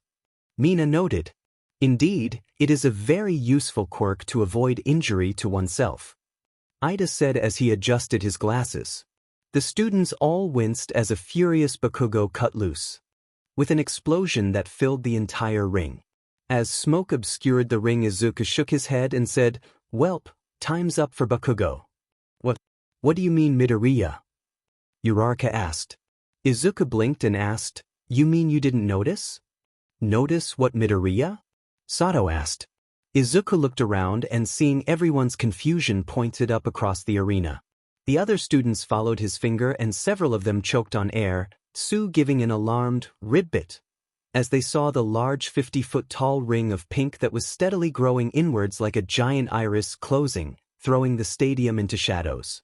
"Oh yeah, Logia," Kaminari said weakly. When Bakugo noted the shadow covering the stands, he looked up and began cursing both loud and creatively. Kinomoto, now standing a mere couple of feet from the out-of-bounds line, declared, "I think I've indulged you long enough, Bakugo." The sakura blossoms all met in the middle, then spun down in a pink twister. 5 feet over the middle of the ring, the mass made a turn straight towards Bakugo, who let out a furious explosion that was bigger than anything he had made yet. Admittedly impressive, but ultimately futile. The mass of botany that was thicker than he was tall slammed into him and hurled him, naturally still cursing up his own brand of a storm, out of the ring, over the ground too, and then through the gate he had walked out of before the match started and all the way down the hall to the wall at the end. Everyone stared at the blob of pink that came out of the tunnel like some massive snake leaving its den. About 10 seconds later, Midnight said absent-mindedly, "Bakugo is out of bounds, Kinomoto wins." A moment later she flinched as the mass of sakura blossoms lifted up, then shot over to Kinomoto, vanishing as the blossoms touched her body until there was one single blossom. A single blossom that she placed in her hair with a smile. It was probably simply a spur-of-the-moment decision. But for those who would have to face her in the following rounds, it was a reminder of just what she could do, and that unnerved more than a few of them. "Oh my, what a shock!" An unwelcome voice said gleefully, and the students looked over at the nearby divider wall to see Monoma poking his head over with a grin as he continued, "That Bakugo character certainly talked a big game, and even made the top 3 during the obstacle course, and yet he got taken out by a general education student. You all must be so embarrassed," says the guy who didn't even place in the first event. "How's that for a reason to be embarrassed?" Nakadai sniped back. Monoma flushed as he glared at the Gen Ed student, only for his face to go slack and drop below the divider. Kendo's head popped up with a sheepish look and said, "Sorry about him." Man, that guy's annoying. Several 1A students thought. Shaking his head, Izuku stood up and said, I should start heading down. Who knows how long or short Yaoyorozu's match will be. Nakadai, I'll see you in the ring. Don't worry, I'll be there. Nakadai said with an eager grin. Now that had been what I had been waiting to see, folks. Now let's get on to the fourth round. Having gotten in through recommendation, you know her skills are legit. With versatile creation, Yaoyorozu Momo. A master in both Shaolin Kung Fu and Jian sword fighting. Coming to us from Hong Kong, Lee Sioran. Yaoyorozu flicked her eyes to the announcement booth, then back to her opponent. Her eyebrows rose up when Lee put his right hand to his left palm and pulled out a jian. One that was clearly kept dull rather than sharpened for sparring purposes. Ping her head, she asked, can you make any sword or just that one? Actually, much like your classmate, I have a storage-type quirk, but for me it's 2 pockets on the palms of my hands and there's only about 3 square meters worth of space in each pocket. Lee stated. I see. Yaoyorozu said before she made a metallic staff and adopted her starting stance. Lee smirked as he adopted his own stance, clearly anticipating a good weapons fight. Once Present Mike started the match, the pair began making testing blows to get the measure of their opponent. 30 seconds later they began increasing the tempo of the fight, and within 5 minutes there was an almost constant clang of metal on metal as the pair fought. They had clearly made an unspoken agreement to use a point system. When after Lee had managed to disarm Yaoyorozu, he had taken a few steps back to allow her to pick up her weapon before continuing the fight. As such, this sparring match lasted for a good 20 minutes total before Momo managed to disarm Lee for a 5th time and he called out, I yield. The pair were panting from the long fighting, but both had small smiles as the crowd cheered and Present Mike called out, and that's it, folks. With Lee yielding, Yaoyorozu will be going on to the next round. Let's give these two a hand for an excellent display of weapons combat. The crowd cheered louder as the pair gave each other respectful bows before turning to leave the ring. The first round of the final event was now halfway done. We're halfway through the heats, folks. For our 5th match we have the rock star of Gen Ed taking on the walking inventory of the hero course. It's Nakadai Miko versus Midoriya Izuku. Standing on the ring across from his opponent, Izuku gave her a warm smile and said, let's have a good fight.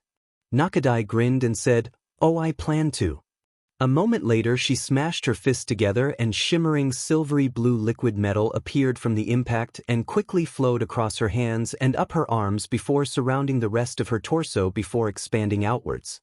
A few seconds later, the metal solidified into a 6-inch thick suit of armor, one with a clear window of what looked like glass at the head for Miko to look out of.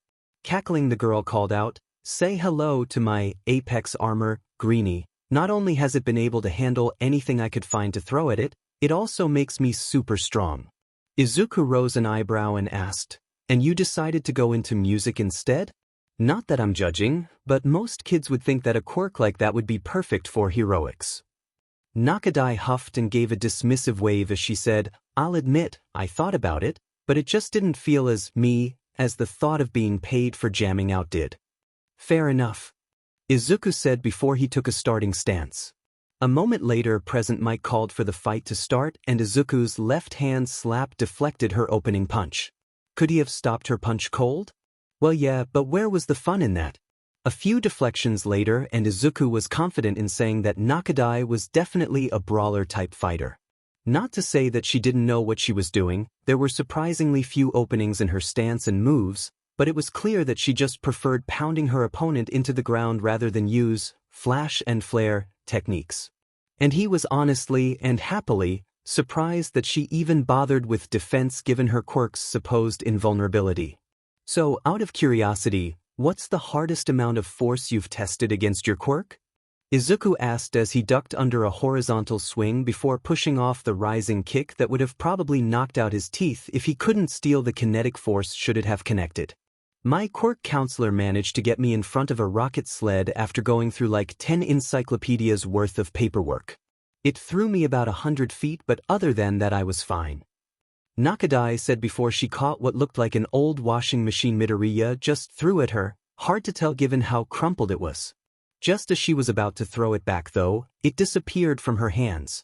to be replaced by Midoriya's palm.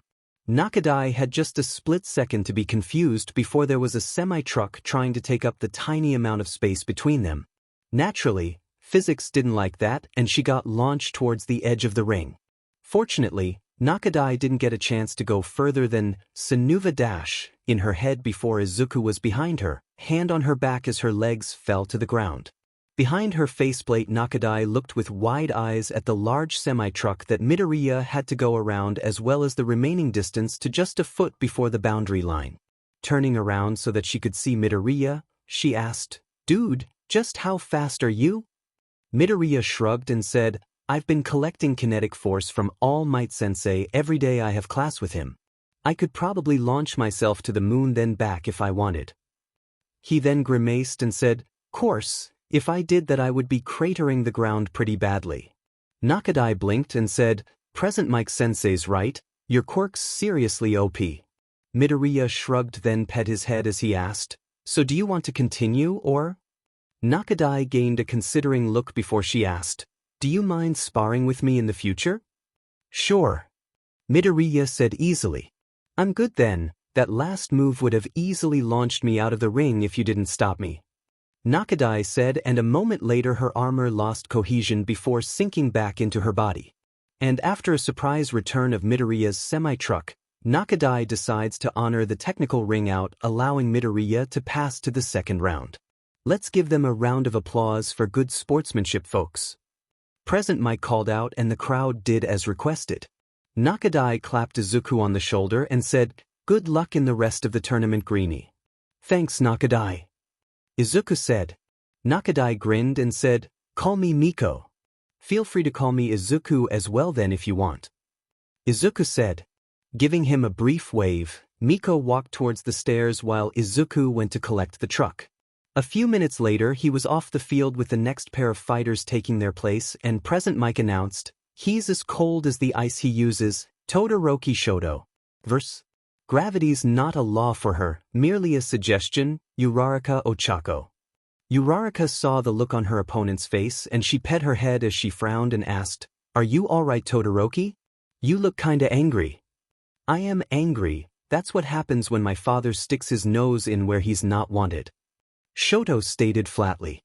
"Oh," Uraraka said, unsure of what else she could say to that. She didn't have any time to figure out either as Present Mike started the match and a massive wall of ice rushed towards her. Letting out a startled yelp, Uraraka's left fist clenched, activating her quirk, and she leapt up, and kept leaping as she did her best to outpace the rushing ice that nipped at her feet.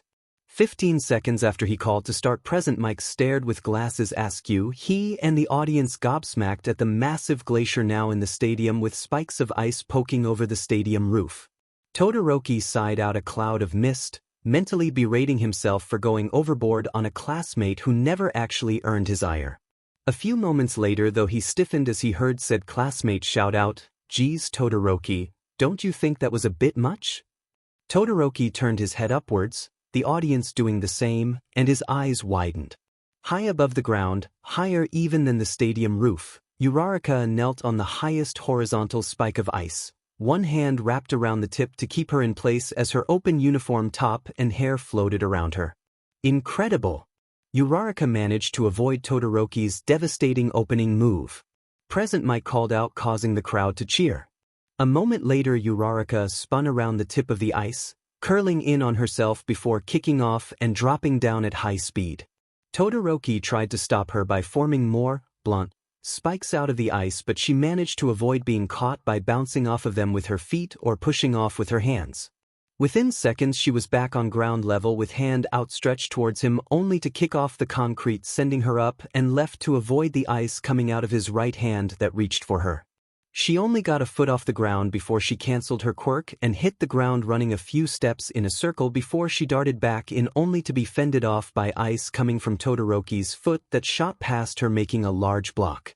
That set the pace for the next while, Ochako darting in only to be chased off. At some point Shoto made an ice shell around himself, but Uraraka bounced off all of the surrounding spikes to build up momentum before launching a kick at it, cancelling her quirk to shatter half the sphere with her return body weight at such high speed. Her kick actually connected with Todoroki's chest, slamming him into the opposite side of the shell, leaving spiderweb cracks, but Todoroki instinctively used the contact to grow more ice from the shell, causing Uraraka to leap back again. However, Uraraka eventually ran out of room to move, and 3 minutes after she descended from the glacier, her fingertips hung 4 inches from Todoroki's face, her arm frozen up to the shoulder in a way that she couldn't reach him with her other. Damn it! Uraraka said with gritted teeth as she tried to break the ice with her free hand. Todoroki let out a large cloud of mist, his limbs trembling and frost coating his right side as he stated, "You lasted much longer than I thought you would. You should be proud of pushing me so far."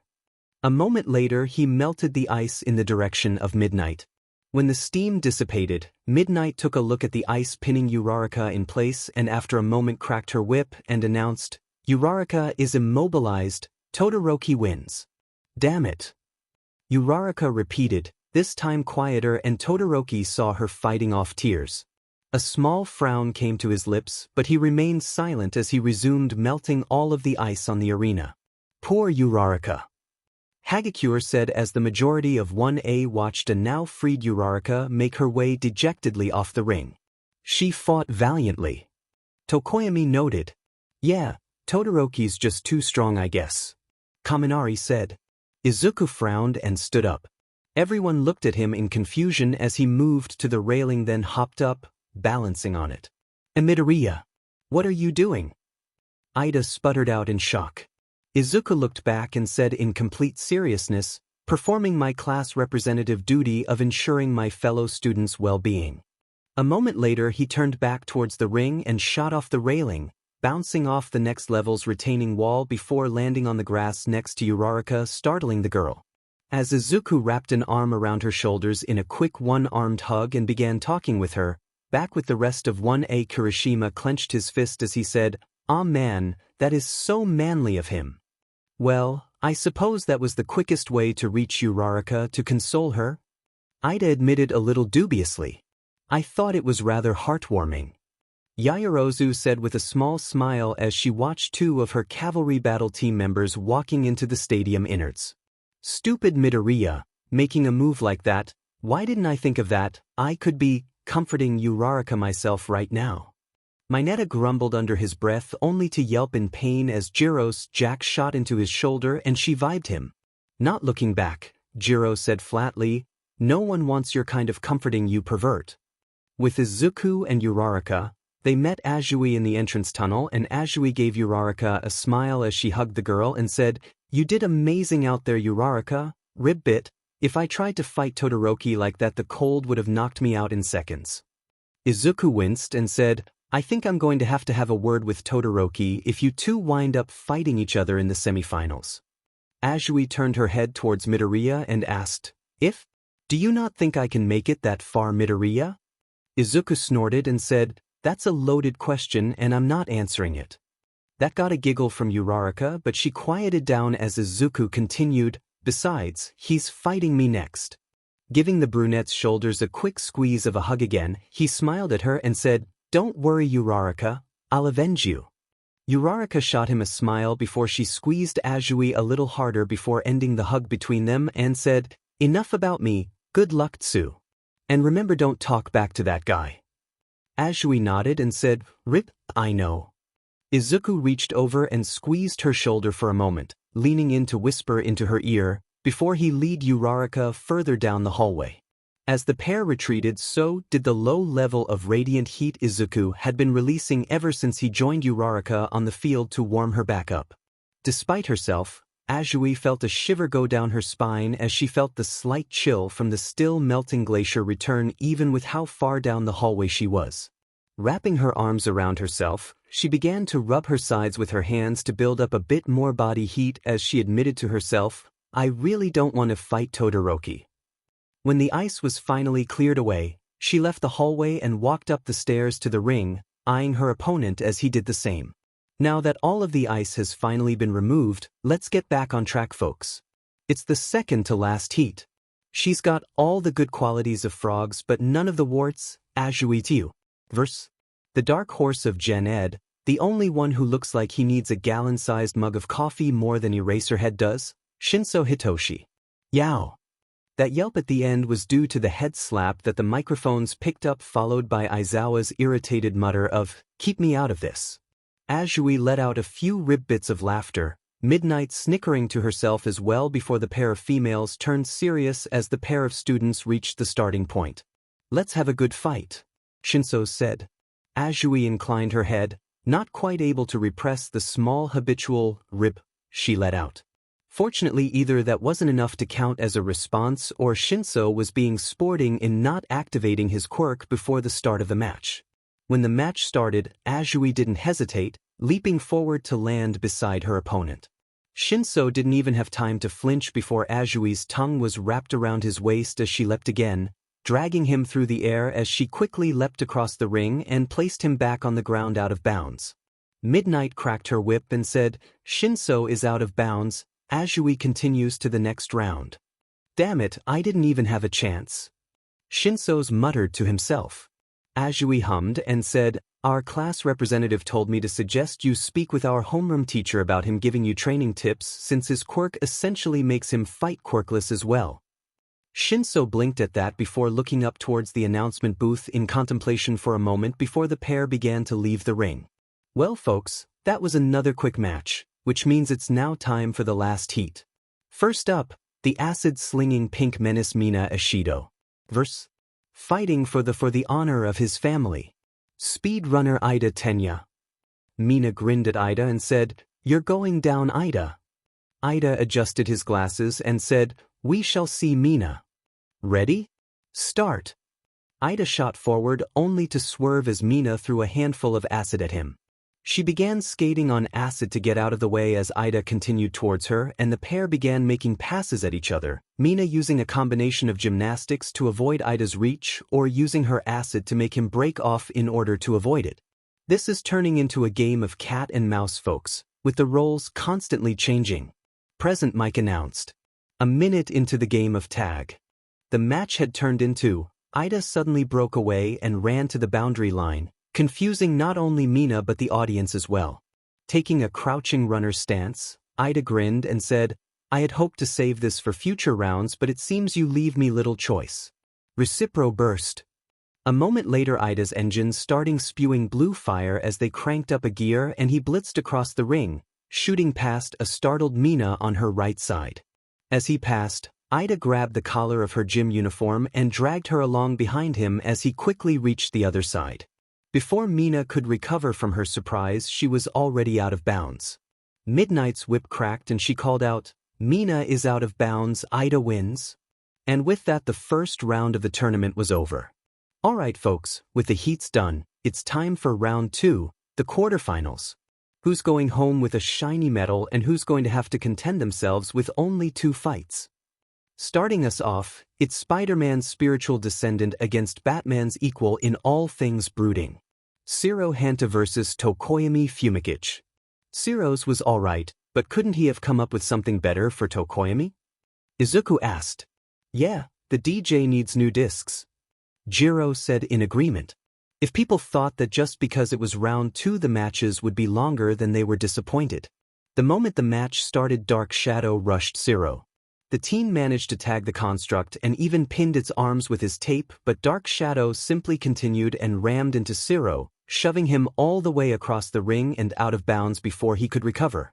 Midnight snapped her whip and said, "Zero is out of bounds." Tokoyami advances to the next round. Talk about not fixing something if it ain't broke, folks. Barely after the word "start" stopped echoing and it was already over. Present mic called out.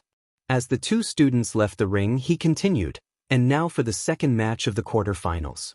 She managed to surprise everyone when she took out one of the ones thought able to go all the way in the first round, Kinomoto Sakura vs. This girl's a walking factory, Yaoyorozu Momo. 1A did its best to ignore the loud cursing coming from Bakugo as a great eagle-colored pink came flying out of Kinomoto's entrance only to land on the arena and turn into the brunette in question, giving Yaoyorozu a beaming smile and wave as she made her way to her spot as well. Said recommendation student had a face full of focus, but she was polite enough to wave back. "Start."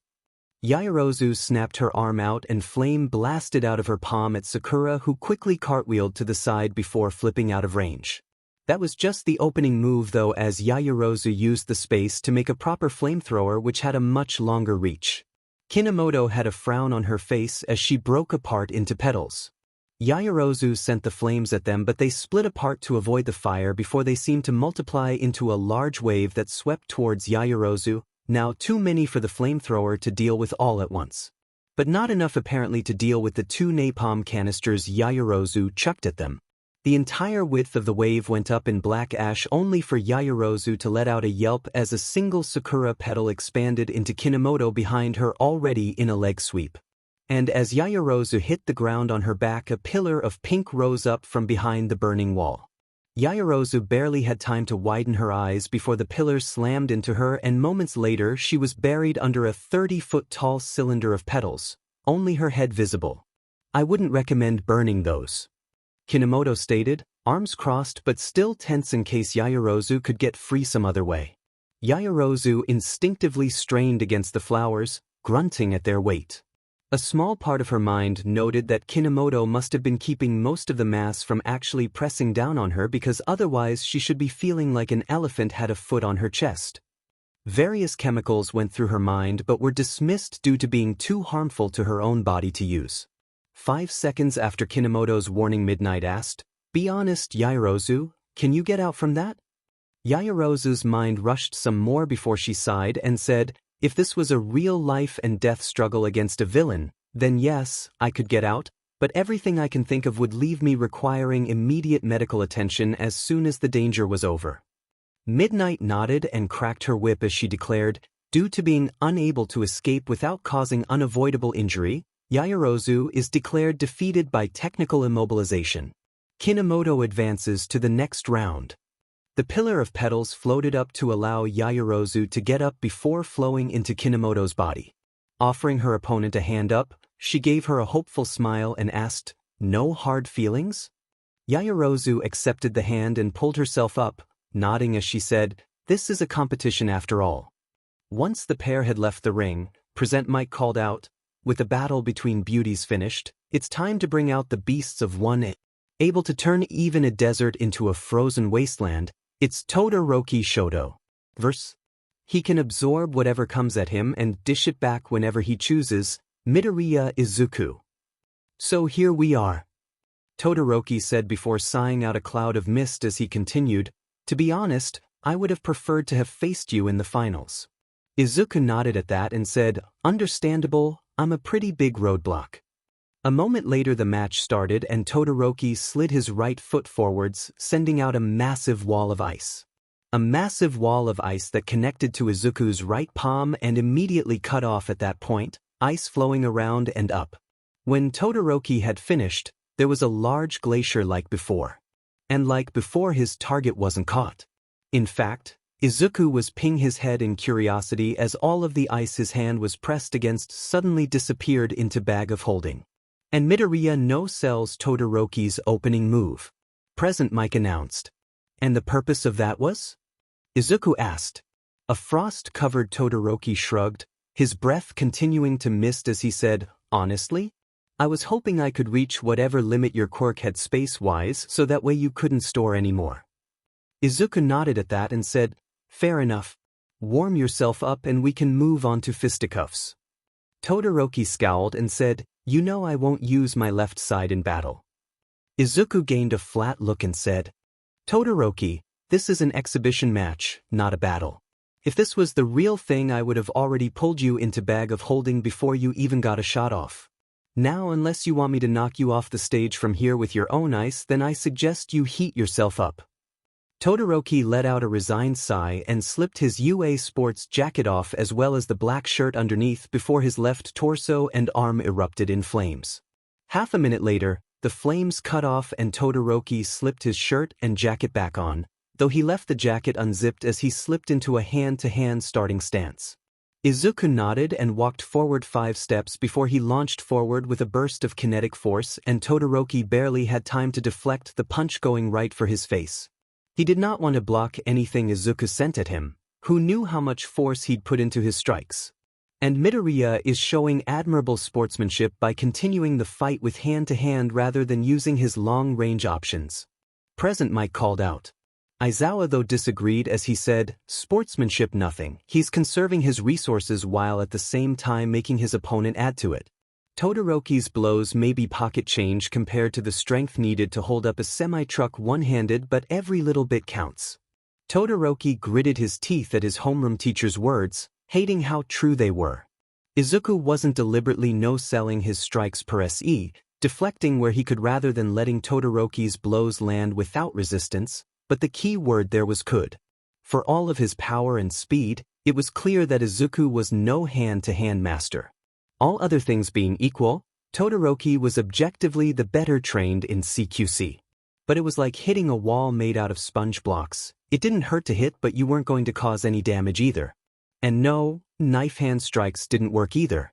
2 minutes into the glorified sparring match, Izuku's frown of concentration turned irritated as he said, I came across Endeavor and All Might talking earlier, real Dad of the Year candidate there. Todoroki snarled but didn't say anything, both because he didn't want to give Midoriya the satisfaction and because he was busy pushing Izuku's current left punch up while blocking a kick with his raised shin. Thankfully there was normal force in the kick. Izuku wasn't done though as he continued, look, I can kind of see where you're going with not wanting to use your flames with that guy as your dad, but just because he provided half of your genes doesn't mean he's powering half your quirk. You're not pulling from your mom when you use your ice right. Todoroki twitched at that, giving a grimace as his own punch was slapped down and away. I'm just saying, it's your quirk, not Endeavor's, and all that refusing to use it in battle is doing is hindering you, on a temperature control front if nothing else. Izuku said as he dropped into a leg sweep that Todoroki hopped over only to widen his eyes as he saw Izuku lift his palm up and a blast of water pushed him through the air. He managed to make an ice slide that kept him from landing out of bounds, but it was close. But even as he landed, Izuku was suddenly right in his face, hand on his shirt. Todoroki stiffened as Izuku leaned in and whispered, and you'll never forgive yourself if using your fire could have saved someone but your lack of action got them killed. The next moment Izuku's hand touched the ice behind Todoroki, storing it, and he was shoved out of bounds. Midnight cracked her whip and declared, Todoroki is out of bounds, Midoriya advances. As the crowd applauded, Izuku walked past Todoroki and said quietly, you don't have to listen to me to do, but I hope you will. Todoroki turned as Izuku walked down the steps before glancing up to where Endeavor had been watching with crossed arms. With frown growing, he turned and followed his classmate.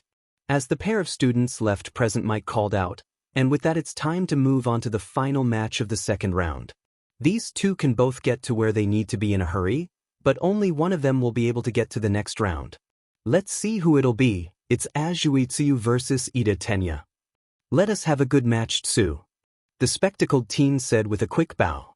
The frog quirk teen gave a matching bow back and said, let's do our best, Ida, ribbit. Start. Ida immediately rushed forward and Azui quickly leapt to the side, launching out her tongue at the same time. Ida swerved away from the tongue even as he tried to turn as sharply as possible towards Azui's newest position.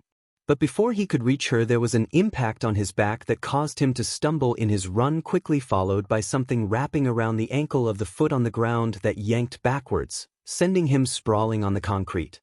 He had just long enough to look behind himself to see Azui's tongue before he heard his opponent say, sorry about this, Ida. The next moment he let out a yelp as Azui lifted him up into the air, shooting her tongue over the out-of-bounds line and gently depositing him on the grass. Midnight cracked her whip and called out, Ida is out of bounds. Azui proceeds to the next round. And in another fast match we now have our last semi-finalist, folks. We'll take a 15-minute break and then it'll be Tokoyami versus Kinomoto followed by Midoriya versus Azui. So grab a bite, place your bets, and get ready for some more great fights. Since FF isn't actually sending out alerts for chapter updates, this is the 8th chapter posted to this story in one shot. Go to chapter 6 for the first of this set. And for those who have already read through from that chapter to here, I hope you've enjoyed reading this iteration of the Sports Festival arc. Story start. Welcome back, folks. For those just tuning in, We're about to kick off the semifinals of the first Year 1 vs 1 matches. Stepping into the ring is the dark duo Tokoyami Fumikage and his Quirk Dark Shadow of Hero Course. And his opponent, the surprisingly capable gymnast Kinomoto Sakura from General Education. A small twister of pink flowers formed from above and touched down on the concrete of the ring, quickly shrinking down to person's sized before shifting into the brunette. Giving Tokoyami a smile, she stated, "Let's have a fun match." Tokoyami lowered his head a little and stated, "The abyss awaits, let us revel in the darkness." "Let's get this party started, begin." Dark Shadow immediately shot out from Tokoyami, but when he slammed into Kinomoto, she exploded into Sakura flowers. "Hey, what gives?" The sentient Quirk asked. If you had been paying attention to the previous matches, you would know that she is a Logia. Tokoyami stated, "Oh, that is bullshit." Dark Shadow said, the last word turning into a high-pitched yelp as Kinomoto became human-formed again above him in order to wrap her gym uniform jacket around the end of the quirk, pinning his arms and covering his head, before slamming down an axe kick that sent him crashing into the arena floor. Kinomoto landed next to him facing Tokoyami, staying human just long enough to give him a grin that sent a shiver down his spine before she burst apart into flowers to surge forward. As the petals reached him, Tokoyami bent forward, a pair of fists having planted themselves in his stomach. A moment later, he fell to the ground as those same hands grabbed his ankles and dragged him towards the out-of-bounds line. Shortly after Midnight cracked her whip and called out, "Tokoyami is out of bounds," Kinomoto advances. And it's another quick match as Kinomoto used Tokoyami's own previous strategy against him. Present Mike announced. Tokoyami sighed before giving Kinomoto a nod, passing her jacket to her after getting it from a grumbling Dark Shadow. As the pair left the ring, Present Mike continued, "Next up, it's the Battle of the Greens. Here comes Midoriya versus Azui. Who's joining Tokoyami on the third-place podium and who's going on to the next round? Let's find out." Meeting Azui in the ring, Izuku gave her a grin and asked, "Ready for this, Tsu?" Azui nodded and said, "Ready, Ribbit. Start." The pair wasted no time, Azui launching her tongue even as she dropped to all fours. Izuku though exploded upwards, Azui's tongue hitting the 100-foot-tall, 2-foot-thick but very dead tree, sans branches, he was now standing on. The dead wood shattered under the impact, and as it began tilting forward, Izuku called out, "Timber." Izuku's leap back and off the tree had it falling forward even faster, and Azui quickly retracted her tongue before with her usual rib bit hopped to the side, easily getting clear of the trunk, which slammed into the ground and further shattered as the trunk hit the stairs then the grass-covered ground. The pair paid no attention to the shattering of the tree though, as Azui was already shooting out her tongue again, only to this time slam into a familiar truck door at just the right angle to launch Izuku further straight up rather than up and back where he would have landed out of bounds. And then it began raining appliances as Izuku brought out ruined fridges, freezers, washers, dryers, ovens, and the odd dishwasher from Bag of Holding, using the brief moment before gravity claimed them to leap off in order to remain airborne while at the same time adding just that bit more of speed to their fall. As Azui darted around the ring avoiding the falling metal, Present Mike called out, "Midoriya's managing to both keep his altitude and Azui on the move as he unleashes every home appliance but the kitchen sink. Oh wait, never mind, there's one now. Still, I've got to wonder just how many dumping grounds he's gone through to find all of this stuff." Aizawa joined in with, "Who knows, but he's making one god-awful mess in the ring that Azui is having to keep track of so that she doesn't land on something sharp or has her landing point shift and trip her up. That god-awful mess was leaving busted-up metal all over the ring, forcing Azui to now leap from the fall-damaged frames of the appliances themselves." A small part of her noted that Izuku must have kept the various screws, bolts, and clips holding things together in Bag of Holding to get so much spread of parts out of the impacts. Either that or a lot of people in quality control weren't doing their jobs. What truly vexed her at the moment was that whenever she deflected the falling appliances with her tongue, Izuku shot said tongue or the rest of her body with a rubber bullet. She was adept enough at pattern recognition to stop trying after the third time that had happened. And trying to leap up to his level had such an obvious result it wasn't worth thinking about any longer than it took to dismiss said thought. It looked like her only option was to stay on the move and wait until Izuku ran out of stuff to throw and then came back down to her level. But a few minutes after he started, Izuku stopped jumping around and instead launched his zap pole into the crumpled remains of a dishwasher. Azui had just long enough to realize that the entire ring now had conductive metal scattered all over it before he sent some of his stored electricity down the zap pole, which immediately began arcing over all of said metal.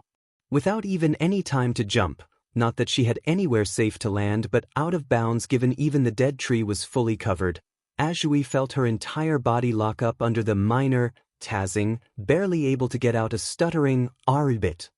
An instant later, Izuku had stored the zap pole so that he was ring level again. The dishwasher also stored before he shot to her position, storing anything touching him on the way before he hooked his left elbow around her own and spun, tossing her out of the ring and onto the grass. Midnight cracked her whip and declared, "Azui is out of bounds, Midoriya wins." The moment she declared that, the edges of the ring shot up into the air, the rest of the ring following until the area by Izuku looked like the bottom of an ant-lion pit. Consequently, this sent all of that metal rolling down along with the part of the tree on the ring sliding as well, looking like it would all crush the teen. But before the crowd could express its surprised fear, the lot of it all disappeared back into bag of holding. As the ring returned to a level surface again, Izuku gave Cementos a grin and said, "Thanks, sensei." Cementos nodded and Izuku darted off the ring, reaching Azui before the tiny medic bots with stretcher had gotten even 5 feet from their storage place. Izuku knelt down and said, "I'm going to store you then bring you to Recovery Girl, all right?"